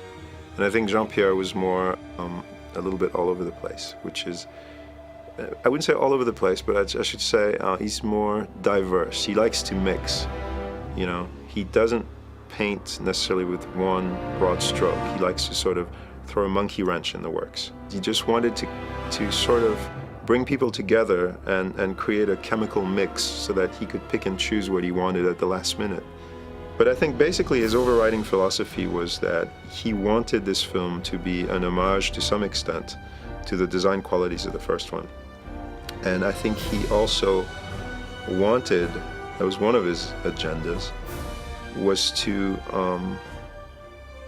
really match the savvy of typical Hollywood movies. I don't think he wanted to come to America to do a sort of Frenchie goes to Hollywood film.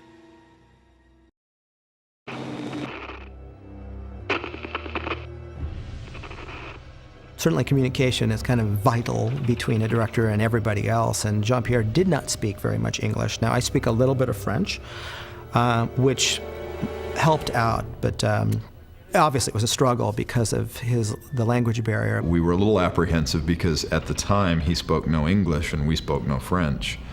He did have an interpreter, which was very helpful. She'll move ahead a little. And the hand grabs from... But when you start talking technical, sometimes interpreters are doing their best to keep up. It was like a paper chase. I mean, he was sort of trying to explain what he wanted, and we were trying to run around, pick up the paper, and make sense of it. And I mean, he'd say extraordinary things like, "I detest what you're doing," but it wasn't that he was upset. It was that his use of English was awkward, so he'd say things that seemed much more extreme than they really were. What he meant was, "I didn't particularly like this. Is there anything else we could try?" So there were funny moments like that, you know, to do with the fact that he was French. It got awkward. You know, there was no question. I mean, Jean-Pierre speaks perfect English now, but when he did Alien, he didn't, and he needed an interpreter. And you know, they just have different rhythms. They just respond, you know, they have a different kind of set of idiomatic takes on the world than the Americans do. And this is a very kind of an American film. So there was sometimes a lot of discussion as to what line worked well and you know, how it can be modified. And Jean-Pierre would fall in love with something that needed to be changed, actually. There were some times when, you know, I wanted to throttle him and I wanted him to just, there were like certain words that, you know, I mean, it was frustrating. It was the first time that I'd worked with European directors before, but not anyone who didn't speak English. But he learned, and as much as he could, and I didn't find it a problem. Jean-Pierre's English improved dramatically during the post-production area of this film. By the end, he could say hello. No, I'm kidding. And so communicating verbally was quite challenging, and I speak almost no French. And communicating was challenging in the beginning. But I think that we worked a lot on body language. He responds to sketches, he responds to sculptures, and he's also, it turns out, he can communicate through body language and sound effects. He's a funny person, and he can communicate. You know, if he wants a certain effect, you know, a visceral effect, he can make a sound effect that illustrates, you know, the sloshing of intestines or whatever it may be. So we had some pretty interesting meetings there where we're all sort of acting things out and doing sound effects. I could tell when I was writing something that he was feeling coming out of his film. And we kept going on with that. And we started a little joke where, you know, when I really did it right, Jean-Pierre would get on his knees and bow to me like this. And so that became sort of our little joke, is when we really got to a good spot, we would both do that to each other and bow. And so we tried to get each cue to there. We never had a problem with Jean-Pierre Jeunet. Everybody, he himself would say, "I don't speak English very well." Like, there was never a point where I not only didn't understand what he said, he spoke English fine. And it was funny because that came out sort of in press releases. You know, it's a French director, it's hard to understand. He spoke English better than most of my people who work in the shop who do speak English. So it was fine. I mean, we never had a problem with that. And he was very communicative. And he would come down and look at the miniatures. His involvement was a lot. And it was actually probably one of the most involved directors we've worked with, even to this day. But he had a very distinct idea of what he wanted. He had a very clear picture of what he wanted it to look like, and it wasn't, oh, do it like this, then we do it. Oh, no, that's not what I meant. I mean, he was very direct. Said, this is what I want, do it like this. And if he didn't like something, he would tell you, but not, I don't like it, and walk away. It would be, I don't like it, but this is why. On the whole, I think all of us sort of revealed his vision to a certain degree. It'd be interesting to ask him how much of his vision he thought got on the screen.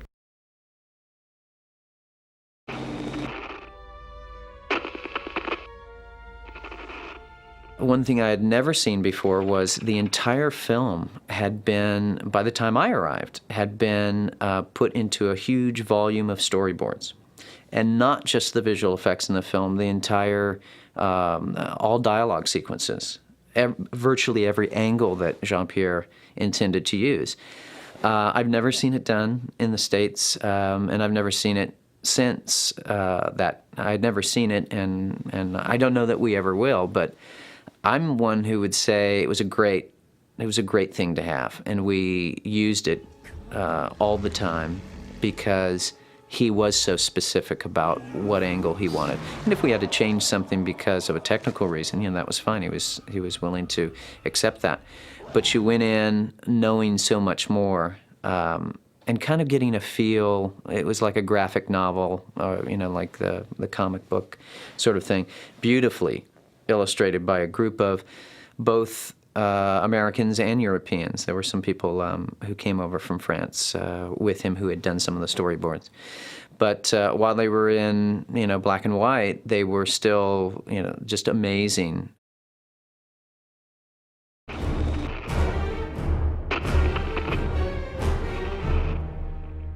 When I first read the script, obviously there was a tremendous amount of the movie storyboard, the dialogue and so forth, but there was some extensive action sequences in Alien Resurrection that they really couldn't be storyboarded because so much of action, is the result of everybody kind of, working together, and specifically a stunt coordinator like Ernie Orsatti, understanding what might make, a good action sequence, whether or not the stunts can actually be pulled off, so stuntmen have to be brought in.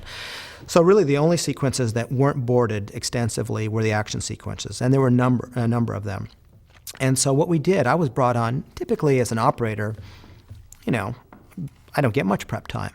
I come in maybe a couple of days before just to meet everybody and so forth, and, and obviously kind of create a continuity. But I was brought on a full month before Alien Resurrection started because so many of these action sequences were important to the project, and Jean-Pierre wanted to get them ironed out. So what we did is there was a warehouse out in Marina del Rey, and we took the stunt people and we took a video camera, and Jean-Pierre would kind of talk a little bit about what he saw.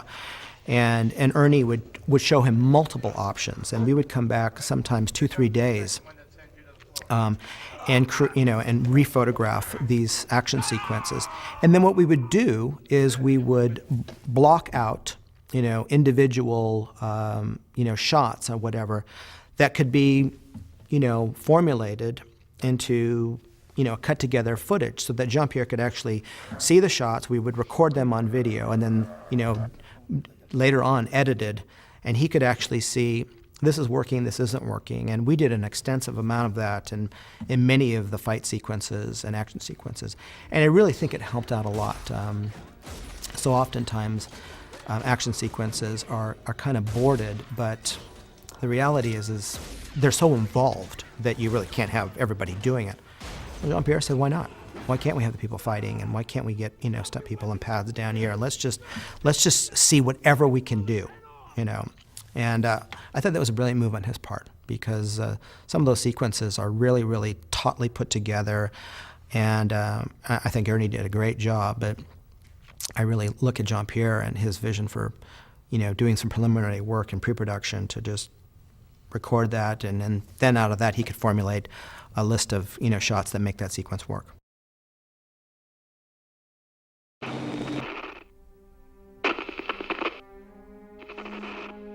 I've always wanted to do, a great sci-fi. I mean, I'm a huge science fiction freak. My brother runs a comic book store, and I grew up on those movies. I grew up on, Invasion of the Body Snatchers, and even from going back to the 50s, you know, and I love science fiction, and I always went on, but I never read a good science fiction script or a good like action type movie script.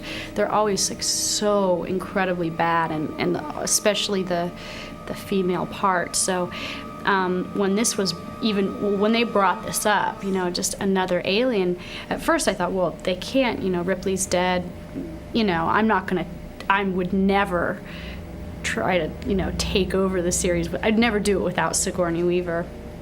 And I'd never try to kind of replace her because I'd get, you know, booed off the screen. But I really like flipped out when I remember the day that they brought it up to me, you know, and I just, you know, they said, well, they figured out a way to bring her back, to bring Ripley back, and that they wanted me to play another character in it, and it was just like, and you know, they were tentative. They thought I was going to go, are you crazy? I'm, you know, but it was like the opposite. I mean, I love these kind of movies, and I certainly was dying to work with someone like Jean-Pierre Jeunet, and it was a great opportunity. It was a great chance for me to make a big movie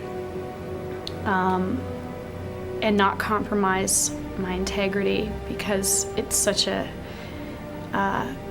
it was such a good script, and it was with such amazingly talented people, and I just love the Alien movies. To have an opportunity to be in the fourth one is like, you know, I'd be insane to turn that down.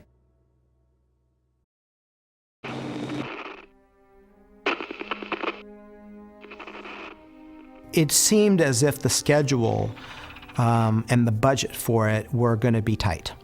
And so we had a lot of work to do, and there was there was this enormous sets and underwater and all of the aliens and the goop and visual effects. It's like doing a James Bond movie, but doing it all indoors, and just the coordination of working with, you know, obviously with a director who's French, and you know, Sigourney, who's been there since the very beginning and stuff.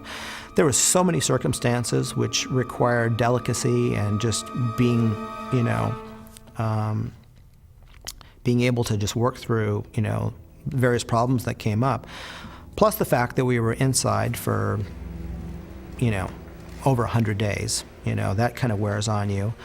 And then the fact that the entire stage for 100 days is smoked in to the point where you barely even see yourself. It's so smoky and stuff. Darius and Jean-Pierre were going for this very dense quality to the air, so they had to have this smoke in the air all the time to give a translucency to the air. The sets were all very smoky and hot, and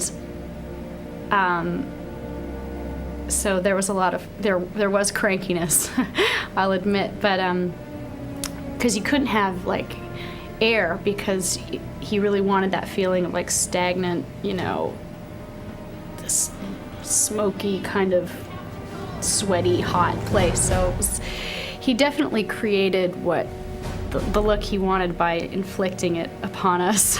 At one point, some of the chemicals that they were using to mix with the smoke, and some of the chemicals that they were using to mix to make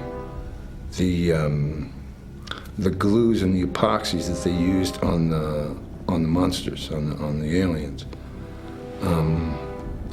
they got together, and they shouldn't have, and they had to clear that lot for about 3 hours because they were in a hazmat situation. People came down and they were puking and spitting out. Well, Darius got sick. I believe that Winona got sick. We lost, you know, periodically throughout that project, we lost members of the crew, electrical, grip, stunt people, all kinds of people fell by the wayside. And it was just a very, very tough shoot, you know, one that I'm particularly proud of that I made through without, you know, getting sick. But also, it looked so great. And, you know, sometimes those difficult situations turn out the best. And that was one of those cases where, even though we suffered greatly and stuff, I think it turned out pretty great. I have nothing but praise for everybody in there, for everybody that worked on that shoot. I mean, everybody worked their butt off. People don't realize how hard people work in this industry. They think it's all, it's all magic. Somebody waves a wand and it all happens. People get up before the sun comes up, and they go to bed long after the sun's gone down, and they're back at it the next morning, and they go at it and at it and at it, and it doesn't matter whether it's on a studio lot, or it's in the wild someplace, or in the mountains, or in the desert. They're at it. Do you realize that they were at shooting David Lean's Lawrence of Arabia for 2 years? They were in the desert. 2 years. I wasn't in the service that long. We were both mentally and physically just completely worn out. Not only at the end of the movie, but literally every single day. We went home going, whew. Just to get through a week of Alien Resurrection was difficult.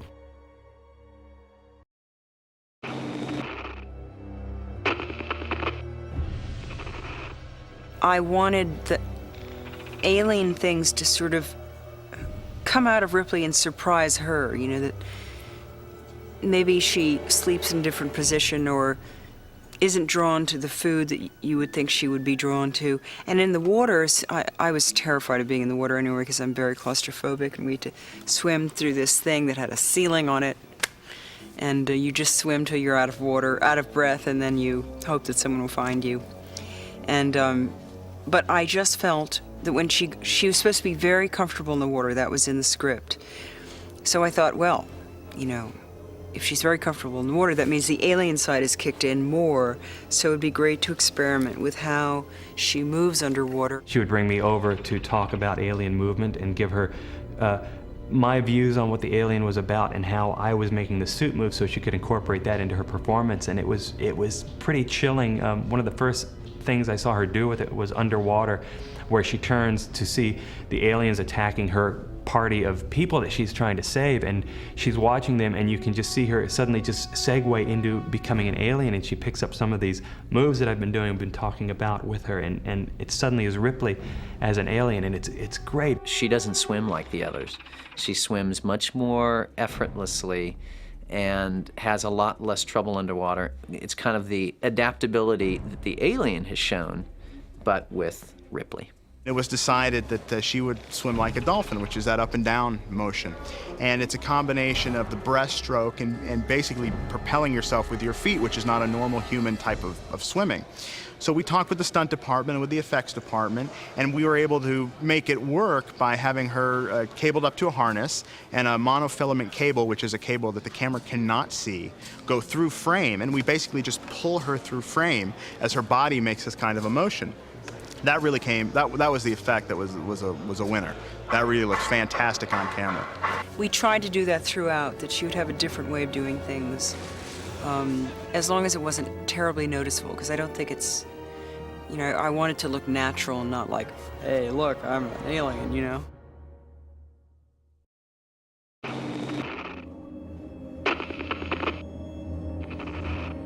I think, again, alien slime, if you go back to the first film, that was really the first extensive use of alien slime. I mean, it had been used, creatures had drooled in the past, or, left puddles or whatever, or been shiny. But not prior to Alien had slime been such a critical part of the character. And what slime gives us is an extra layer of translucence. It gives you a reflective ability. The light bounces off it, picking up all the high points, which makes the character look more skeletal and slims down the figure of the human inside. It also gives you another layer to look through, and we're always interested in creating depth in anything that we do, even if it's just a paint scheme on a skin surface. But the slime brightens the colors and helps everything look much more glossy, slick. That's where all these terms come from, that it really applies here. And in addition to that, it's a great device for a character to, pick slime up, and the creature was either just here or it's somewhere over my head, maybe. Slime dripping down into a shot reveals that the creature is there. It's a great device. It's almost like, it can almost be used the way the shark fin in Jaws was used, as a hint of the presence of the creature. It also is gives you a feeling of a visceral quality to the creature, that somehow when the eggs open and you see all that wetness on the inside, that you are looking into the body of a creature, into a disgusting place that few people look or can bear to look. So it really has it was a huge psychological impact, and that's why it's been used so much since the first film. But it's really this series that that really started that whole trend, and it has become a staple in creature effects.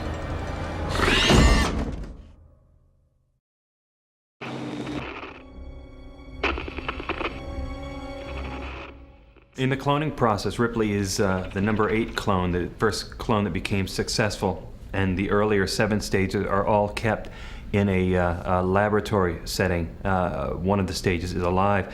The earlier 6 stages we have here on the wall, they're all the stages that didn't quite make it. From the smallest one all the way through to the 6th one, they all sort of represent some different convolution of a mix of human and alien DNA. You can see that, for example, this little one has the alien head, but a very human body with these weird alien arms, appendages.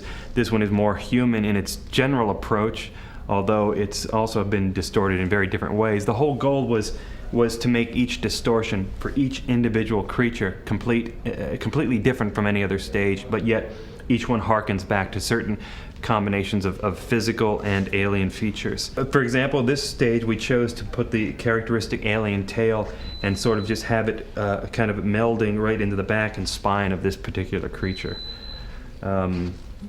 We did away with the legs on this one, so it was more of an elegant transition into the tail, because this one was all about getting the tail combined with the human element. A lot of people thought this was one of the most chilling of the stages, and the reason is because there's so much of it that is normal. We did very little to the girl's body, with the exception of what's happened to her face, and there's so much that's right about this that your heart sort of goes out to this one, because you can almost feel its pain, and you have a lot of sympathy for this particular character. Whereas this one is much more monstrous and much more frightening. It's much more alien-esque in its face, in its general appearance, with a human body. And this was also one of our favorites on set. They were all filled in with water in tubes and distorted. So as you look at them through this lensing effect of a plexiglass case, it just magnifies certain aspects of them. The next to the final stage actually incorporates somewhat of a likeness of Sigourney Weaver. We did a clay copy of her face and then severely changed it so that only around her eyes is there anything left that looks somewhat similar to the actress, and then completely sculpted her body, gave her a big alien arm and a long extended alien head. These two figures represent the successful cloning of the character of Ripley.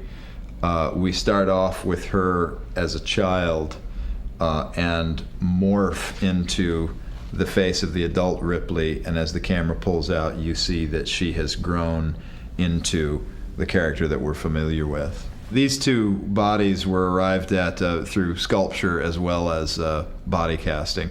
This face cast, in fact, was from Alien 3. When we cast Sigourney Weaver, we decided to make a copy of that and graft it onto the body cast of a body double. Sigourney was not available at the time that we needed to get this done. And then everything was heavily resculpted and textured and so on. The little girl we cast through the casting agent of the film, found a double who looked most like Sigourney Weaver based on the childhood photos that we had of Sigourney. We did a body mold of the young girl and then resculpted the face to make her look a little bit more like Sigourney. And then, of course, we cast the pieces out of a translucent silicone and then airbrushed and applied all the final detail with the eyebrows being punched in by hand one at a time. One of the things that was a complication to this effect was that our intention was to submerge these bodies into a tube of water, as if she was in some sort of liquid amnio fluid or something when she was being cloned.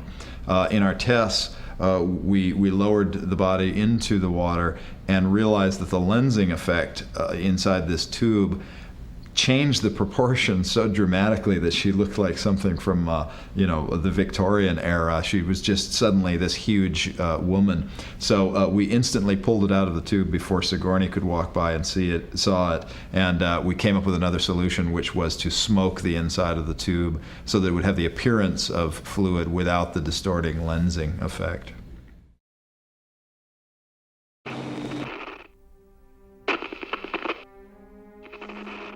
I think it was very important to keep the Giger style, and the studio didn't want to work with him for a question of money, I suppose, but for me it was very important to keep the style of Giger. And I said to the crew, I bought the book of Giger's and I gave them to all the crew. And I remember, for example, when Ripley disappeared on the nest, it was an action scene on the script, and I prefer to modify the scene to have this strange thing much more than Giger word. I honestly, sincerely think that as much as Alien owes an enormous amount to Giger, I can't help but thinking that Giger owes an enormous amount to Alien. The illustration of that being that the actual alien was chosen by Ridley, who was looking at one of the illustrations inside of a book and said, can we take this and can we do this with it and can we make that into the alien? Which sort of explains that you can be, standing on a whale fishing for minnows, so to speak. It can be right in front of you, but you still need somebody to extract it and actually bring it about and give it its identity. And I think I understand that this is not necessarily clear in the mind of everybody involved. I think that Giger, to some extent, might have, from what I hear, been a bit bitter about his involvement in subsequent films. And perhaps legitimately so, and perhaps not. And I think it all comes down to deciding whether or not Giger owes Alien or Alien owes Giger. And I don't know if that led to any of the sort of tensions that I heard about, but I'm understanding that there are tensions between the creators and him, and I don't know whether or not that's why he wasn't involved on the fourth one. His name was never mentioned. Nobody ever said, hey, gee, why don't we get Giger? I mean, it just never was brought up. We were looking at the work from the first Alien movie. We had the book with all the artwork in it that was done for Fox. It was obviously Giger's work. It was obviously the basis for a lot of the Alien stuff. But for some reason, it was never addressed, and I actually noticed when the film came out that his name wasn't in the credits, but then that was replaced in the DVDs when they came out. I don't know if it was an oversight. I'm told it was a genuine, sincere oversight. But then again, to be fair, I know a lot of people who've done a lot of work on a lot of movies and whose names never appeared, so maybe it was an oversight, who knows.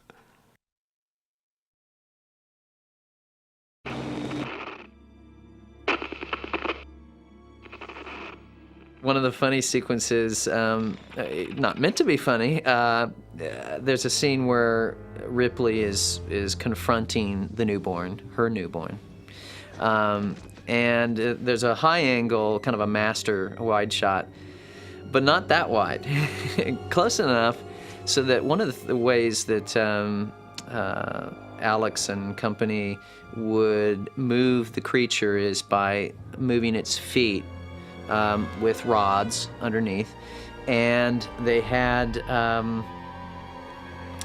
there's only one way to describe it. It was this strange sort of thing that hung from the belly, but low enough in the belly area on this newborn that kind of maybe had been the umbilical, possibly. Well, no matter how you looked at it in this master shot, it looked like a big dick. And the director saw that in dailies and said, "What is that?" And for whatever reason, it just looked like that in several shots of this, or in several angles where you're up kind of high and looking down. And, you know, it was, you know, it was about this big. So, I mean, it was substantial, and we all, you know, laughed a lot about it, but we had to take that out. We had dick removal on the newborn alien. And, you know, that's the first time I'd ever done anything like that.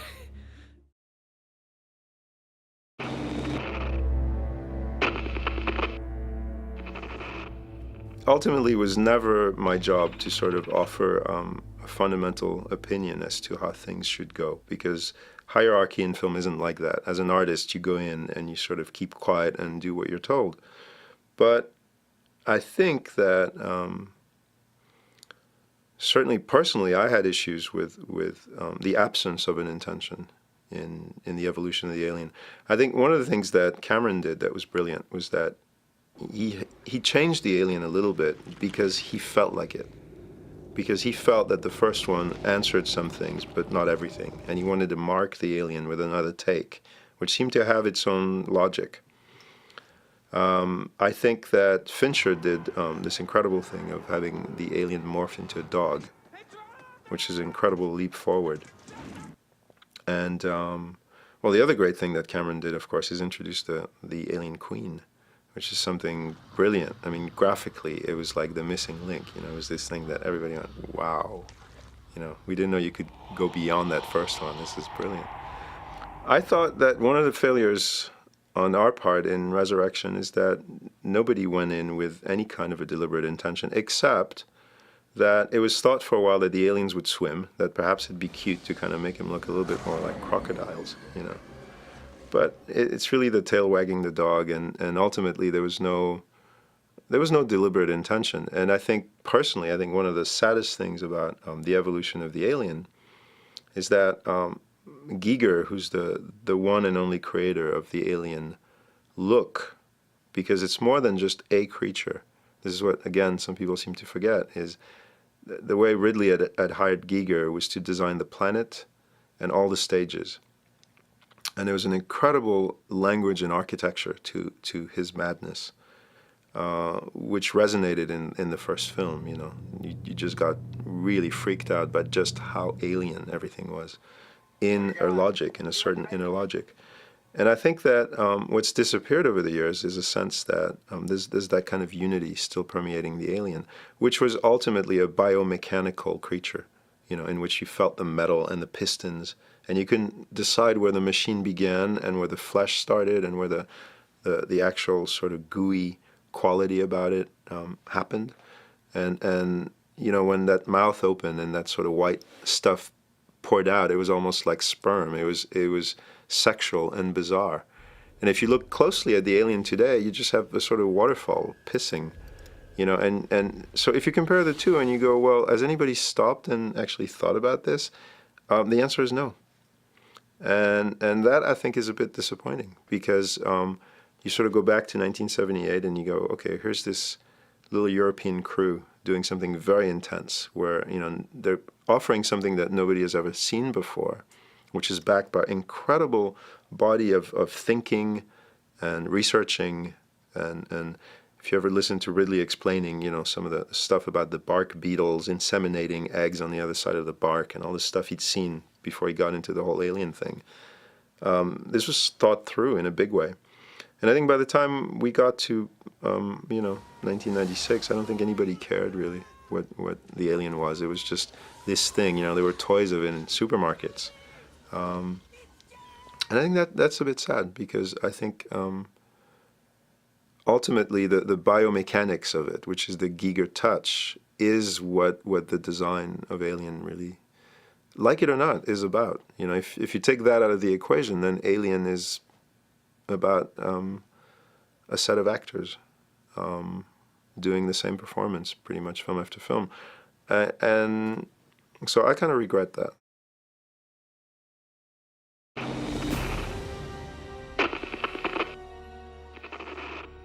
The newborn is, again, an interesting idea, but I think Chris Halls, who's now Chris Cunningham, this brilliant, genius-like video director, who's escaped from the bowels of art departments.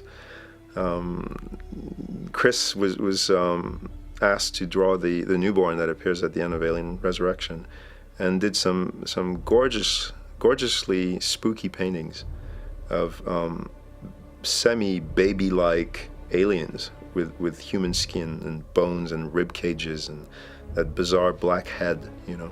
And it's very subtle stuff, which works if interpreted as on the painting. That's why, you know, he's a designer. That's what it's for.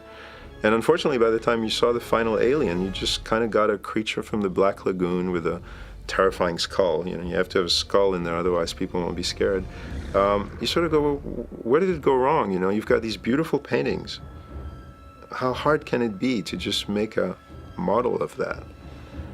But Chris, one of the problems is he was in England when he did the drawings and wasn't able to sort of stand for his design and fight for it in the way a good politician has to do.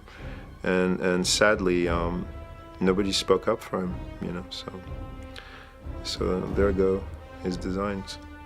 But he makes great videos, so all is saved.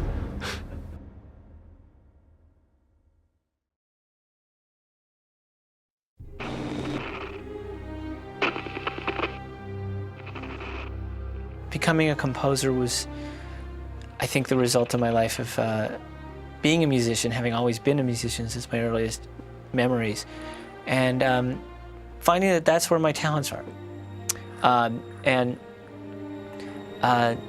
think that's kind of the way it happened. My training began at the very early age from my father's piano playing, and just, you know, sitting on his lap. I have family films of me sitting on his lap as a little tiny kid. My father was quite a good piano player, and then I sang a lot as a child. Studied music from about the 4th grade on, and then in high school I had a pretty deep understanding and took some extensive classes using Walter Piston's theory books. Went straight on to USC Music School, and from there to Manhattan School of Music. And then my real training began working for vibraphone legend Mike Maneri, working with his production company and his band Steps Ahead. James Newton Howard has been is a very close friend and someone who gave me enormous support in the beginning of my career and continues to. And I think he just liked my film music, and I never understood quite why James was as gracious as he is. He's just a good guy. One day I asked him, I said, what do I do in return? And he just said, do it for someone else.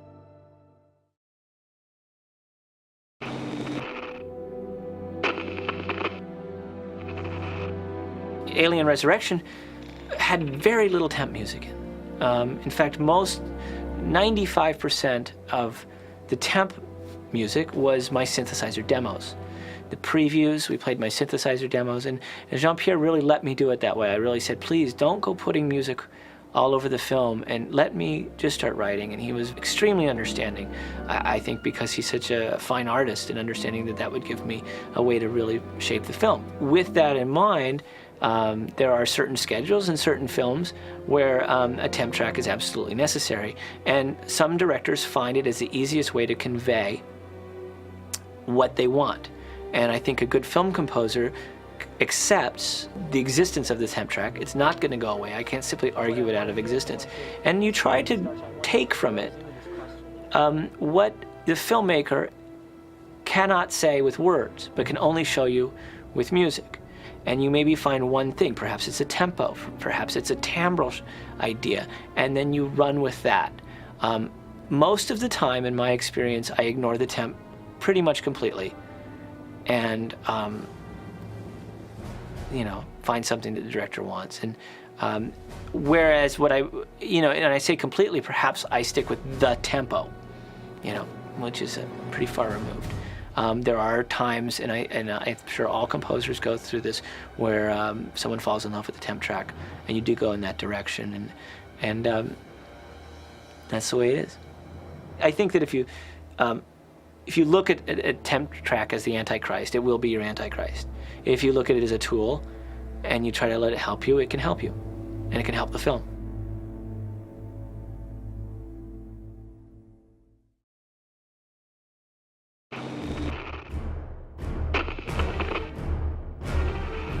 One of the first things we wanted to do was the alien has also never been swimming in any one of the films, and he had never been CG. So we had both of these things. You know, what are we going to do? How will he swim?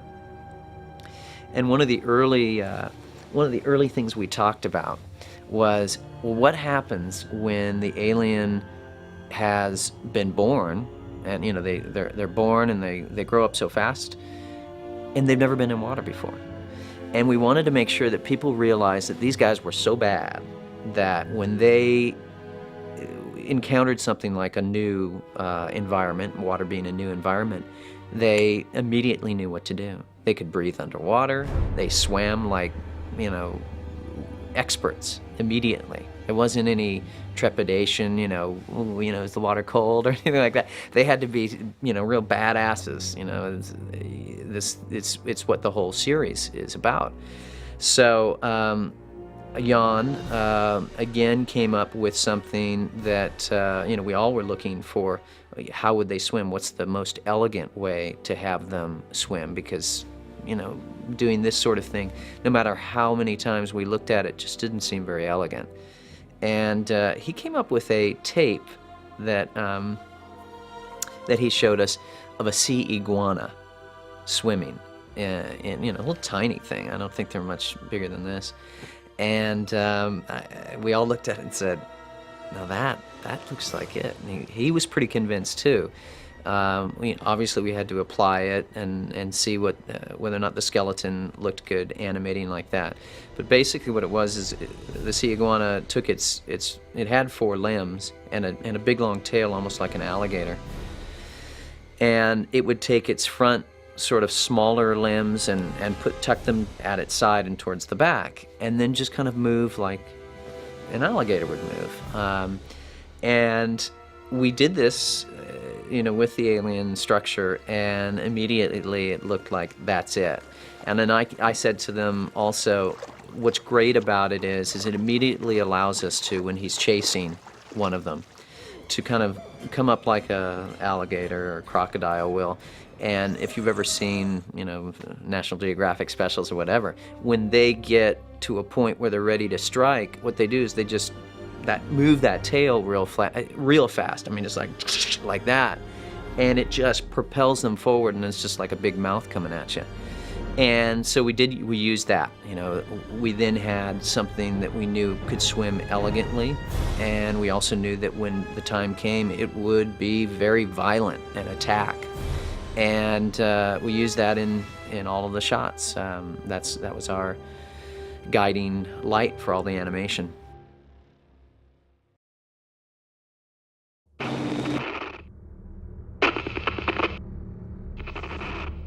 This is a cut from one of 2 cuts from a sequence where Ripley puts a knife through her hand to prove that she is not entirely human. There's 2 basic components. One is the 3D component, which is a computer-generated knife blade, and the rest is all a 2D compositing effort. The idea is it was done with a practical, retractable, spring-loaded knife to show some impact on the palm itself. And this is the second cut of the 2 where the knife's actually being pulled out. The retractable, spring-loaded, kind of pinpointer almost, was pulled out, and on top of it we have now stuck a 3-dimensionally rendered knife blade. And that's been textured and lit, and the idea is to make it look just like a real knife blade. Most of the effort after the rendering is all entirely in making the knife look entirely believably in the scene, like skin pulling issues, such that when you pull the knife out, you see the area around the palm kind of move with the knife blade. Issues like that to make it look like it's part of it. Smear on the blade. Her blood is corrosive, and so the knife itself, when it comes out, looks like it's been corroded. It's no longer shiny and gleaming. In this case, we have a very real wound on the, or very real fake wound on her hand. The bottom of the knife is actually real. It's part of the plunger gizmo that they used on the set. But the blade here is computer generated. And there's some skin deformation issues that are done through a package called Elastic Reality that helps you. It's used mainly for morphing, and this is a subset of a morph to go move imagery around. But again, the majority of the work on this shot is the compositing of all the elements.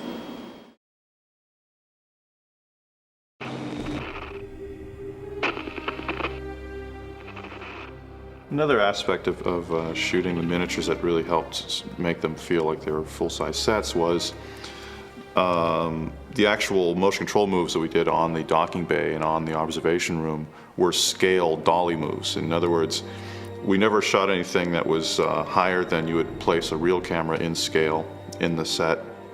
And we never moved the camera faster or more in a more elaborate manner than what you could achieve with, let's say, a crane on stage.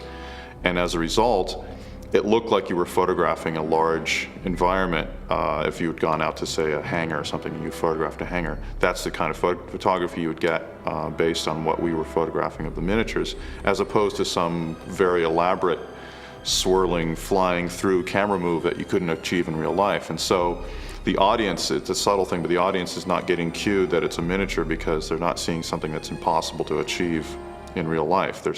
It just so happens that we're shooting a model because we didn't want to build what would be the equivalent of this 32nd scale model in real life. We built it small, but we also moved on it small so that we never gave away the illusion that we were working in a small environment.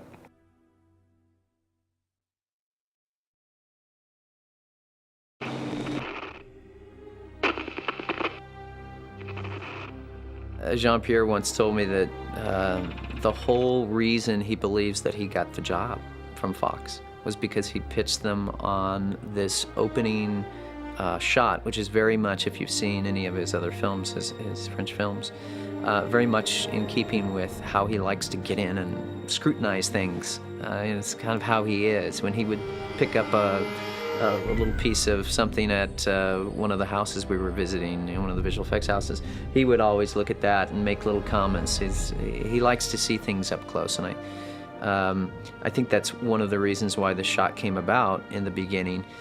He said that it was the one that got him the job, and then ultimately it was left out of the movie. Because I was in my hotel waiting for an answer, and I was so scared because, after Ridley Scott, James Cameron, and David Fincher to make an alien movie, I was so scared.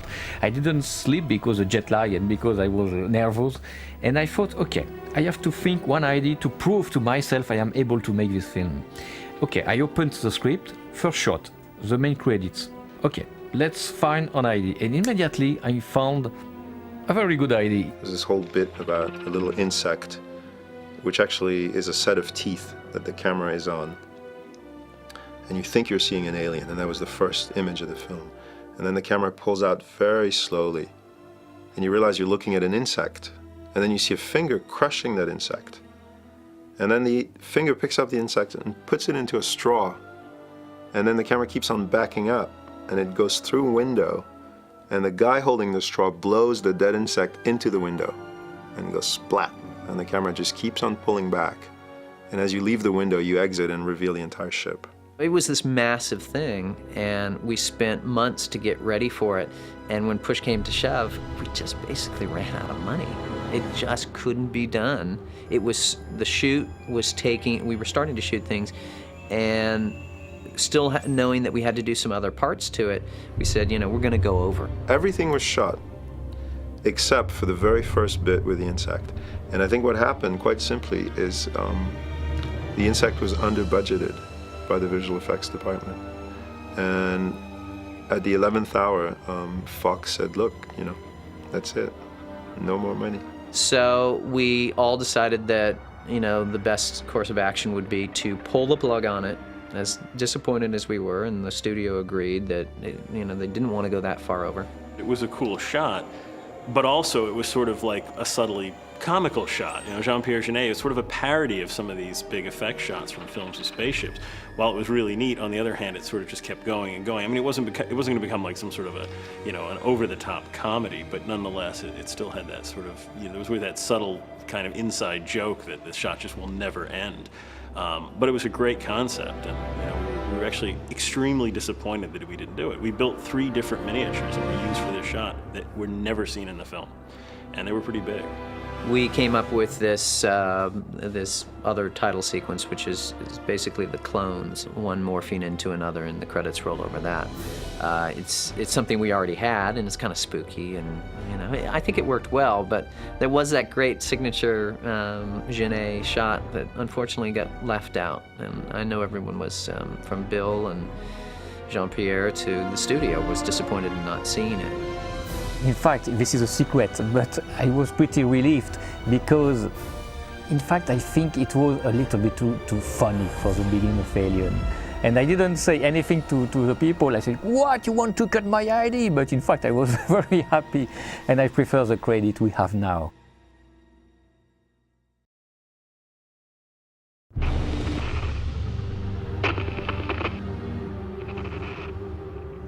It was a bit strange about the finish, the ending of this film. There was so much layers and rewrites and changement of over the ending of the film that for me I never really got the real ending of the film. I don't know if there was really an ending for this film. There was quite an elaborate ending that was much different than how the film ends. Initially, the Betty was to crash land on Earth, because the whole idea was to actually move the whole alien myth down to a new level and leave a door open, which was Earth, which you sort of get at the end of this one, but it's still very ambiguous. But in that initial script, it wasn't. The whole idea was that you now have landed on Earth by the end, by the last page, and you sort of know where the next film is going to take you. Even though presumably the alien is dead, it's just going to somehow, it must have laid an egg while falling or something. And so basically, in the window dressing department, there was debate over where the ship crashed. Did it crash in the water? Did it crash in the desert? And I think the suggestion, which Jean-Pierre liked immensely, was to have that particular ship crash land in a futuristic boneyard, which would be the sort of equivalent of today's high desert airplane areas where you see these giant 747 carcasses. And Jean-Pierre said, wouldn't it be nice if we did this with spaceships? And this is where the final battle with the newborn alien takes place. There's this elaborate chase sequence with what are kind of like combines, you know, in the fields of wheat, that sort of thing. But they're kind of, they levitate, sort of thing, but they are like farm equipment of some sort, and they actually have a whole battle that takes on that goes on with Ripley and on the planet's surface with Ripley and the newborn. We actually went quite far with it and designed it as a possible set, matte painting, etc. But even that turned out to be too expensive. I bet you're not too anxious to see them. The green screen shot was actually the last bit of shooting from, you know, the sort of main production schedule. And it was Ripley and Call crash landing in the snow. And basically there was a bit of dialogue. You sort of saw the ship just splatter in the snow. And they come out and they just sit there, and in the distance is a city. And they haven't gone to it yet, and the studio was really keenly amused with the idea that Jean-Pierre was French and that all of his sort of Frenchness could be tapped into. And one of the ideas, for instance, they had was why not crash land the Betty somewhere near dunes or something where all you see is part of the Eiffel Tower rising out of the sand, saying something about something, I don't know. That sounds like executive, you know, decision makers thinking, really. Nothing else. Nothing else can generate an idea like that. I know the studio wanted to finish on Earth. It was the first idea, but I knew from the beginning it won't happen because it's too expensive. We need another big budget to finish the film with a very spectacular ending for the movie, you know. And I prefer from the beginning to finish on the spaceship. I know it was a little bit too close to the second one and the first one too, but I think it was more clean to finish like this, more than to have an ending very cheap on Earth. They were thinking, maybe we leave them in space, just above Earth, and deal with the fact that what's going to happen. You know, here these two people and their story, you know, they're coming back to Earth, and you know, what story will they tell, and what is still left. But for whatever reason, that is, it was an idea, and it became the one that was cemented in everyone's mind. And as you see, it's the two of them. We did a little shoot at the end where we have them in a small set piece where they're looking down, and we add reflections of Earth that were taken from NASA satellite photos and then augmented, and we put clouds over them and gave movement. And you know, gave you the sense that okay, they've arrived at Earth, and they have some dialogue, and that's it. That's the end of the movie. Would it have been stronger if they had gone down? It's debatable. It was an interesting. I liked it, you know, from a visual effects standpoint. It had a lot of great stuff, but you know, decisions are made for any number of reasons, and you live with it. And we certainly had a great body of work already in the film.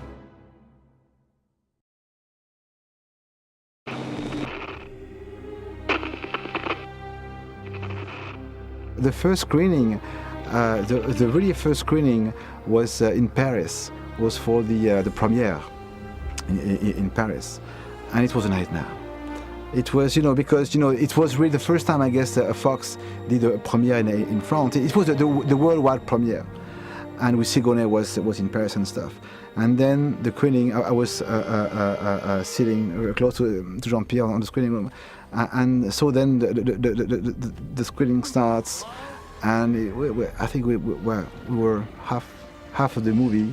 Then the sound starts to go really bad, and we start to lose the words. So we just have the music, sound effects, but no words. And then the sound became very fuzzy, very bad. And then Jean-Pierre and I were completely scared. And then we went out of the screening room.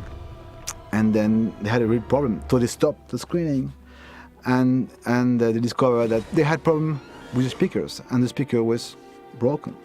So they have to stop the premiere, which was a nightmare. With, you know, it was 800 people there.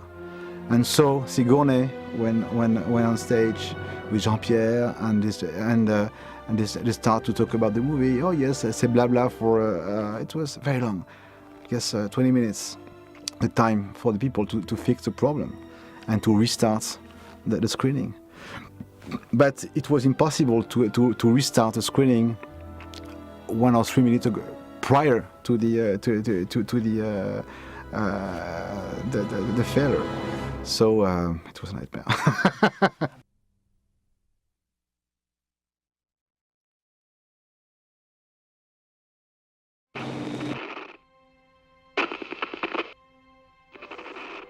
Without question, the original Alien, Ridley Scott's, one of the great horror movies of all time, and no Alien movie since then has been better or even as good as a horror movie, or just a new vision in general. And Aliens, Jim Cameron's movie that I had the good fortune to work on, unsurpassed in the movie that it was by any movie with that title, sense. And if there is another Alien movie, I hope that it takes a brand new direction. What worked about Aliens, following something as brilliant as Alien, is it took a brand new direction. It was a sequel. It wasn't a remake. It didn't try to be the same movie. It was legitimate to the original, but it was an entirely new experience. What Cameron did was probably the only thing you could do was what he did, which was to not try to repeat it as a classic horror movie, but come in as an action adventure and go in there and punch and bang and shoot it out with that critter. It's probably the canniest solution to doing a sequel to that. And then it was really played out. There was really nothing left. So they did it again twice. Yeah, the sequels to this is really hard, I think, you know, because we were the inventor of the creature, and therefore it's always going to be more original. The joke is always funnier told the first time. I think there's definitely a future in the Alien franchise. What I would hate to see is it just pop culturized as opposed to really making it, again, more thematic, more about something. I think one of the great areas to explore is who are the aliens? Where do they come from? What do they really want? What created them? You know, it's sort of like the shark was called, you know, in Jaws, its perfect eating machine. Well, the aliens were almost like a genetically developed. I think they touched on that in Alien 4. Almost as if they were designed to do one thing, and that's like kill everything in sight and then breed and then start a new generation. But I think that's a possibility. And I think Jim may have mentioned that many years ago, because I said, what do you I think we all talked about which way would you go. It's sort of obvious, I think, unless you come up with something very different. I'd actually like it to stop. I think there's enough. I think there was enough after the second one, actually. The concept of the alien is kind of finished now, isn't it? I think, you know, nobody's scared about it anymore. You know, it's just a lot of rubber or, you know, prancing about. I personally wouldn't put money into another alien. What can they do with it now? The only thing they can do with it now is to make it more bloodthirsty, kill more people, and sort of be as gross as they can make it to make people see it. Because I don't think people now have the patience to see a film like Alien and Alien 3. I don't know, though. That's why I don't run Fox. You know what I mean? I don't know the answer to any of that shit.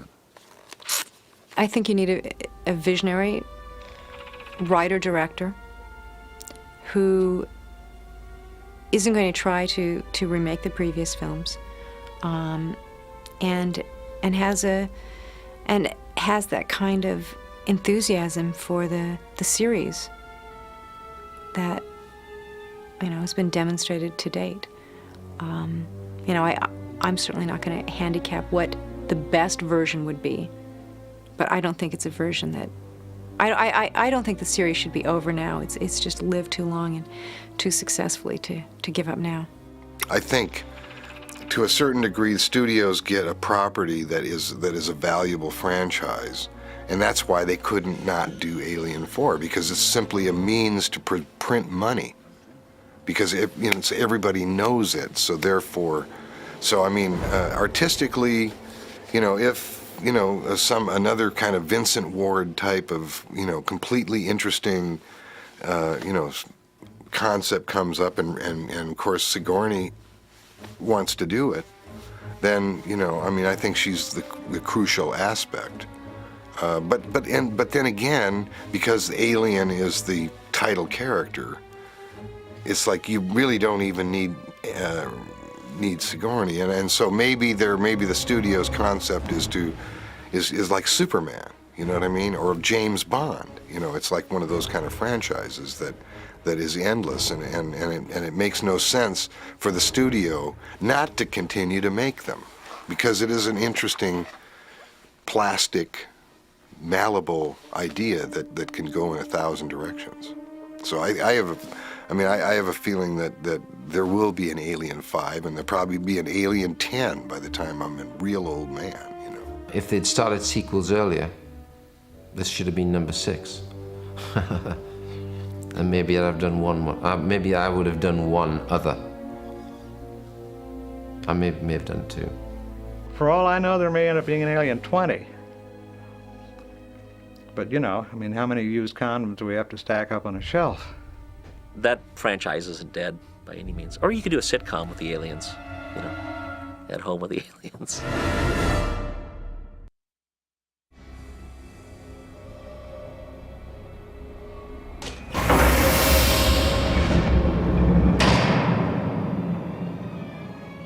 In space, no one can hear you scream. In 1979, director Ridley Scott and a little-known actress named Sigourney Weaver introduced audiences to this phrase and to a unique brand of terror. Hi, I'm Ron Perlman, one of the stars of Alien Resurrection. And in the next half hour, we'll take you behind the scenes of the rebirth of the Alien series. You'll meet the cast, see how they create the creatures and the visual effects, and we'll explore just what it is about the Alien series that thrills and terrifies audiences around the world.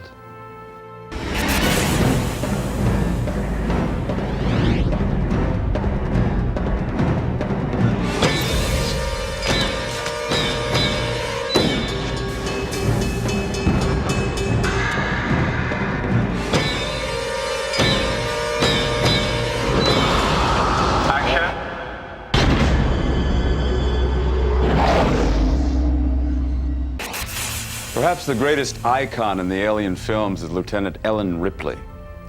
So the question you're probably asking is, how do they bring Ripley back? She died in the last movie, right? One of the hallmarks of great science fiction is its ability to predict future worlds and technologies.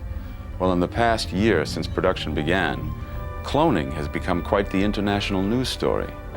Interestingly enough, in Alien Resurrection, Ripley returns as the result of a military cloning experiment.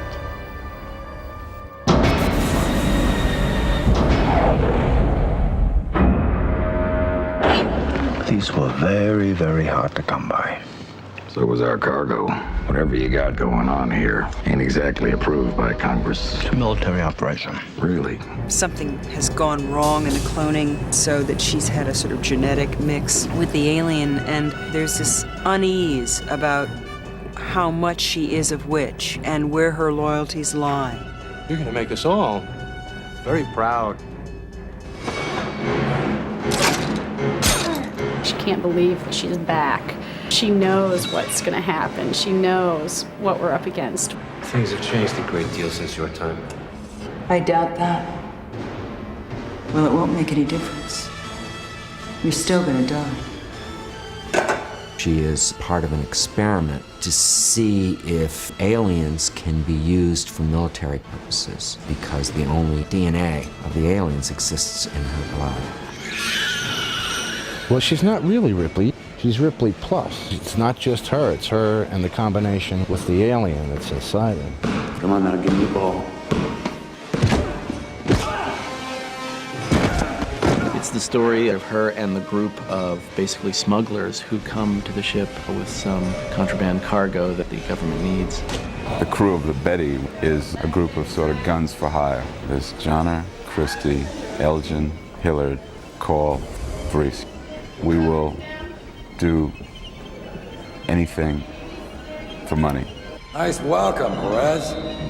Be afraid the 6 of us are gonna hijack your damn ship or what? They're just delivering some cargo. They make the delivery, spend a couple of days on the big mothership, and all hell breaks loose.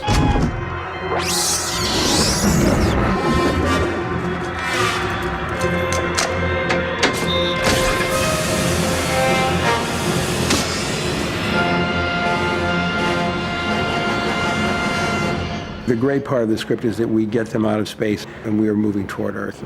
Any serious problem and the ship autopilots back to home base. And you were planning on letting us know this? Nobody asked. What's home base? Earth. Ripley is so strong in these films that you have to have somebody as strong in another way. And I think that's what Winona is. You gonna kill me or what? There's no point, is there? They've taken it out of you. Where is it? Is it on the ship? You mean my baby? I never even thought I'd get a chance to meet her, let alone act with her, let alone be in an alien movie with her. She plays someone who's very passionate, very idealistic, the way Ripley used to kind of be. It's actually very moving, the relationship between the two of them. It's not like a buddy movie at all. Winona's such an amazing actress. She's so intuitive and so strong. What I really liked about the character of Call was that she's not just a shoot-'em-up character at all. She's really humane. He is conducting illegal experiments. He's breeding some sort of... Listen to me! He is breeding an alien species. The big thing on the set, you know, can you believe we're working with Sigourney Weaver? We're an alien. Ridley Scott, James Cameron, and David Fincher, the visionary directors behind the Alien series. And now Jean-Pierre Jeunet, director of Delicatessen and City of Lost Children, joins that select group with Alien Resurrection. The reason the series seems to work is that they always pick a very good, brilliant young director who takes the alien elements and makes them his own. I thought you were dead. Yeah, I get that a lot.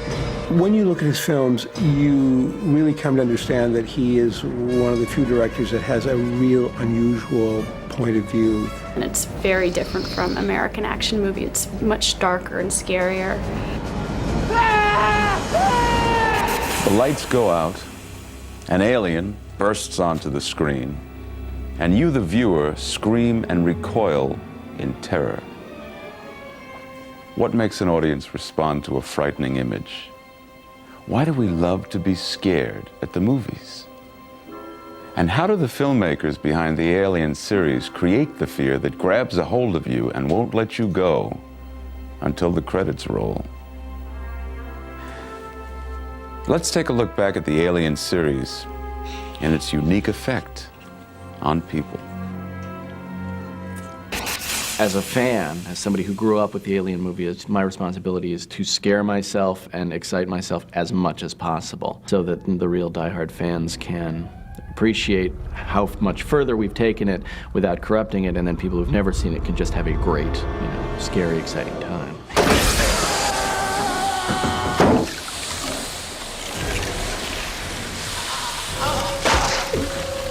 All horror movies all work to the degree that they are successful on playing on basic, direct human phobias. Fear of little scuttling things, fear of insects, fear of suffocation. There's a collective thrill when you're sitting in the dark, especially with a theater full of people, and there's a shared reaction to something. And so when we are excited or frightened for a long period of time, it kind of starts to feel good. Going on a roller coaster is a catharsis. It's a safe way of experiencing fear. I think it's exactly the same as the spirit of adventure. You climb mountains knowing that you're going to be scared. People love to spend money to be scared witless.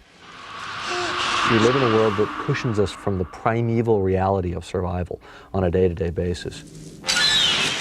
Certainly, to be scared has been part of human nature since its very beginnings, To fight a lion is to be scared. 20,000 years ago, we developed the fight-or-flight response to keep us away from saber-toothed tigers and mastodons and things like that. In a scary movie, people will go through fight or flight. I remember as a kid, I would duck down behind a seat. The genes, that whole kind of software that's deep in there in our genetic makeup, doesn't get exercised on a daily basis like it did back when we lived on the veldt or in the woods, and a bear or a mountain lion could jump out at any moment. This visceral experience of sharing these horrible nightmares on the screen with total strangers and screaming your head off and then laughing your head off the next second for screaming a second before. I think that's part of the appeal of horror films. The fear of being smothered or being without air is one of the things that, as a child, is most frightening. Physically, when people are frightened, their palms sweat. You're gonna be all right. You're gonna be all right. The blood rushes out of their fingers and their outer extremities. Kill me. Just stay calm. We're gonna get you out of here. They start to feel cold. We gotta get her out of here. What is it, Dietrich? What's going on? Convulsions! Propulsion! They can feel a little faint, a little dizzy. Get back! A nice way to be able to go and say, I know these demons are going to frighten me, but I also know it's on the screen, and I'm going to get up and finish my popcorn and be able to go home. All of the Aliens films have really been kind of spam in a can movies. You've got these people and they're locked in a steel can and they can't get out. We're shown the wonders of space, but behind those wonders is this really horrible place that we don't know about. Alien life form. It's been dead a long time. The alien itself, that was a horrific creation. When that thing first appeared on the screen, I mean, what was that? It has teeth, and it has even more teeth behind those teeth.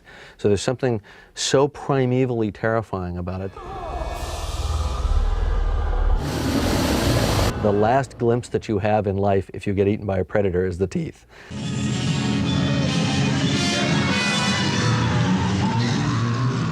Ridley Scott made this film that just stunned the world, and I wanted to make a film like that. I was so impressed by the world that he created. Close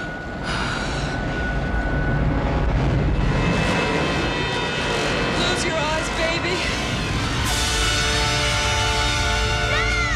In the first, the space is endless. The space is vast. In Alien 2, brilliantly, they did the very opposite. I'm telling you, there's something moving and it ain't us. He enclosed the space. He made it very claustrophobic. They're all around us, man. Jesus. Maybe they don't show up on infrared at all.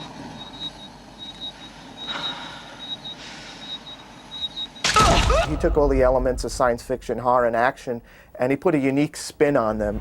Let's rock! It's basically a war movie almost in space.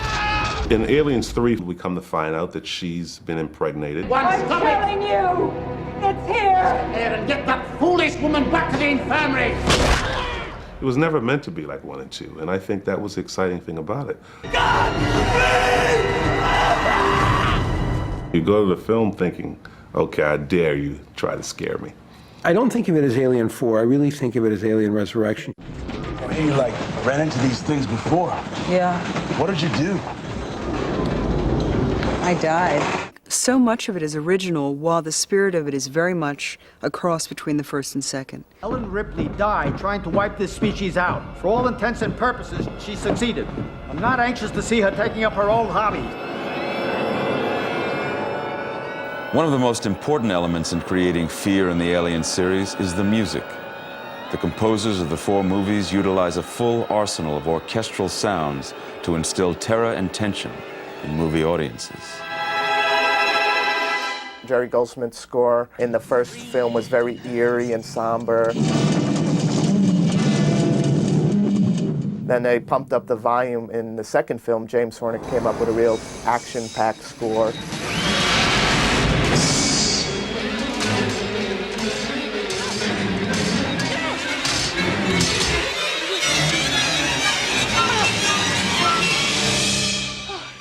And Elliot Goldenthal's music in the third one was somewhere in between.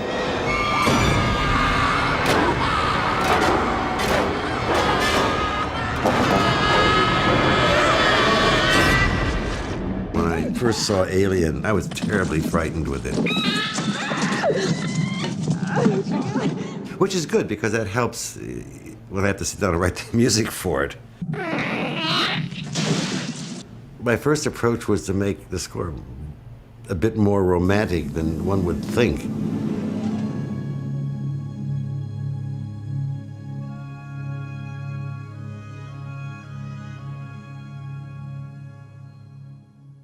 For Alien 3, what Fincher and I were trying to arrive at was an environment which was the character. So as soon as you walked into that movie picture, as soon as you saw it coming up, you said, I'm sorry, you go for popcorn, you know? I'll stay here and be scared.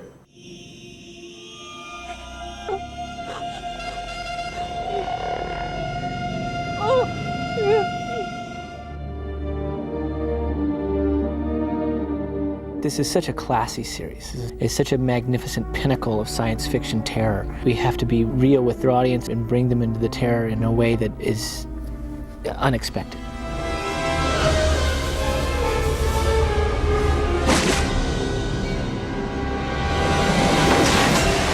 You have these rods that you rub and they squeak and groan.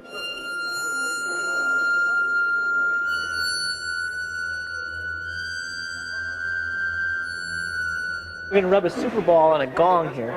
Just a regular old super ball. And you get some pretty weird sounds out of this.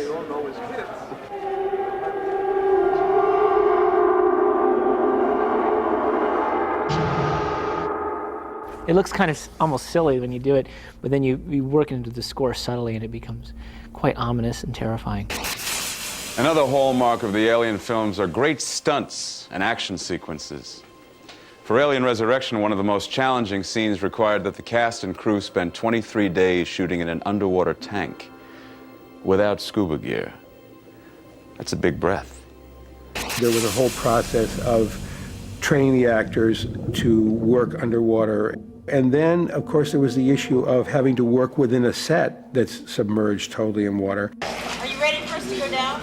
They took me into the pool, and they took me into this horrible, dark kitchen with these spiky things all over, and they told me what I had to do, and I said, I'm terribly sorry, but I really know that I can't do what you want me to do. I'll do my best.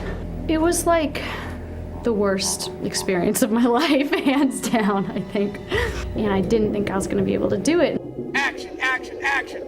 Right, look over your right shoulder, go, go, go. We set up what's called a hookah rig, and basically that's a long air hose which is connected to an air tank above the surface, and the actors will go on frame right and breathe, and they'll try and relax and normalize their breathing so that they can hold their breath for a sufficient amount of time in order to cross the scene. Unless you're specifically called in to do something, you need to stay out of the water, because this is a kind of a small environment where we want to keep everything clear, and the only bodies in the water are either you're actively working on the shot or it's a safety diver with oxygen available for the actor. So you have to hold your breath for at least 30, 40 seconds, but then you have to swim, so you're expending energy.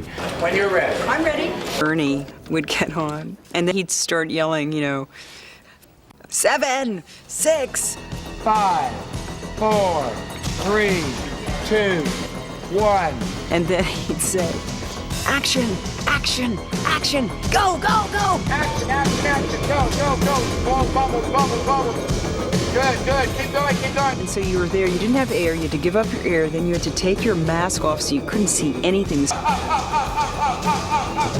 that was the biggest challenge, because you can get an ear infection, eye infection, embolism, all those things go with water, so it's actually quite dangerous. Minute I'd say cut, 3 safety divers go right up to and give them air. Cut, cut, cut, cut, get her air, get her air, get her air. Take her up to the triangle. It was pretty disgusting. Action. There was just like really foul stuff. And we're looking for a thumbs up on everybody. Thumbs up on A, thumbs up on B. I got tangled up at one point. Something had happened and I got connected to the wire, and I kind of got slid back on the wires. 4! It was cutting through my leg and I was pulling at that, and so I had no air, and there was nothing I could do. I couldn't get loose. I was sort of stuck there. Go in and help them, give them air, give them air. What happened, guys? I didn't take any of the precautions I needed to take. And I was making the signal to cut, I can't go on, because my eyes were literally bulging out of my head, and I thought my brains were going to explode. Action, action, action, action, action! Shot her! Nobody saw me doing the cut, so they yelled action, and for some strange reason, I guess it's 22 years of training, I went on and did the take in this incredible amount of pain and barely made it through. Hook is out, duck down divers, and action, panic, panic! Gunner! Rifle! Panic, panic, panic, cut! Very good, magnificent, good, good, winner. Just as you're about to die, they come in and they put something in your mouth and take you forever to some place where you could actually surface. I survived. Winona survived. The stuff looks great. I actually was really surprised with myself. I was kind of proud. Everyone's done a really great job. We should all give yourselves a hand for that. The visual and creature effects in the Alien movies conjure up sighs of disbelief and screams of terror. For Alien Resurrection, the Oscar-winning team of Alec Gillis and Tom Woodruff Jr. returned for the third time to thrill and chill audiences with their alien creations.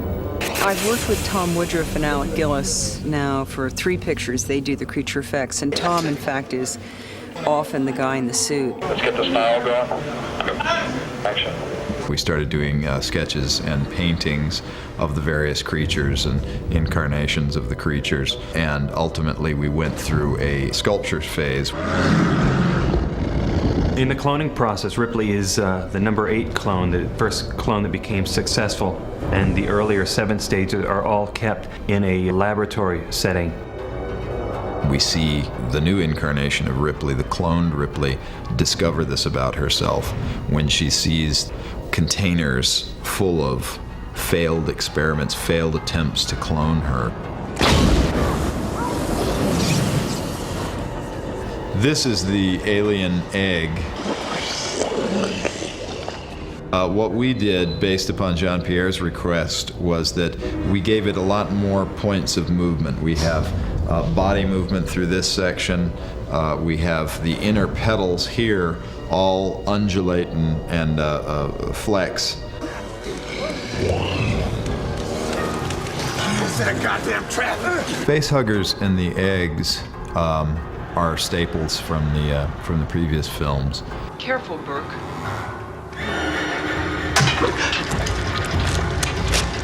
We had full mechanical face huggers, which were operated by several puppeteers off screen, working levers to make the fingers move. And that allowed us to get nice shots of the creatures scuttling out of the eggs as they opened up.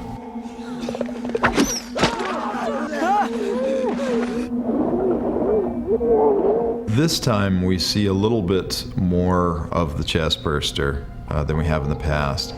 The chest burster is surgically removed from Ripley early on in the film, and it's a fetal chest burster. Now they brought it out of you. Not all the way out.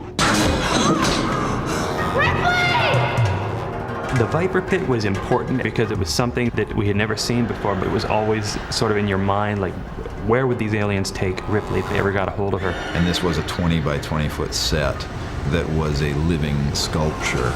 I think at one point we must have had 25 or 30 puppeteers underneath. In some cases they were people that were just under there holding part of the foam sculpture and moving it, undulating it to keep it alive.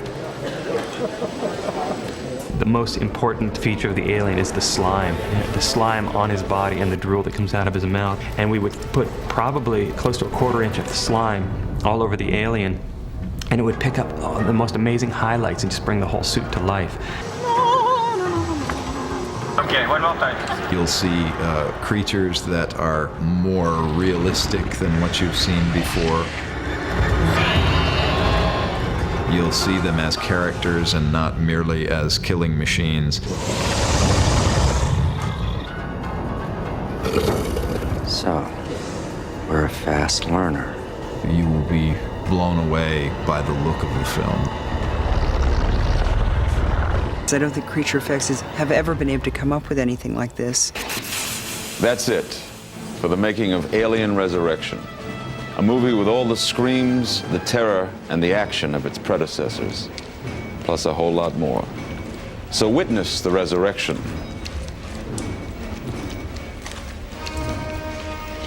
if you dare.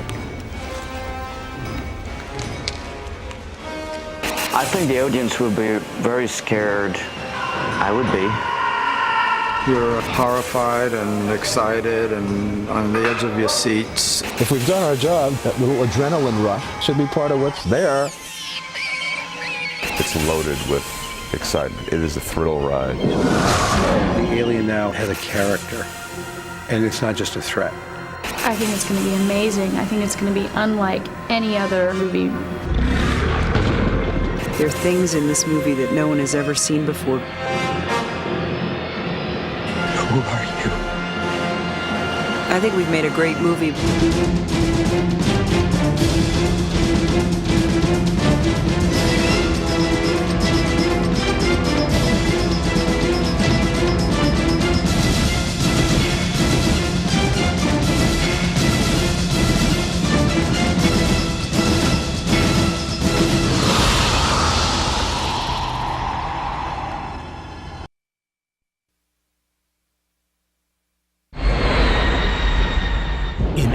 resurrection, a crew smuggling alien cargo.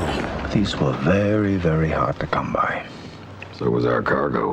Whatever you got going on here ain't exactly approved by Congress. It's a military operation. Really? And an experiment in deep space. Who are you? Ripley Ellen, Lieutenant First Class. Bring back Sigourney Weaver as Lieutenant Ellen Ripley.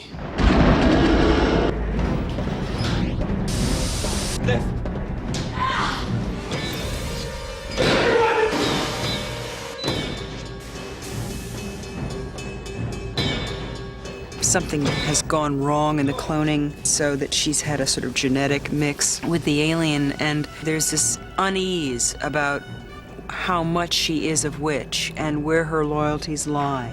You're gonna make us all very proud. She can't believe that she's back. She knows what's gonna happen. She knows what we're up against. Things have changed a great deal since your time. I doubt that. Well, it won't make any difference. You're still gonna die. The crew of the Betty is a group of sort of guns for hire. There's Johnner, Christie, Elgin, Hillard, Cole, Brees.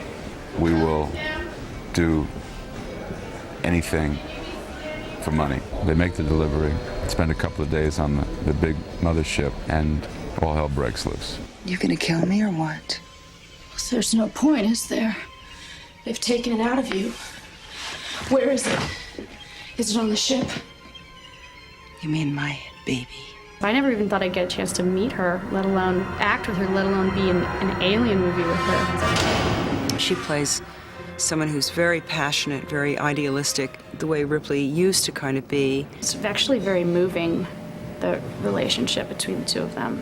It's not like a buddy movie at all. Winona's such an amazing actress. She's so intuitive and so strong. The big thing on the set, you know, can you believe we're working with Sigourney Weaver?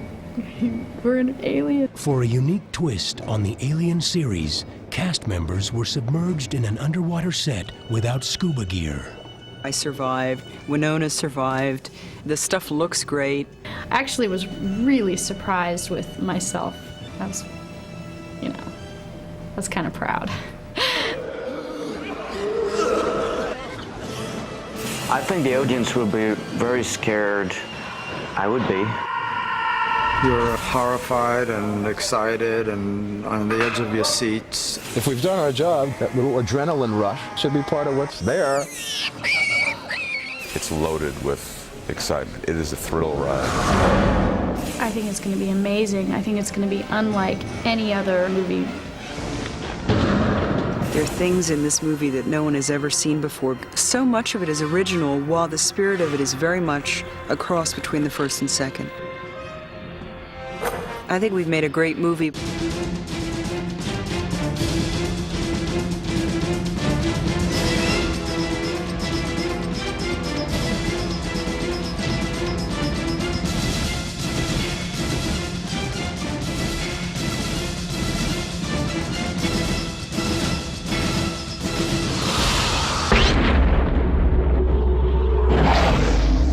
I thought you were dead. Yeah, I get that a lot.